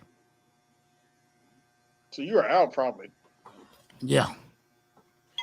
Mm-hmm. Because anything under 100, you're getting dizzy, your stomach is messed up, and man. Bro, I used to get home like 2 in the afternoon, or when I used to go at at 8 o'clock in the morning. As soon as I walk in the door, I mean at 5 o'clock in the morning. As soon as I walk in the door at 8:30, Mm-hmm. bedtime. Yep. Take that 4 hour nap. Wake up, it's like you never went to dialysis. Yep. True story. Yeah, Mr. Miami, 80 over 50. Yeah, true story, bro. I did that for probably 10, probably for 9.5 years. Mm-hmm. Yeah, I've had a couple of, your pressure gets low and you start throwing up. Mm-hmm. Yeah. But usually, I catch it now. If I feel anything in my stomach, I'm like, all right, check my pressure. Then they can just cut me off for a little bit. Then Yeah. go from there. You want to go to the hospital? No, I'll make this. I'm saying, say a little kind Monte Lou. No, the only time I went to the hospital was when I kept getting those fevers after treatment. Hmm? Is when my catheter got infected. Yeah, that's not good, bro. I know how that is. Yeah, I started getting fevers after treatment. Then I went home. I told you I went to take some medicine, and I threw up the medicine like I had food poisoning. I'm like, all right, something is not right here. Mm-hmm. Went to the hospital. Was in there for over a week, and Damn. the hospital couldn't figure out what it was either. Then they finally tested the blood in my catheter and said, "Yeah, you have a nasty bug in your catheter, so we have to rip your catheter out and install a temporary one in your neck." Mm. Who has that background? I think Raven put something in the microwave. Which background? Oh, yeah, I heard a little buzzing. Yeah, Yeah, sorry about that. I can't get that quiet. That's my system's running. but yeah, they put that little temporary catheter in your neck. Oh man, that was painful. Yeah, that shit could be painful, bro. Plus, they won't put you to sleep when they put that catheter in. They're like, "Nope, we're just gonna numb you." Yeah, man. I had some good days on dialysis, and I had some horrible days on it. My goal right now is to never get back on. Hmm. Yeah, I just bring a tablet, talk shit to the text. You got any good looking tech that works at your clinic? Nah, they're all strags and big chicks. Oh, too I would bad, I bro. would I wouldn't date any of them. One of the nurses I may date, but Yeah, man. Last 2.5 years I was there was this real baddie working there, and me and her were just kicking it, bro. but yeah, most of those chicks they're overweight anyway, or already Yeah. married and have kids. Yeah, you know what's funny about those women who do those jobs? Mr. Miami's blood pressure is 135 over 80. That's perfect, bro. You know what's Hmm. funny about those chicks who do those jobs? Yeah, what is it? A lot of them don't have personality. Mm. And they really don't. And in my clinic, they really didn't like working, bro. I mean, nurses. I do got to give them a little bit of leeway because I mean, the nurses of the past 2 years, they done went through a lot of shit. I totally agree with that. Yeah, I mean Yeah, I agree with that. I mean, it's like every single one of them is doing overtime. So I mean, now you even start to see these nurses snapping, and that's what happens after a critical, event. So I mean, they are each definitely experiencing some PTSD. I mean, all those We haven't people had that any died out of nurses. 2020. We haven't had any nurses snap, but still. My That clinic, one that nurses- killed her whole family, ramming her car into traffic. Damn, I didn't hear this story. Where was this at? Oh man, it's been all over. Man, it's been all over Yeah, I heard the about that. sphere. Unfortunately, I Yeah, didn't hear about that.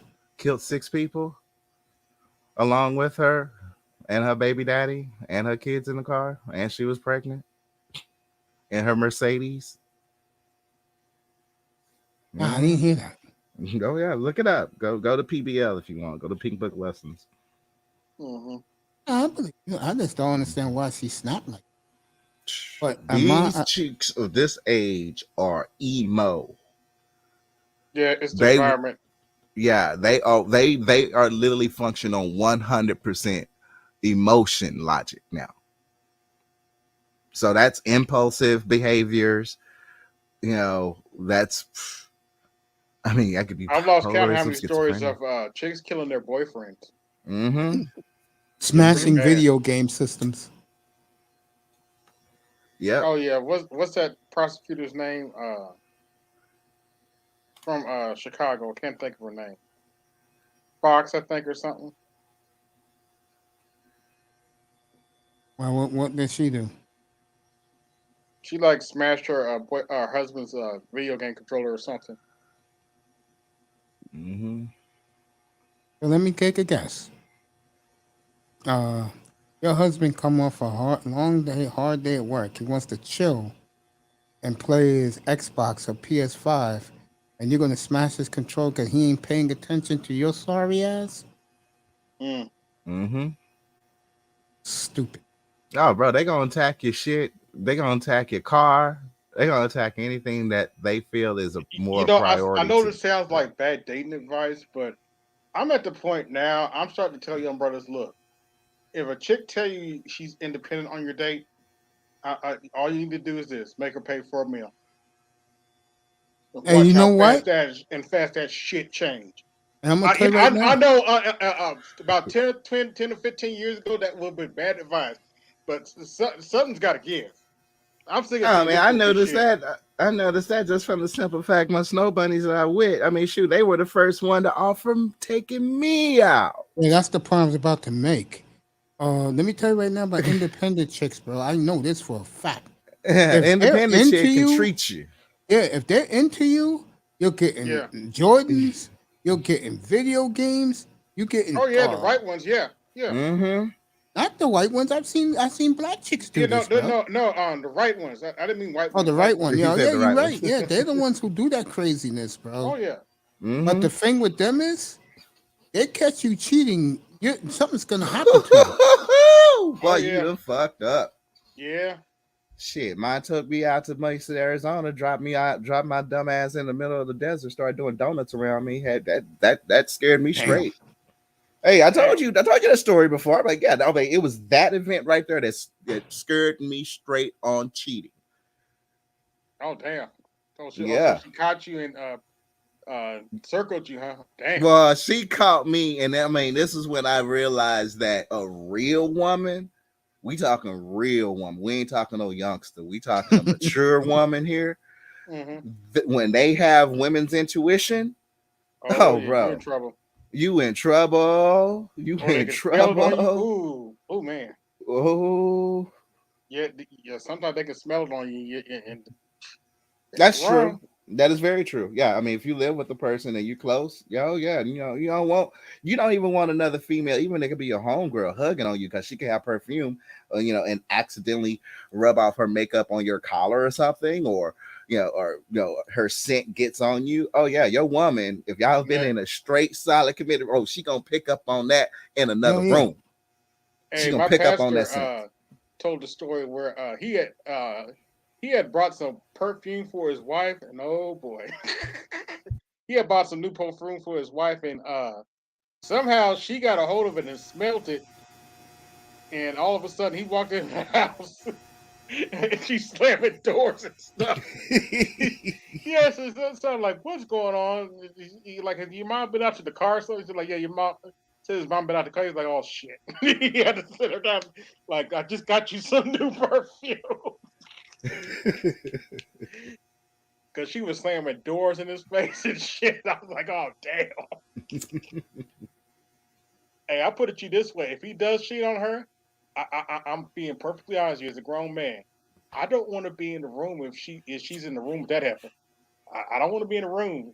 If her and her daughter in the room with that heifer, I don't want to be in that room. So something's gonna go down. I'm gonna look the other way. I'm like, I can't help you. She's one of them kind of chicks. Like, you better not be.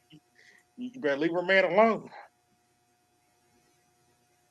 Yeah, and then I mean, living as a bachelor. But nah, she's a good woman though, because she says she's one of the first time I've ever heard a black woman say this.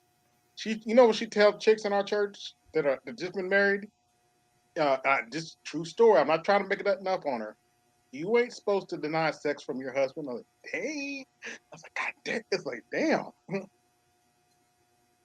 Mm-hmm. You ain't supposed to deny sex from your husband. Then wonder why you get cheated on. I was like, whoa. Guys, I have never been to. That's for me where no man's never gone before, so I can't speak on that. Yeah. But yeah, she straight said that. I was like, okay. Chicken boxes. Miami loves his chicken. I like chicken too, but I had to take a break from it for a little bit. I was eating pork chops galore, then I got a little sick. I've stayed Ooh. away from that for a little bit. I was tempted to get some ribs, but they're still too damn expensive. They all ain't they? Mm-hmm. Mm-hmm. So a Hamburger pack of too. ribs where I live was $22. Yeah, hamburger too. Hamburger like $18 now. I was like, oh no. Why is the police running through the garage, the parking garage at the arena?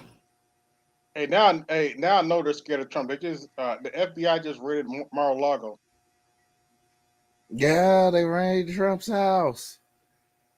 What? Like, okay, and see some of these Democrats out here celebrating. All right, and mark my words. If they do something to Obama, I don't want to hear shit. If they do something to Obama, I won't be surprised if a Republican gets in there and they're raiding one of Obama's houses. Okay, y'all open the door. Don't you come to me. Why would they? Oh, Raven, Oh, you they know, scared, they scared shitless because they know they don't have a strong candidate to withstand another Trump run. Oh, you can forget it. they'll be Trump. It's I'll be out there for over. Trump too. I'll take my Things flow are horn and be out there for him.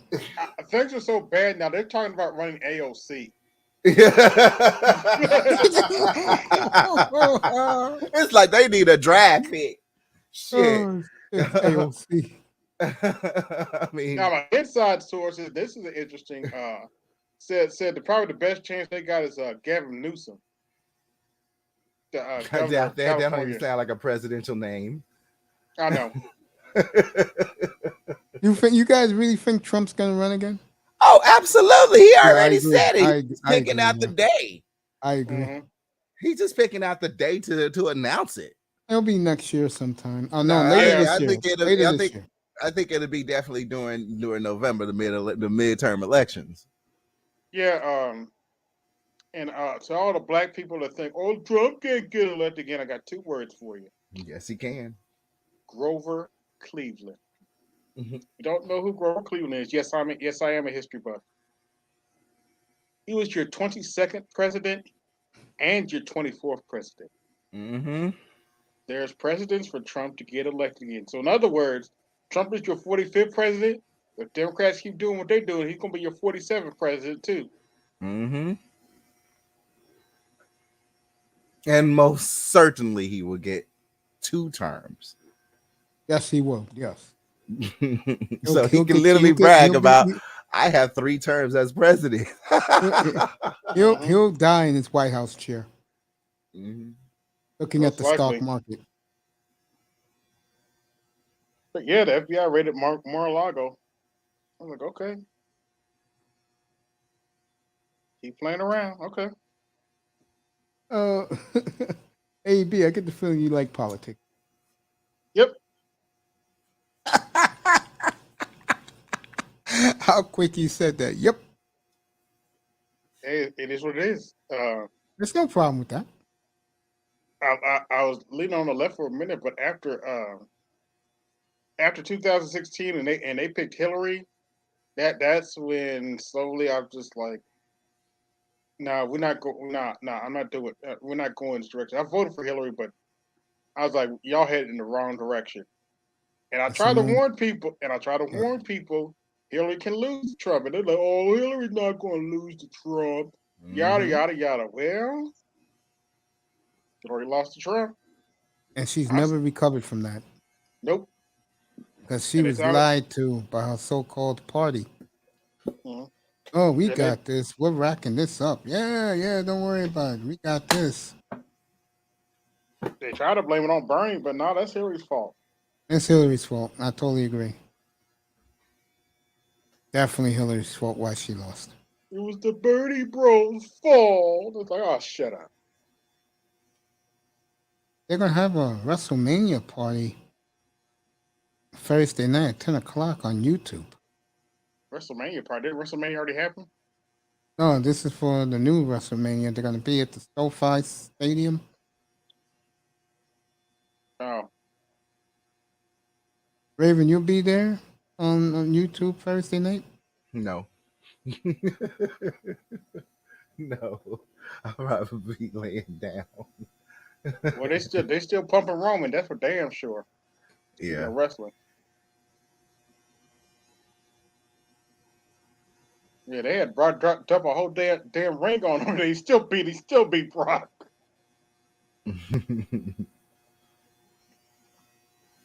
But I gave it to him. That was a good match too. Yeah, that was a really good match. But now to Brock's credit, I'm feeling the cowboy gimmick. She never recovered from Monica Lewinsky? Okay. Talking about Hillary Clinton. What's up, Itus? Mm-hmm. What's up, motherfucker? To Brock's up, credit, fam? I'm feeling him talking more in his cowboy gimmick. And your boy was here earlier, Raven. What's up, Tess? What's up, homie? I mean, did I say Raven? I'm sorry. Itus, your man was here. He gave me 2 great hours. Oh, okay. I want to thank Quinte Riddle. He was outstanding. Shout out. He did the whole N.F.L. tonight earlier. Oh, and I told you so. I told you it was going to be a Britney swap. It was going to be a prisoner swap over Britney. Oh, They confirmed it. He confirmed it in his speech today. Yep. Okay. Mm-hmm. Whatever. Thank you, AP. And that's no knock on you, Raven. I know when we talked about Friday and up here. Tess, you saw Tess, did you see the question I asked tonight? Nah, I just got here. Oh, I asked tonight. It's the thumbnail. Which quarterback will step up? Tua, DanielJones, Mac Jones, Justin Fields, or Drew Lock? Justin Fields might have a year, yo, but you ain't even say Trey Lance. I think Trey Lance is going to be good. I'm glad they're putting Deebo Samuel back to the outside. Oh yeah, that shit was hurting. You hear about the Grease actress that passed away? Yeah, Olivia Newton-John. Who's that? She used to be a singer, my brother. The one that I love, 1978, the movie Grease. Oh wait, what's this nigga name? John Travolta? Yes. Yep. Mm-hmm. Yep, the first Grease. A lot of people don't claim the second Grease, but you know. Yeah, of course. I didn't even know there was a second Grease. Yeah, there was a Grease too. Yeah, there's what's crazy? With believe it or not, Michelle Pfeiffer. Yeah. Nah, my movie will always be Saturday Night Fever. What was that? John Travolta, the disco night, the disco era. Bee Gees. The Bee Gees. Space Odyssey 2001. They reopened it 2 years ago. Favorites, Brooklyn. Man, y'all was weird in the 70s, bro. Like, what the fuck was y'all wearing? Those were good collections, man. You kidding me? They were on all kinds of drugs. When I see movies and documentaries about the 70s, bro, it's crazy. Bro. Watch the TV show Kojak. That will tell you all you need to know. Nah, one of my favorite movies that depicted the 70s era was damn, what's the name of that comedian? Eddie. The nigga that. Go ahead. What's his name? Eddie something. Eddie Griffith. He had that movie with the white girl. Undercover Brother. Undercover brother. Yo, that was funny. That was my shit, yeah. Undercover brother. Let you guys talk. I'll be right back. Yeah. Oh yeah, the I'm a, man. yeah, I'm a movie junkie, bro. I was legit. I used to watch everything, so that's why I know a lot of shit, different eras, all that shit. Humphrey Bogart, all that bullshit. And I love music, so and history. Come think of it. What's up with y'all boys, man? What's the word? What's new out here? You know, I don't have a TV, so I'm dead to Oh, the join the world, club. bro. Yeah, fuck all that. Oh nigga, that shit is depressing. And I got off the TV shit before it got depressing. So thank God. Yeah, I can watch TV in 4 years. Apparently, Oh, they it's just raided Trump's Mar-a-Lago resort or whatever. okay. Oh, that shit's still going on. Leave that And crack there's a whole alone, bunch of people man. out there protesting it. Man, he gave us money, man. Leave Trump alone. I know y'all want to hear that shit, man. Yo. To me, were we at war when this nigga was in there? Nope. Was gas high as fuck like a motherfucker when he was in there? Nope. Was niggas eating?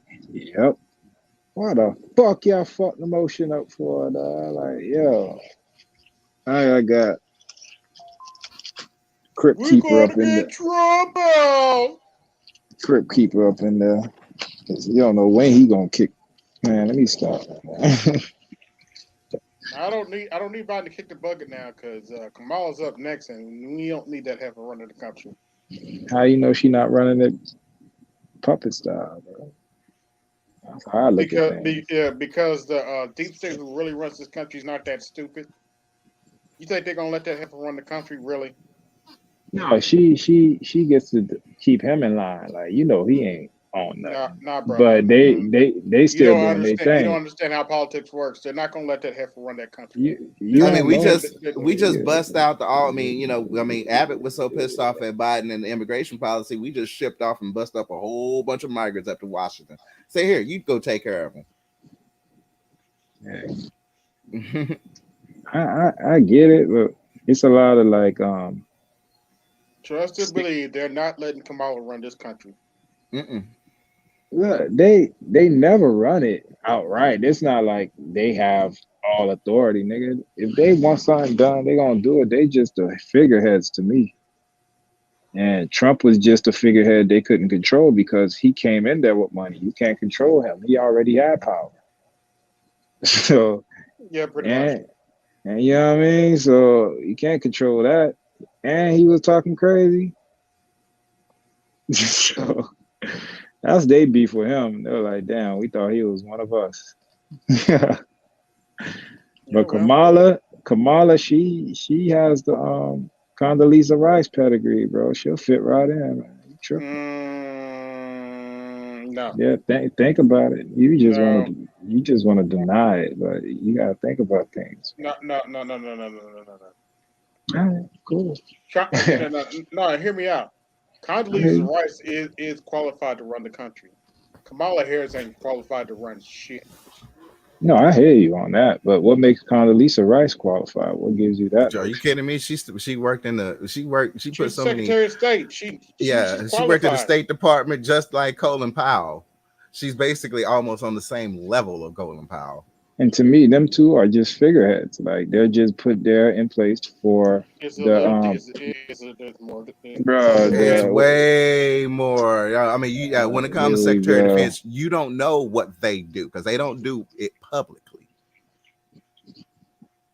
Yeah, that's why they have sealed off rooms within the Pentagon when they have their meetings and they make their decisions. Say what you want about Condi. She's qualified to run the country. Hell yeah, she's way qualified. All right, and with such secrecy in the government, why do we know so much about them? Like, why are organizations that are supposed to be secret? Why do we know their names? Like, that's the thing with motherfuckers. Because they're part of the president's cabinet. No, I'm talking about other shit like SEAL Team 6 and all this other shit that we know names of. They know what they want you to know. Mm-hmm. What they don't want you to know Yeah, is but still bro, secret. okay, Mm-hmm. I'm stay right there. Remember, for years everybody was denying the existence of UFOs. Now it's all right. Yeah, there's UFOs out there. How did it That's become so? You know what I mean? because How so did? many people done seen them now. Test. They couldn't Okay, hide it no so more. but Even the that military, even military personnel was like, "Look, we coming out with it." okay, but how many secrets have we already known about? And years later, they come out and they're saying, yeah, there weren't any WMDs. But at the time, that's what they were screaming. We already knew it, bro. Like Well, I mean, it was like that. What this AB? It was country is. like that 25-year, release I'm a. time frame. You got to wait. That's what I mean. Fool. Like this country is built on smoke and mirrors. They'll show you in movies and this and not just that. They'll outright sometimes tell you if you pay attention. Right. And I mean, then we're and not gonna be then 100% transparent. You forget that happened. Never. no, but you don't have to be. For the layman, they ain't gonna understand. But for motherfuckers who got sense, we peep, but it ain't enough. I mean, hell, even Trump, when he got in, he was like, "Oh yeah, hey, UFOs actually exist. Oh We've been man, working with them." But when he released, when he opened his dog. mouth, I'm like, "Yo, You remember when Obama got yo." in? He He confirmed it. Obama I was like, he would be making that up unless he didn't see some classified docs on it. Obama said he actually wanted to go to Area 51. Like he was slipping up, making it like jokes. But now it's confirmed. Like these things are out here. So I'm just using that as a plateau to tell you, like these motherfuckers will show you shit in your face, and you'll sit there. Yeah, ain't no lizard people. Like, all right. There's a reason. Some type of idea where these movies come from, or these topics, or rumors. They don't just pop out the sky. They be telling you shit for years. Like they told you for years you were gonna have a way to talk to your significant other or friends through a lens or a camera on your phone, and we were like, no, that shit will never happen. Now we doing it on a cell phone. It's nothing now. Remember that shit? It used to be a fucking ride. I'm from Miami, so I've been to Orlando forever. I remember as a kid, that was like a camera phone or a phone where you're looking at someone and they're talking to you from another place. That shit was it was in that ride, Inventions. I forgot the name of the fucking ride, but it's like Futureland. Like it was supposed to be depicting the future and shit. Now we got Bro, fucking talk. the FBI and NSA showed. I mean, you go to the Smithsonian, you can see it. I mean, they had a robot fly. Literally, Man. the term "fly on the wall." Yeah, we got Yeah. those. They got mosquitoes that do all kind of shit, man. So cool. Now, I mean, now they're fucking with with actual nanites. So yeah, I heard that shit too. I was like, damn, we in some fucking Cobra, what the fuck, G.I. Joe shit. Mm-hmm. Good night, AB. Get some rest, bro. What time is it? Oh, I guess early. But the days are flying by, my nigga. What the Hell fuck? yeah. It's already August 9th. Nigga. The days are flying, cuz. I know. I mean, before you know it, when I wake up later this morning, it'll be like fucking 9 o'clock. Man, this shit's sped up, man. This shit getting sped up. And then I heard they stopping daylight savings time. Like this is the last year of that shit. Really? Mm-hmm. Bro, there's a lot of shit going on, man. These crackers ain't playing, bro. You better grab your nuts. Get ready. Yeah, I've been telling people this. You ain't telling people shit. You talking That's about the not- Dolphins. No, it's all, nah, we need a release though, but it's crazy. Right? It is. But if you're a man of God, you already knew these times are coming, man. I was about to say that. I said now with the time speeding up, the technologies, we're at the end of the line, bro. Nah, I ain't gonna say all that. I'm just saying, yeah, get your shit right, man. I gotta get my shit right. UFOs discovered a couple months ago.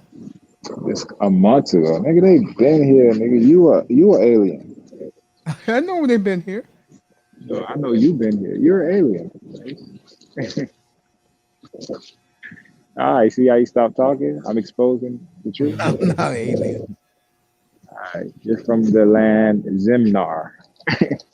Seminar. Where is that at? You know, Lou, across from Toluca. Lou, I'm sorry. Those special effects in Star Trek Discovery, that they won me over on that. I've always been like, okay, let's move to the future. Yeah, I'm happy to be in the 32nd century and see what the Federation can now do. Hey, but check this out, Raven. I've never asked this nigga Mace. I just start asking. When did I start watching Star Wars and all that shit, Mace? About a year and a half ago. Bro, during the pandemic, I've never watched that shit as a kid. I never got the fucking fandom. I used to be like, these motherfuckers is crazy, bro. No, Like, you crazy, man. who used to watch these 10-hour movies? Me? I used to Yeah. watch Star Wars. That was a Star Wars nut. Star Hey, Wars, bro. Star Trek, yeah. We God, went through the whole sci-fi category. Bro, who had the time? Thank you, I God. mean, what got me into sci-fi was like, what was that old movie back in the 80s? It was Time Bandits. Remember that? You remember Yeah, I Buckaroo remember that, Banzai? yeah. I remember that, yeah. The movie that basically made Jeff Goldblum a star. Who the fuck is that? Yeah, Buckaroo Banzai. Buckaroo Banzai, yeah, that was from the 80s. Mm-hmm. What made me like it was, what made me love science fiction was the Godzilla movies. Mm-hmm. That's when I got into it, and I was only 4 years old.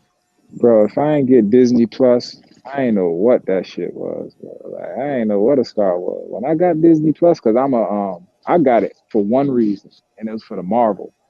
I'm a big Avengers fan. Here we bro, go. I've been all over. Let me step out. I'm gonna be here. Let Raven and Anthony talk about the Avengers. I finally got the whole 411 on Avengers, the Kang Dynasty, as well as Avengers Secret War. Hey, don't fuck with it. Don't fuck up my shit, man. I ain't gonna spoil it, but it basically, okay. I mean, because still Kang hasn't necessarily revealed what his intentions are. Bro, now, I haven't watched No, I didn't read no comics. That's the thing. I got into all this shit when I started watching the movies. Loki really does start off all of it, because I mean that's where the first variant popped up.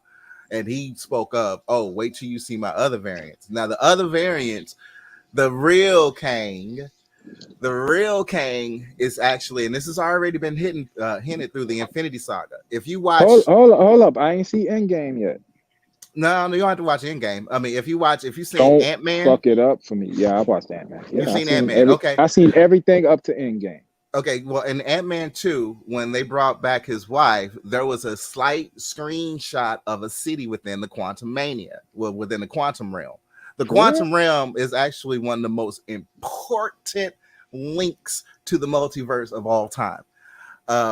So in the quantum realm, that's where Kang is at. Kang has his headquarters. So if you're watching, who the fuck is Kang? If you watch, spoiling shit for me, dog. Stop talking, bro. I mean, like I said, there has not been any spoilers because we still don't know what his end game is. Because I mean, I don't know who Kang is, bro. Kang is this dude. I mean, it's like all right. See, now you fucking with me, dog. Nah, I mean, no, he's a multiple variant bad guy. He's basically a time traveler. I mean, he's basically look at this guy. Look at this guy. Raven, what he's trying to tell you is he don't want to hear about none of that. He wants to find out himself. I want to find out. I don't know. You want to find out? Okay, so you got to wait for the upcoming Ant-Man 3, because you cutting me off. I'm trying to tell you where you're gonna find out. Bro, but you jumping the shit I ain't even come to yet. I ain't watch Endgame. I'm like, okay, I ain't watch Endgame yet. This is not no spoiler. I'm telling you where you're gonna find this out. Oh, this one of those guys, bro. You just want to talk, man. Listen. I've watched it from jump to Endgame, and the only reason I ain't finished Endgame yet because they came out with the Black Widow. So now I'm backtracking. I'm backtracking to Black Widow, and then after I go to Black Widow, I'm gonna go to Endgame, and then I'm gonna watch the Loki. It doesn't have anything to do with Endgame. This guy. I'm gonna watch the Loki series. I'm gonna watch the Hawk series. Yeah, you gotta. I'm gonna watch all of them. Then I'm gonna get to what you're talking about. Okay, I okay. can't So you watch it now behind. if I ain't get But to I wasn't fucking talking Endgame. about that. I said Ant-Man 2. Yeah, I seen that, and I remember Okay, when she okay. came out. Stop. Okay, Do you not remember that scene where when Michelle Pfeiffer came back and they showed the little city that looked like it was in a bubble I have to in go the back and quantum realm? watch it. Yeah, I'm gonna go it back was a and watch it. fast frame. I mean, it really was a fast frame. I'll go back and watch and see, Yeah. look for it. But yeah, everybody was like, you know, when they zoomed, they're like, wait, there's a city there. So that's how she basically survived while she was in the quantum realm. Well, the quantum, well, where she survives, that's actually Kang's headquarters, the real one. This nigga. I didn't even know. Yeah, and Kang, I mean, you know, trust me, Kang is it is confusing. That's why I'm like, you gotta Why watch. is you telling me about a character I haven't even heard He's of talking right around now? I test. He's not telling you. He's talking around. I'm not even telling you how he dies or nothing like that. I mean, I'm just like, look, you need to watch Loki, and I'm basically out, Jonathan Matthews comes up in I'm Ant-Man out. 3. Yeah. All right. You know what you're doing? It's like you ruining something I've been doing for years right now. How am I Damn. ruining it? I haven't even told the Because you're story. telling me about things and characters. I get Dude, it. this is the next 2 sagas over the next 5 years. What are you talking about? Let me find that out. You already know go that. find it out. Thank you. Damn. I'm trying to tell you where I'm at Can't so you teach can the be new like, age anything. okay. That's fine. Y'all have a good night. Peace. You trying to tell me about the movie. That's it. I'm like, yo. Damn, Tess, you ran Raven off, bro. I ain't run them all. Did I get angry? You know me, bro. Usually I'll be screaming and shit. I fuck with Raven, bro. All I was trying to tell him. You get what I'm trying to say? All I right. know what you're trying to say, yeah. Picture this. You watching a game, right? Mm-hmm. You watching the game. You recorded, right? Yeah. And you don't want to hear nothing about it because you want to see the game. Exactly. And then here comes somebody talking around the game, but kind of giving you hints about the end of the game. Like, bro, I don't want to hear that. Like, come on. Let me get it all excited like you excited about it. But because you know everything, you outright want to tell me without telling me. But now you're telling me about a character I've never even thought about. But eventually I would have got there because I have my way of doing things. But damn, bro, and I wasn't even being mean or fucked up about it. I was just telling them, chill, yo, this is where I've gotten to. Let me find. Y'all know, but when he come here, I ain't tell you how he died. I ain't tell you. Come on, dog. How am I being fucked up right now? How I ran him off? Come on, Mace, bro. If you saying that, then I'm out, my nigga, because that's fucked up, dog. How I ran this nigga off? I don't know, man. I'm being respectful, bro. I was telling him, look, bro, this is where I'm at. Yeah, I know you bro, was. Just chill. Yeah, I know you was, bro. Damn. And you can't teach the new generation. Why are you teaching me something about telling me about the movie? Damn, fool. Why it's always gotta be if you don't do it my way? Man, fuck all that, man. I ain't even finna worry about that shit. Come on, bro. And if you older than me, that's petty as fuck, dog. Like, you gonna get mad over that? I'm just gonna leave it alone. According to your boy, our boy Sean, Dolphins put both Lewis, I forgot his last name, the receiver, and Preston Williams on the block. What's the who? I know Preston Williams. Who's the other one? Len Bowden. Yeah, he ain't come down here and do shit. He just speed, but yeah, we probably get something, maybe a fourth or a fifth one. Just trade him to get a special team piece. Get Jakeem Grant back. Did they find Biden's memory? Yeah, man. Joe Biden's memory. That was Commandante Lou in the chat. Ooh. Yeah, me and Quinte, we went around the whole league. We talked a lot about the Dolphins. We agree. Yeah, I'm just ready for the season, bro. I don't even. A bunch of people just running their mouth about sport. I just want to see that shit. I What killed they them. Yeah, go what they ahead. talking about? Yeah, I'm asking what they talking about. Like, Oh, that nobody's buying tours throws like ESPNs of the world. Uh, they believe that the Miami PR department fixed shit, which they do. And Quinte agreed with me about that.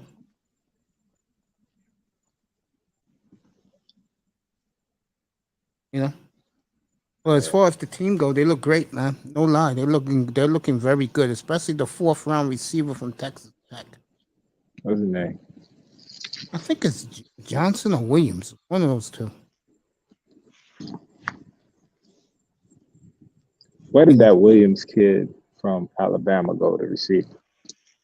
know. I should know this. See, I know who you're talking about. He got hurt. I think he went to. Let me try and get this right. I think he went to Minnesota. No, for real? I think so. Yeah. Damn. What? For real? Yeah, I think so. Yeah. Fuck. Maybe they forgot about it. Let me find out. Out. I don't know why. He strike me as somebody who just gonna come out of nowhere. Cause remember I he think was the I think he was Philadelphia or Philly. I mean, yeah, damn, but Philly or Minnesota. I'm gonna they find got out him right too. now. Yeah. Good. They got him and Devontae Smith. They trying to build Alabama down there. Yeah, I told me about Jalen Hurts. Jalen Hurts got motherfuckers going crazy A lot of down there. people, and I'm one of them. A lot of people think they're gonna. I believe they're gonna win that division. Yeah, you gonna expose that.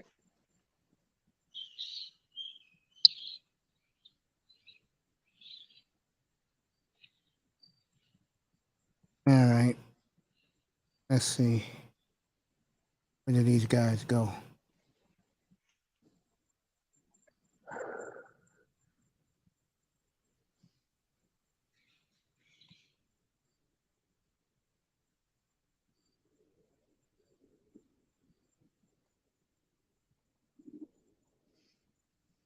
Let me see.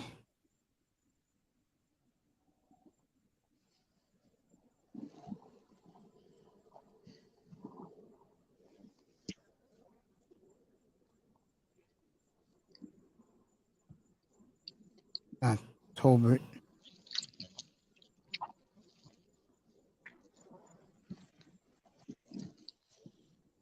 He went to Detroit. Mm, First round pick. okay. He went 32nd. Thank Mm, you. Even Mr. Miami said it. Yeah, he went to Detroit. okay. Can't hurt me that bad over there with Jared Goff. You played Detroit week 2. Yeah, they want revenge from last year, week 1. Yeah. Debo fumbled the ball. I couldn't believe he fumbled that ball. I was like, what? They were up 37-7, God, whipping ass. and they almost gave that game away. Gave it to him. Fool. It came down to the last second. That was some Dolphin shit. You think about Yeah. it. That's what the Dolphins do. They'll have a lead and bro, I will never that shit is one of my fuck that shit aches me every time I think of it. And the Dolphins are up on the Jets that Monday night game. Yeah, Mr. Miami, I'm giving you all the credit for that. Trust me. Yeah, Mr. Miami had that answer. Mr. Miami, yo drunk ass, man. No, his mouth still hurt. He had some gums removed. He's still drinking. He said he'll be back in 2 weeks, which means when he comes back, he will have missed a month.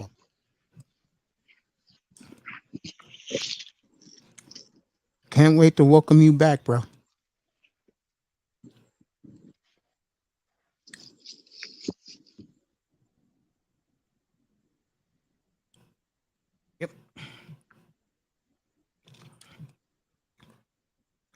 Yeah, I like Philly this year a lot.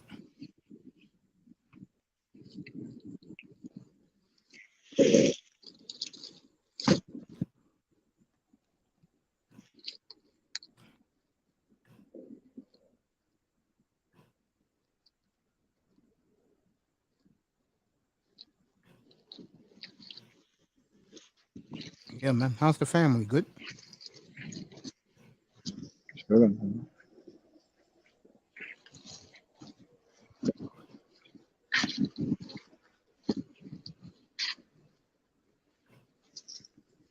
All good. Oh, All good.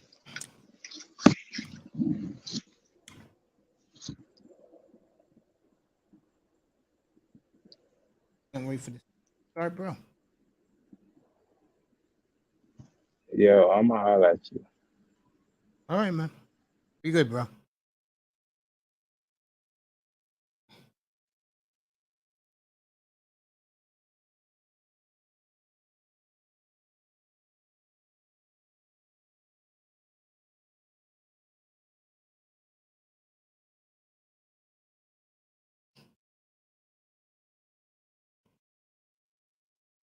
So I was getting ready to wrap up anyway. This was a good night tonight. I want to thank Quinte, Manzano, Raven, AB Media, and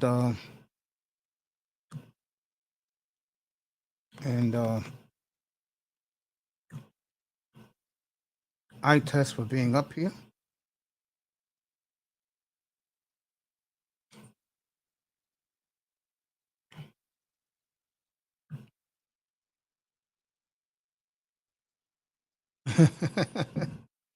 Hi, I'm new here, Mr. Miami. I want to thank him.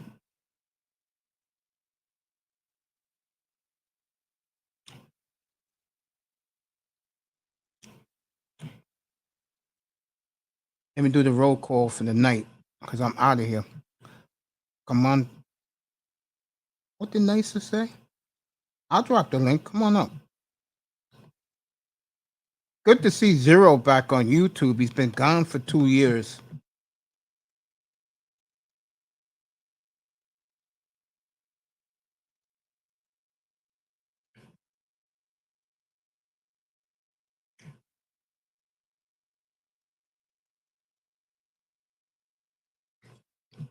Good to see Zero. He's back. Got a packed house in his chat room. Hasn't been on in 2 years. He wants it. She can come up. Hit that like button, people in the clouds. Yeah, tonight was a good night. You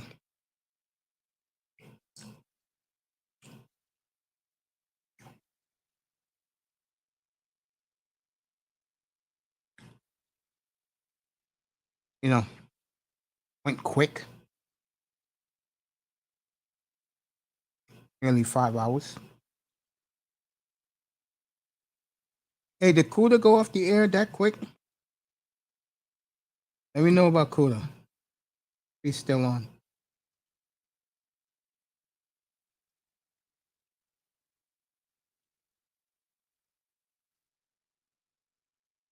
Kuda went off. I forgot. He went to Laos.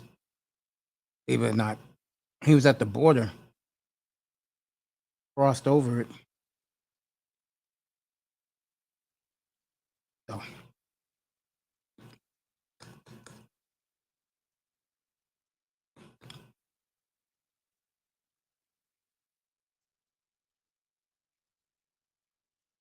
Wait for Nicer to give me a few minutes. Then I'll see you all tomorrow night.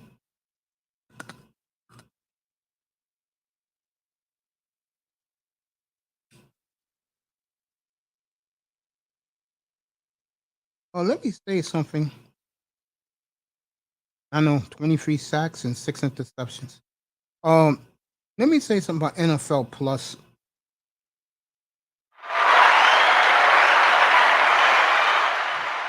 As the beautiful Nicer has joined me. I want to say this about NFL Plus for a quick second. You had the perfect idea, bleeped up. Instead of NFL Plus for all the out of town, for the local games, you should have made it for all the out of town games, and people would have gladly paid you $59.99 for that. Instead, you're gonna do home teams. NFL, you always drop the goddamn ball. Leave me alone. What's up, nicer? Good evening, baby. Who you killing now, Mace? What's up, Macy? The NFL. How you doing, baby? I'm alright. I just finished working on a beat. I wanted to work a little longer because I almost got it finished. I know exactly how I want it to sound, but I decided just to call it a night. Let me ask you this, because you're doing this for your platform, and I see that you're open for business now. I like that last beat. You very, very nice. No, thank you. How long does it take you to find the right combination to produce a beat?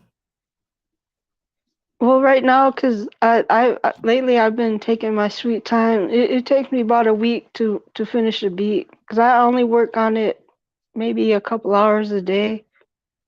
No, I've been doing a lot more what DJ Kuda has calls sound design, and the way he explained it to me, I can't really repeat it because I know I'm gonna butcher it. But basically, I just been playing around with not just the sounds, but how you present the sounds, or like how you can warp sound. I know I'm not explaining it right. But yeah, that's what I've been focusing a lot of my time on this past couple weeks. So I really haven't been making that many beats.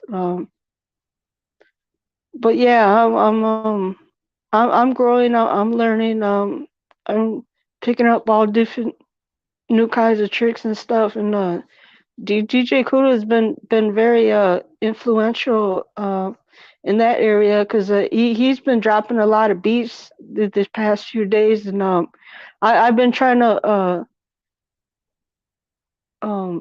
do the things that I hear him doing in the beats. Now I'm getting pretty close.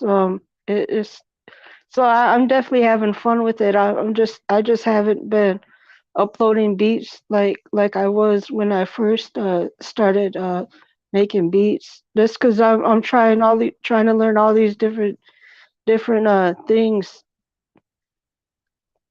Nice. Yeah.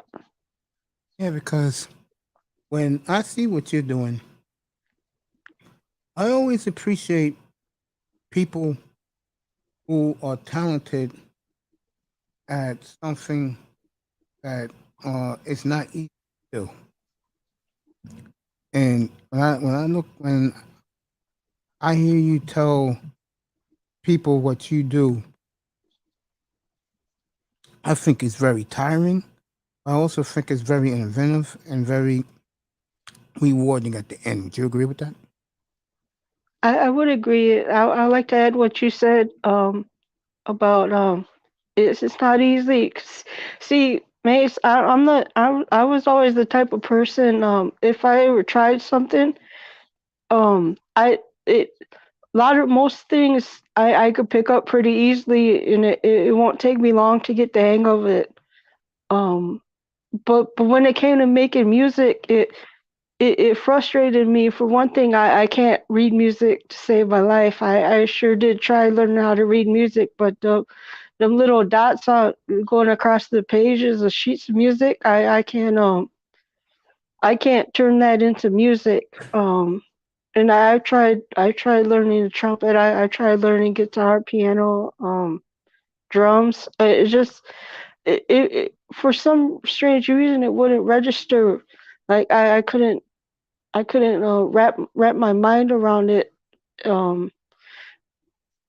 From the fifth grade when I first tried joining the school band back in elementary school, until I came across DJ Kuda's channel, and he lit that fire under me. He's got me thinking well, I'm not saying thinking, but he had got me believing again that I can actually make music. I just can't. Um, I'm just not doing it the way that I pictured how I would do it as far as learning to play instruments and whatnot. But that's just the thing about what has frustrated me in the past is because making music is the one thing that no matter how hard I tried doing it, I just couldn't do it. I just sucked at it. And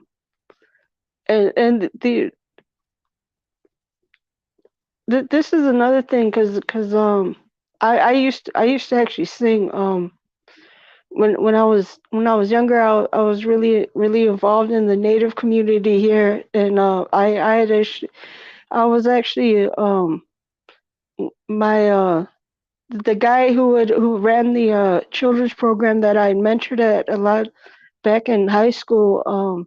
He actually put a drum group together, and I would learn the songs they were singing, and I would actually be singing at powwows and stuff. That I of course I'd also love singing along to the radio and things like that.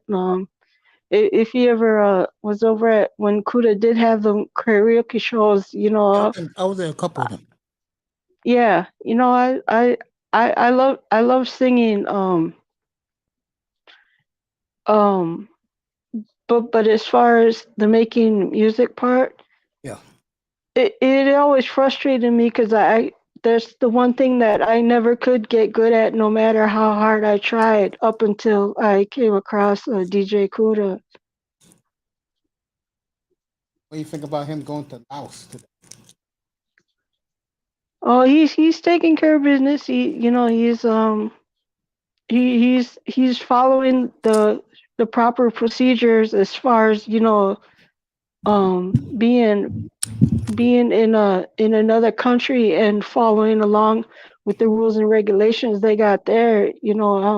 I just hope, and I've been praying that things work out for him, that he does get to stay, because you can tell how much of a positive impact being that part of the world is having on DJ Kuda, compared to how I used to see him when he would live stream while he was back here in the States. There definitely is a big positive difference.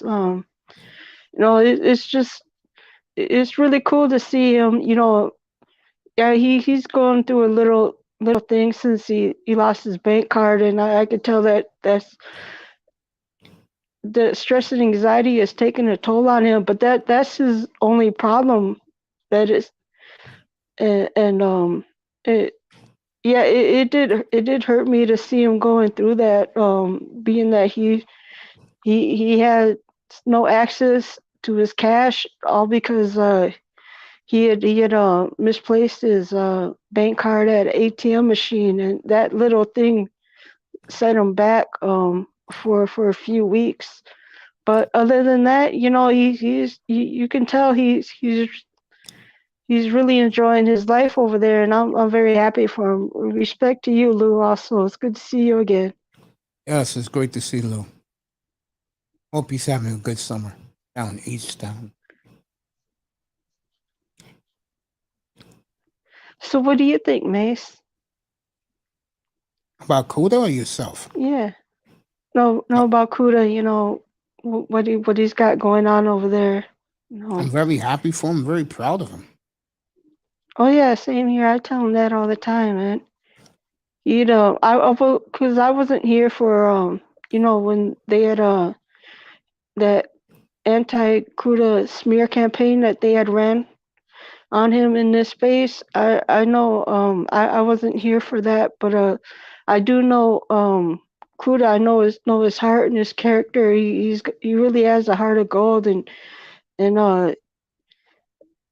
a man like that, he didn't deserve that kind of treatment, and I'm very happy and proud. And I tell him all the time, hey, look, you made it past all that BS.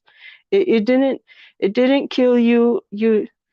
It it definitely made you stronger. It didn't deter you from doing the things that you want and living the life that he is living on his terms and not no one else's. And that's another thing that I'm very proud of that young man for. He's out there doing it. He just doesn't talk about it. He's doing it. He's showing and proving. Yeah, I agree.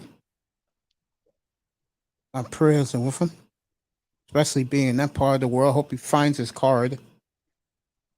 But he sounded kind of down to this morning when he was on this afternoon. Yeah, he's he's following the process. He's doing it the right way. Hopefully things works out. He doesn't have to stay in Laos for longer than he planned to, because he said he's just planned to be there for a few days to get his visa situation in order to be able to go back to Thailand and to get back into um Muay Thai, doing the training and of course making music,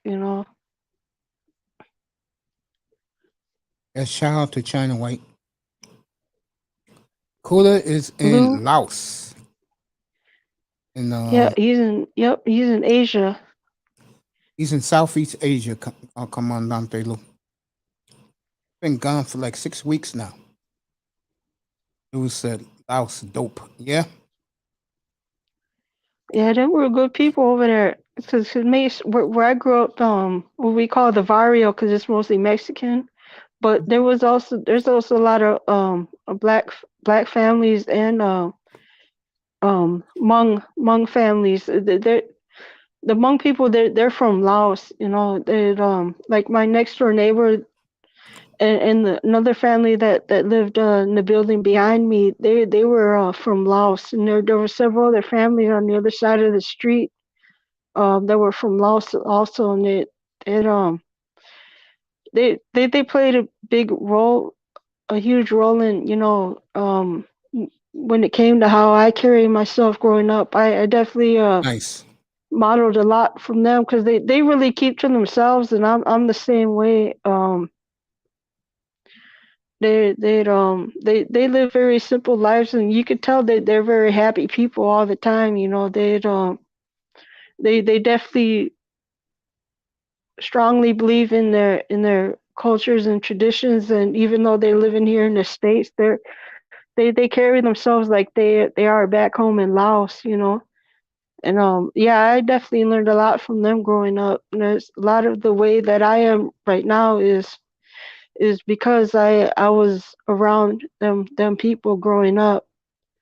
And I liked how they living, I liked how they carried themselves, and liked how classy they were, and that's how I am today. Is a lot of it, a lot of the reason why is because of um among people from Laos.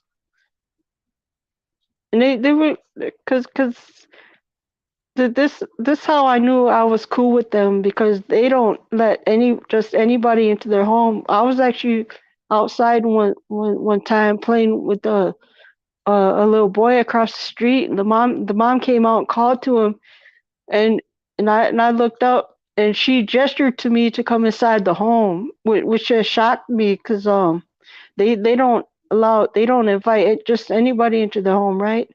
So I looked at her and nodded, like, you really invite me to your home? She smiled and gestured again.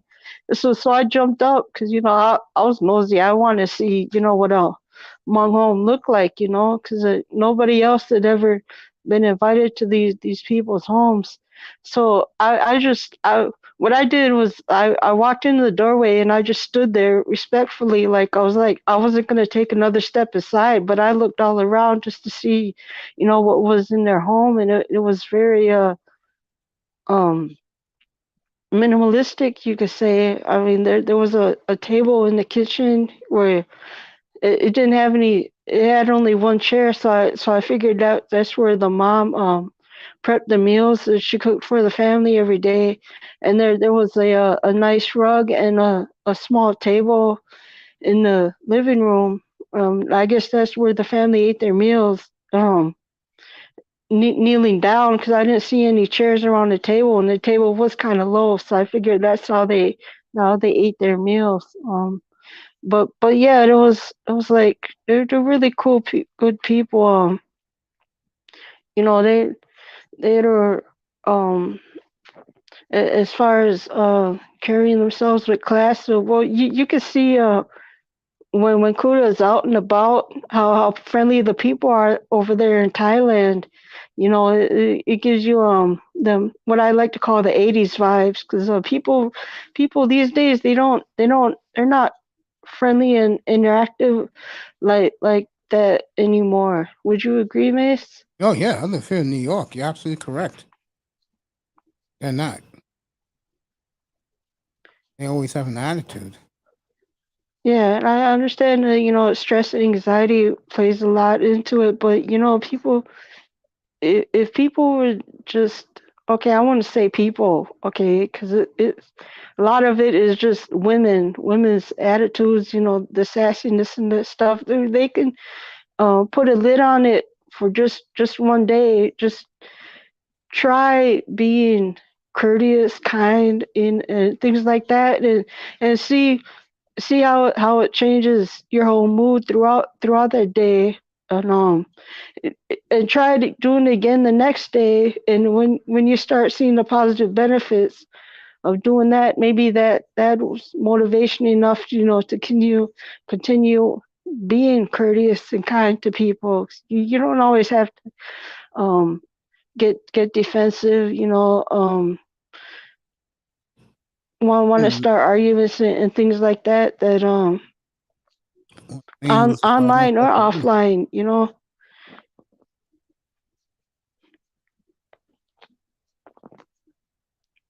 Oh yeah, Louis, you ever been to Asia?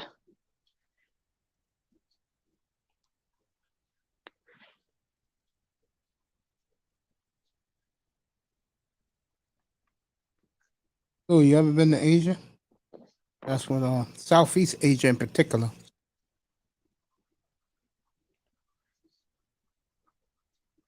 Yeah, also the mugs. What I knew, because all right, I was a bit mischievous when I was little, so there were times where I would tease them and things like that. It's just kids teasing each other. Um, when it came to other races of kids, it's just a little bit of teasing. Um, but there was a one time. All right, because the boy that lived across the street, his name was Her, right? Her. Yeah. And in English, Her is the feminine whatchamacallit. So I remember teasing him his name for a little bit. And, I know I should have stopped when I seen him getting heated. He actually started punching me in my arms, telling me, don't be disrespecting my name, because I understand names are sacred, and I forgot what it meant in their language, because afterwards I did ask him, what was your name, because I definitely respect names. I was just um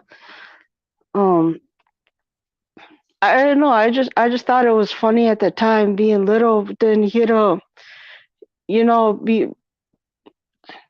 yeah, his parents raised him right, because he didn't hit me in the face or anything like that. He just kept punching my arms for I know I say like 30 seconds, just to get the point across, because I never did tease him after that. Um, but yeah, they're Laos people. They're really good people. You just they'll let you know, okay, you're being a bit too obnoxious. You better knock it off.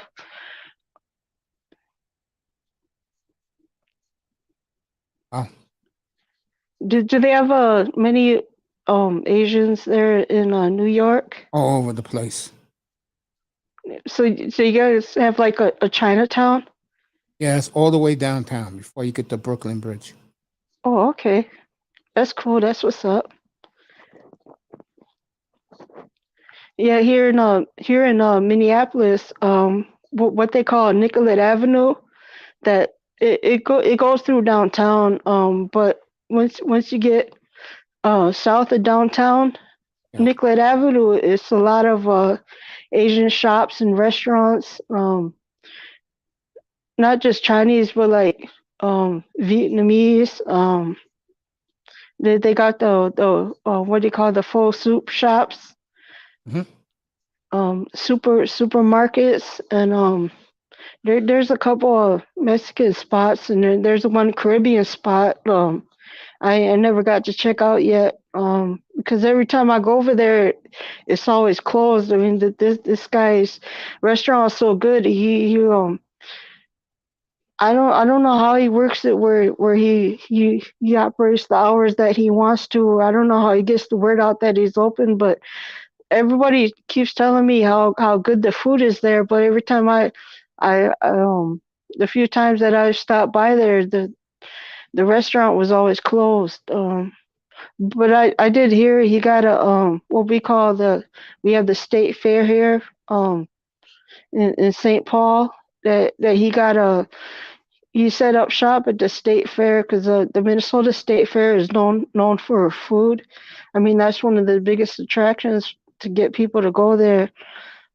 They have they run it I think the last couple weeks in August up until Labor Day. Awesome. Lou said Yeah, he's but been. yeah, this Nicollet Avenue, that's where you go on in South Minneapolis to get the Asian food. Yep. Lou said he's been to Japan, Thailand, and the Philippines. Oh, okay, that's So what's up. He's been to Southeast Asia. See, he said that in the business he does, Lou is a female name in China. Yeah, it is. It's like Li, Li. That's a man's name in Asia. Li, Li. Yeah, Li the woman, but then like Lee, that's the man. That's the man's name, right? That's here. Over there, it's Li. Is the Right. Yeah. So that yeah, there's also y- you can also get teased for that. Yeah. I see. yeah, definitely.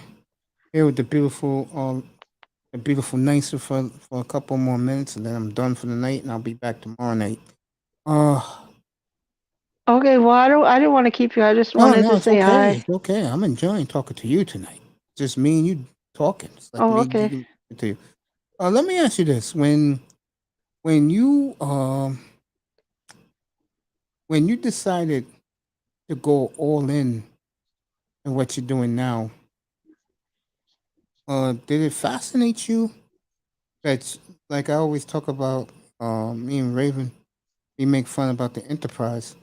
Does it always did it surprise you how much of a journey it has been for you doing this on your own by yourself? Yeah, it's because like I said earlier, for so long I didn't think making music could actually be my thing, even though that was the thing that I love the most. Because growing up, we didn't have a TV in the house. All we had was a radio and books, right? Mm-hmm. So I read a lot and I listened to a lot of music, and I fell in love with it. Music helped me get through a lot of crazy situations and events younger in my life. Mm-hmm. And yeah, when I first came to DJ Kuda and asked him for tech advice, because I'd wanted to get into songwriting, and part of that is being able to record vocals. So I was asking about mics and interfaces, and he recommended me what to get. And when he asked me what it was for, because he thought maybe I was going to start a channel, like start just to become a content creator, live stream and podcast and things like that. I said, no, this is just for making music. And then he recommended I start a channel anyways. So I did have a DAW on my software. I mean, on my laptop that was an updated version from an older version that a ex his brother's a producer here in the Twin Cities had given to me years ago, which at the time didn't make any sense, but it's like the universe telling me, you know, you got to get to making music. So I had this software on my laptop for years, but I had never played around with it until I came across DJ Kuda's channel, and then he had recommended that I start my own channel, and since making beats is the thing that I could actually do at the time, that's what I started doing and putting on my channel. And it turned out it was the right move, you know. So shout out to DJ Kuda, because that man is truly a visionary. He's never gonna steer you wrong with the advice that he gives you. Because look at now, so much 8-9 months later, YouTube is really pushing my beats out there heavy now, and people are actually clicking on them and listening to my music, which is still it amazes me. um when I I play certain beats that I've made, and I'm like, wow, I really made that. That was me. I did that. That I still get that incredible feeling. You know, it's just it's like that joy coming back to me that I didn't have for so long, because I really didn't think that I could actually be making music, and now I'm actually doing it, and it's like, man, I'd be waking up in the morning with the natural high. I'm not lying, Mace. It's I just believe you. right. That sets the tone for the whole rest of the day. It's just that's just how much I love music, and now I'm actually bringing my dream to life. You know. Yeah, I know when I first started doing this, when I started getting the hang of it, I was such a nut job. I used to do 3 shows a day. Like, it was no problem. And Yeah, you're a natural, Mace. It's like I said, one day I was like, well, you know what? Because I go back and watch Kudo's old shows. I was like, you know what? Mace got a whole gang of shows too. So one day I actually went back and watched your very first shows. I was like, wow, you could tell even back then, Mace, that you're a natural. I appreciate that so much. Thank you. And you are too, honey. But I really appreciate that. I was never scared to do this, believe it or not. Let me tell you, that Saturday night before Labor Day, I didn't know what to do. And there were like 100 people in the chat, and I had to apologize to them. Then Sunday night, I didn't know what to do, but it was strange. I came home from dialysis and I took a nap. And when I woke up, I checked my phone messages, and then I saw StreamYards, and they said, "You haven't started the show yet." They said, "Click on here." And I was like, "Oh my God." I said, "It's that easy?" And then I went on the air Labor Day night, 7 o'clock on the nose. This room was packed. And Wow. I thanked everybody for being here.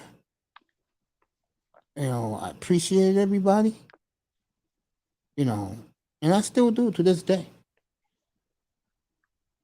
Well, Mace, you really resonate with people, man. You really, there's really something about you that draws people in, you know. And Um, I'm glad I met you. And shout out to Kevin Samuels. I'm glad I met you. Because that is actually where we met. Um, I'm glad I found you again, because there was a time while I was still watching Kevin Samuels before he blew up. I didn't see you for a while, and I didn't even know that it's because you had started your own channel. But yeah, I'm really glad I came across you again. I Cause I was so was like, happy. what happened to this guy? How come I don't see Mace around nowhere? No, I know I really don't be getting around um as many channels as I used to back when I first came into this space. But yeah, I'm so glad I ran back into you again. I appreciate that. Me too. I mean, and I know he's gone now. That meant the world to me. The last night I was in that man's room. I guess God was telling me that you may never speak, you may even be there anymore. And he said what's up to me that night. I was like, oh man. Oh, so happy for his success. I'm so sad that we lost him. Yeah, same here. Hey, Mace, I'll be right back in a few minutes, unless you're gonna wrap it up. No, go I'll just ahead. say Go ahead. goodnight. Go ahead. I'm gonna wrap it up. Go All ahead, right, baby. it's gonna I be a few love you. minutes. Yeah, I'm gonna wrap it up. You go ahead, baby. Go All ahead. right. All right, I love you. That is the beautiful Nicer. I want to thank Commandante Lou. And I appreciate that, Lou. Your day is almost coming, Lou. Get ready for it. It's almost that time. I got a big surprise for everybody soon. And I'm not kidding. Commandante Lou, thank you. I'll save him for last. See who else. Respect to you too, my brother. I love you, man. You know that.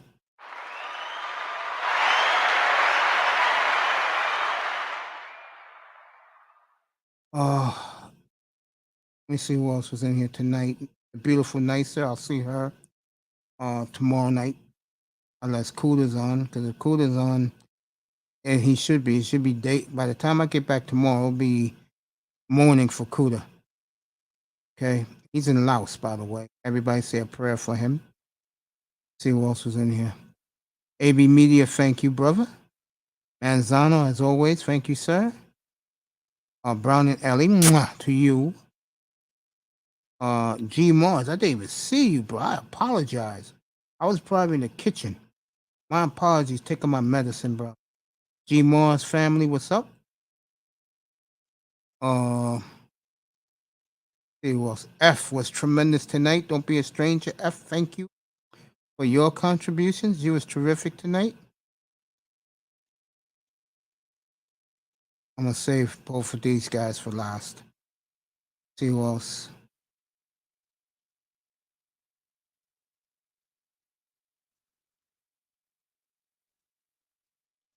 Eric Bird, thank you, family. This beautiful queen. Thank you, my love. She is stunningly gorgeous. See who else? Michael Metro, thank you.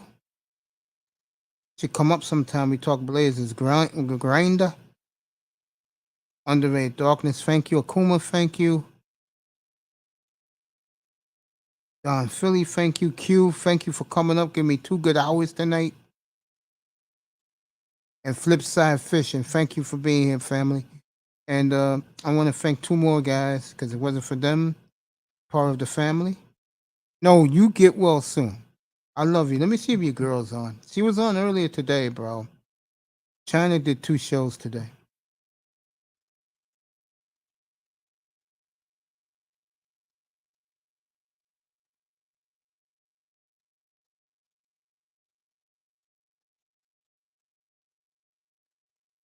Let me see if she's on tonight.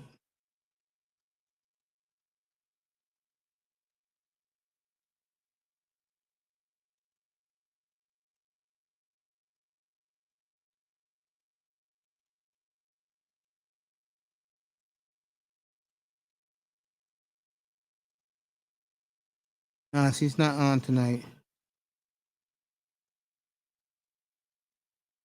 Bill Kessel to the Oilers. 2-6 back to Boston. That's in hockey. I'll elaborate more on that tomorrow night.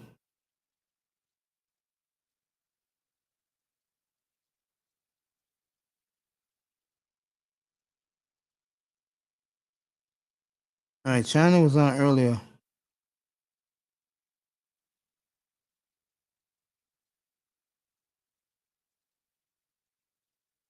I want to thank both Raven Knight, and I apologize to him. And I want to thank Mr. Miami Commandante Lou for being here tonight. And the people in the clouds, thank you so much, everybody. Let me find out where this guy went real quick. I know Lucius went back to Boston. Who went to Calgary? That's all I care about. Bill Kessler went to the Oilers, so the Oilers got their other wingman, and I'm telling you, the Oilers are going to be tough, folks. Oilers are going to be tough out in Edmonton. I'm gonna have fun covering that team all year long. Both of those teams out in Alberta. Becton is out for the year for the Jets. Mikhail Becton's out for the year, so the Jets are already with bad news.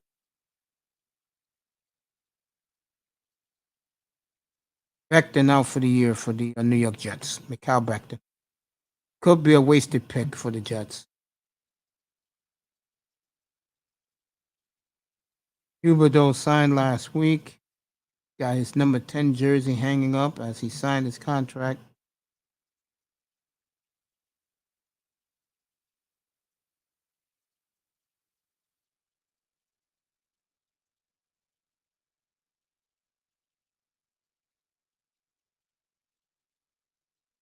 Check. I might as well kill the last 10 minutes with you. That's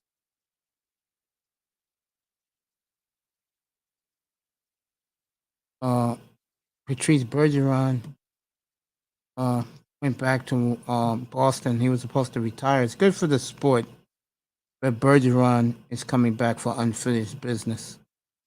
I'll check this Lucas trade and have it for you tomorrow night. I want to thank everybody for being here. Yeah, the Jets been out for 5 decades, bro. Forget 2, 5. I don't know. It was the let me tell you what it was. Since you asked. You know, I'll do anything for you, bro.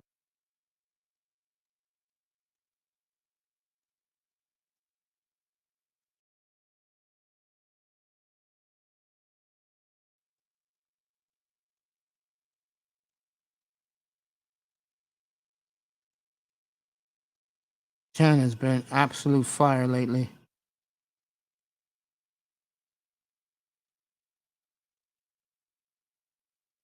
Boy, her subscribes grown last couple of months. Good for her. God damn, the Lions Den got over 13,000 subscribes. Good for her. She did auto submission today. I know that. Let me tell you what it was. She'll be on tomorrow at 3 o'clock she'll be on Wednesday at 3 o'clock.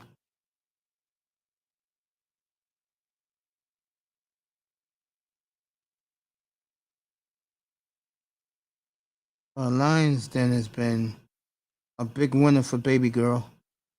I miss China White a lot, but she's busting her ass, doing her thing.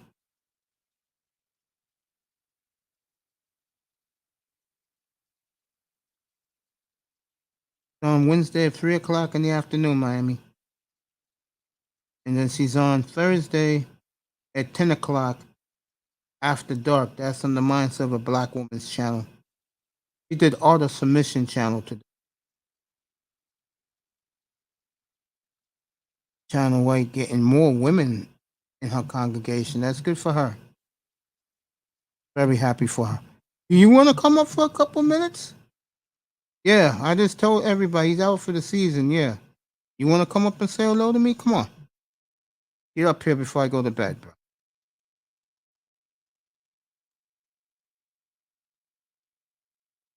Come on up. Give me a couple minutes and then I'm out of here for the night.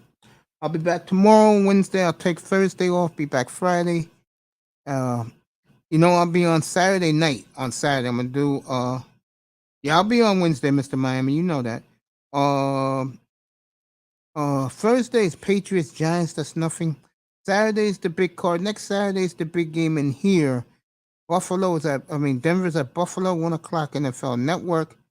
And then a game I'm interested in, Raiders at Miami next Saturday night. Not this one, next Saturday night, which should be the 20th. Wait and see if Big Money Sean want to come up and say hello to me.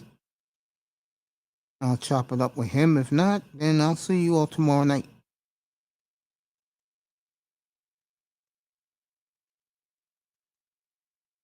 That was a bad swing, Slater. Very bad swing.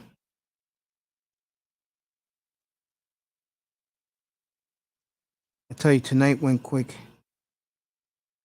I understand that, man. I love you, bro. I'll stay on for 6 more minutes and then I'm out of here for the night. And again, I'll see you all tomorrow night. Sean, keep up your awesome work, bro. You got more things coming your way, family. Don't worry about it. You do a phenomenal job in here.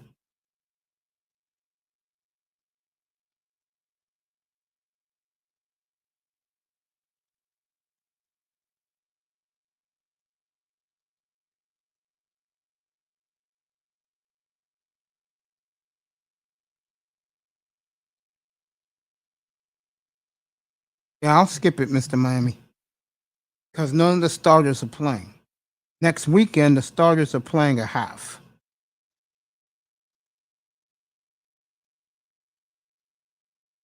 Hey, one thing about exhibition football in August, it goes fast, folks. September 8th, September 8th, yeah, I'll be up here for the Buffalo and Rams game. And then September 11th, I'll be in Sorrow. It'll be the 21st anniversary of 9/11. And then after that, we'll do football on that Sunday. The games suck. If Baker Mayfield wins the job in Cleveland and Carolina will be.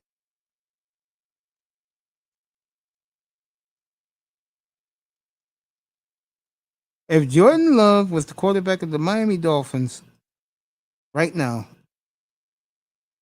he would throw 40 touchdowns this year with that arsenal. He would throw 40 touchdowns each. And I'm glad Quinte agreed with me about Jordan Love being in Miami. He didn't care about the 40 touchdowns. But the bottom line, he agreed with me when he was up here for 2 hours. Jordan Love would easily throw it 70 yards down the field to hit those two receivers speeding down the field. Won't even be a problem.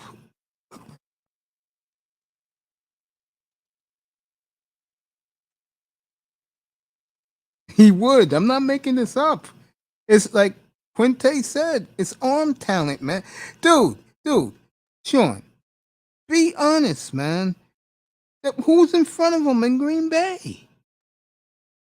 Who's in front of him? There you go. Same thing happened to Rodgers his first 3 years in Green Bay. He had to sit behind Favre.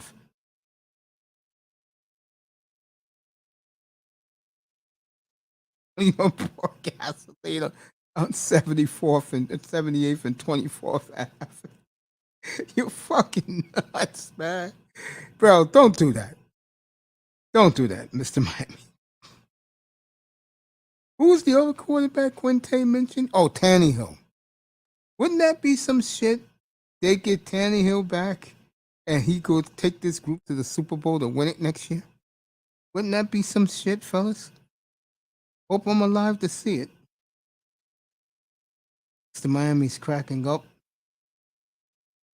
Midnight on the East Coast, 9 o'clock on the West Coast, 6 o'clock in the evening in Hawaii. It's daybreak in the motherland in Africa. Good morning to everybody over there. And I'm about to get off here. Sean says, Sean's laughing.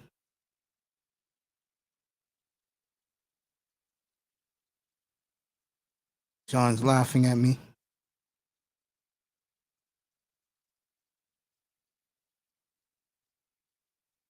I want to thank the people in the clouds. Night to you, Sean. I love you, man. Thanks for coming. Mr. Miami's cracking up with that bad mouth of his. I thanked everybody. I just want to say one more thing. If you didn't hear the news, KD said the reason why he wants out of Brooklyn tonight or this afternoon, broken by this young man in the chat right now, Big Money Son. He's my info guy. Not a problem, Sean. You know that. You know how I love you, bro. he doesn't want to play for the coach or the GM, and the coach and GM are good friends. Mr. Miami, welcome to the Steeler family. Dolphins for life. Big money Sean's cracking up.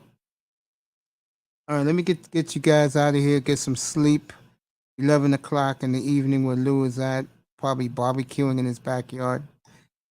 I just want to thank everybody and the beautiful Nicer, of course. No sex, no drugs, no women.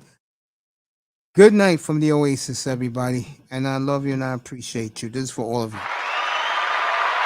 See you tomorrow night, 6:30, everybody. I love you, Mr. Miami. Love you, Sean. Love you, Lou. Welcome back, Lou. Appreciate you. Good night, everybody. Have fun.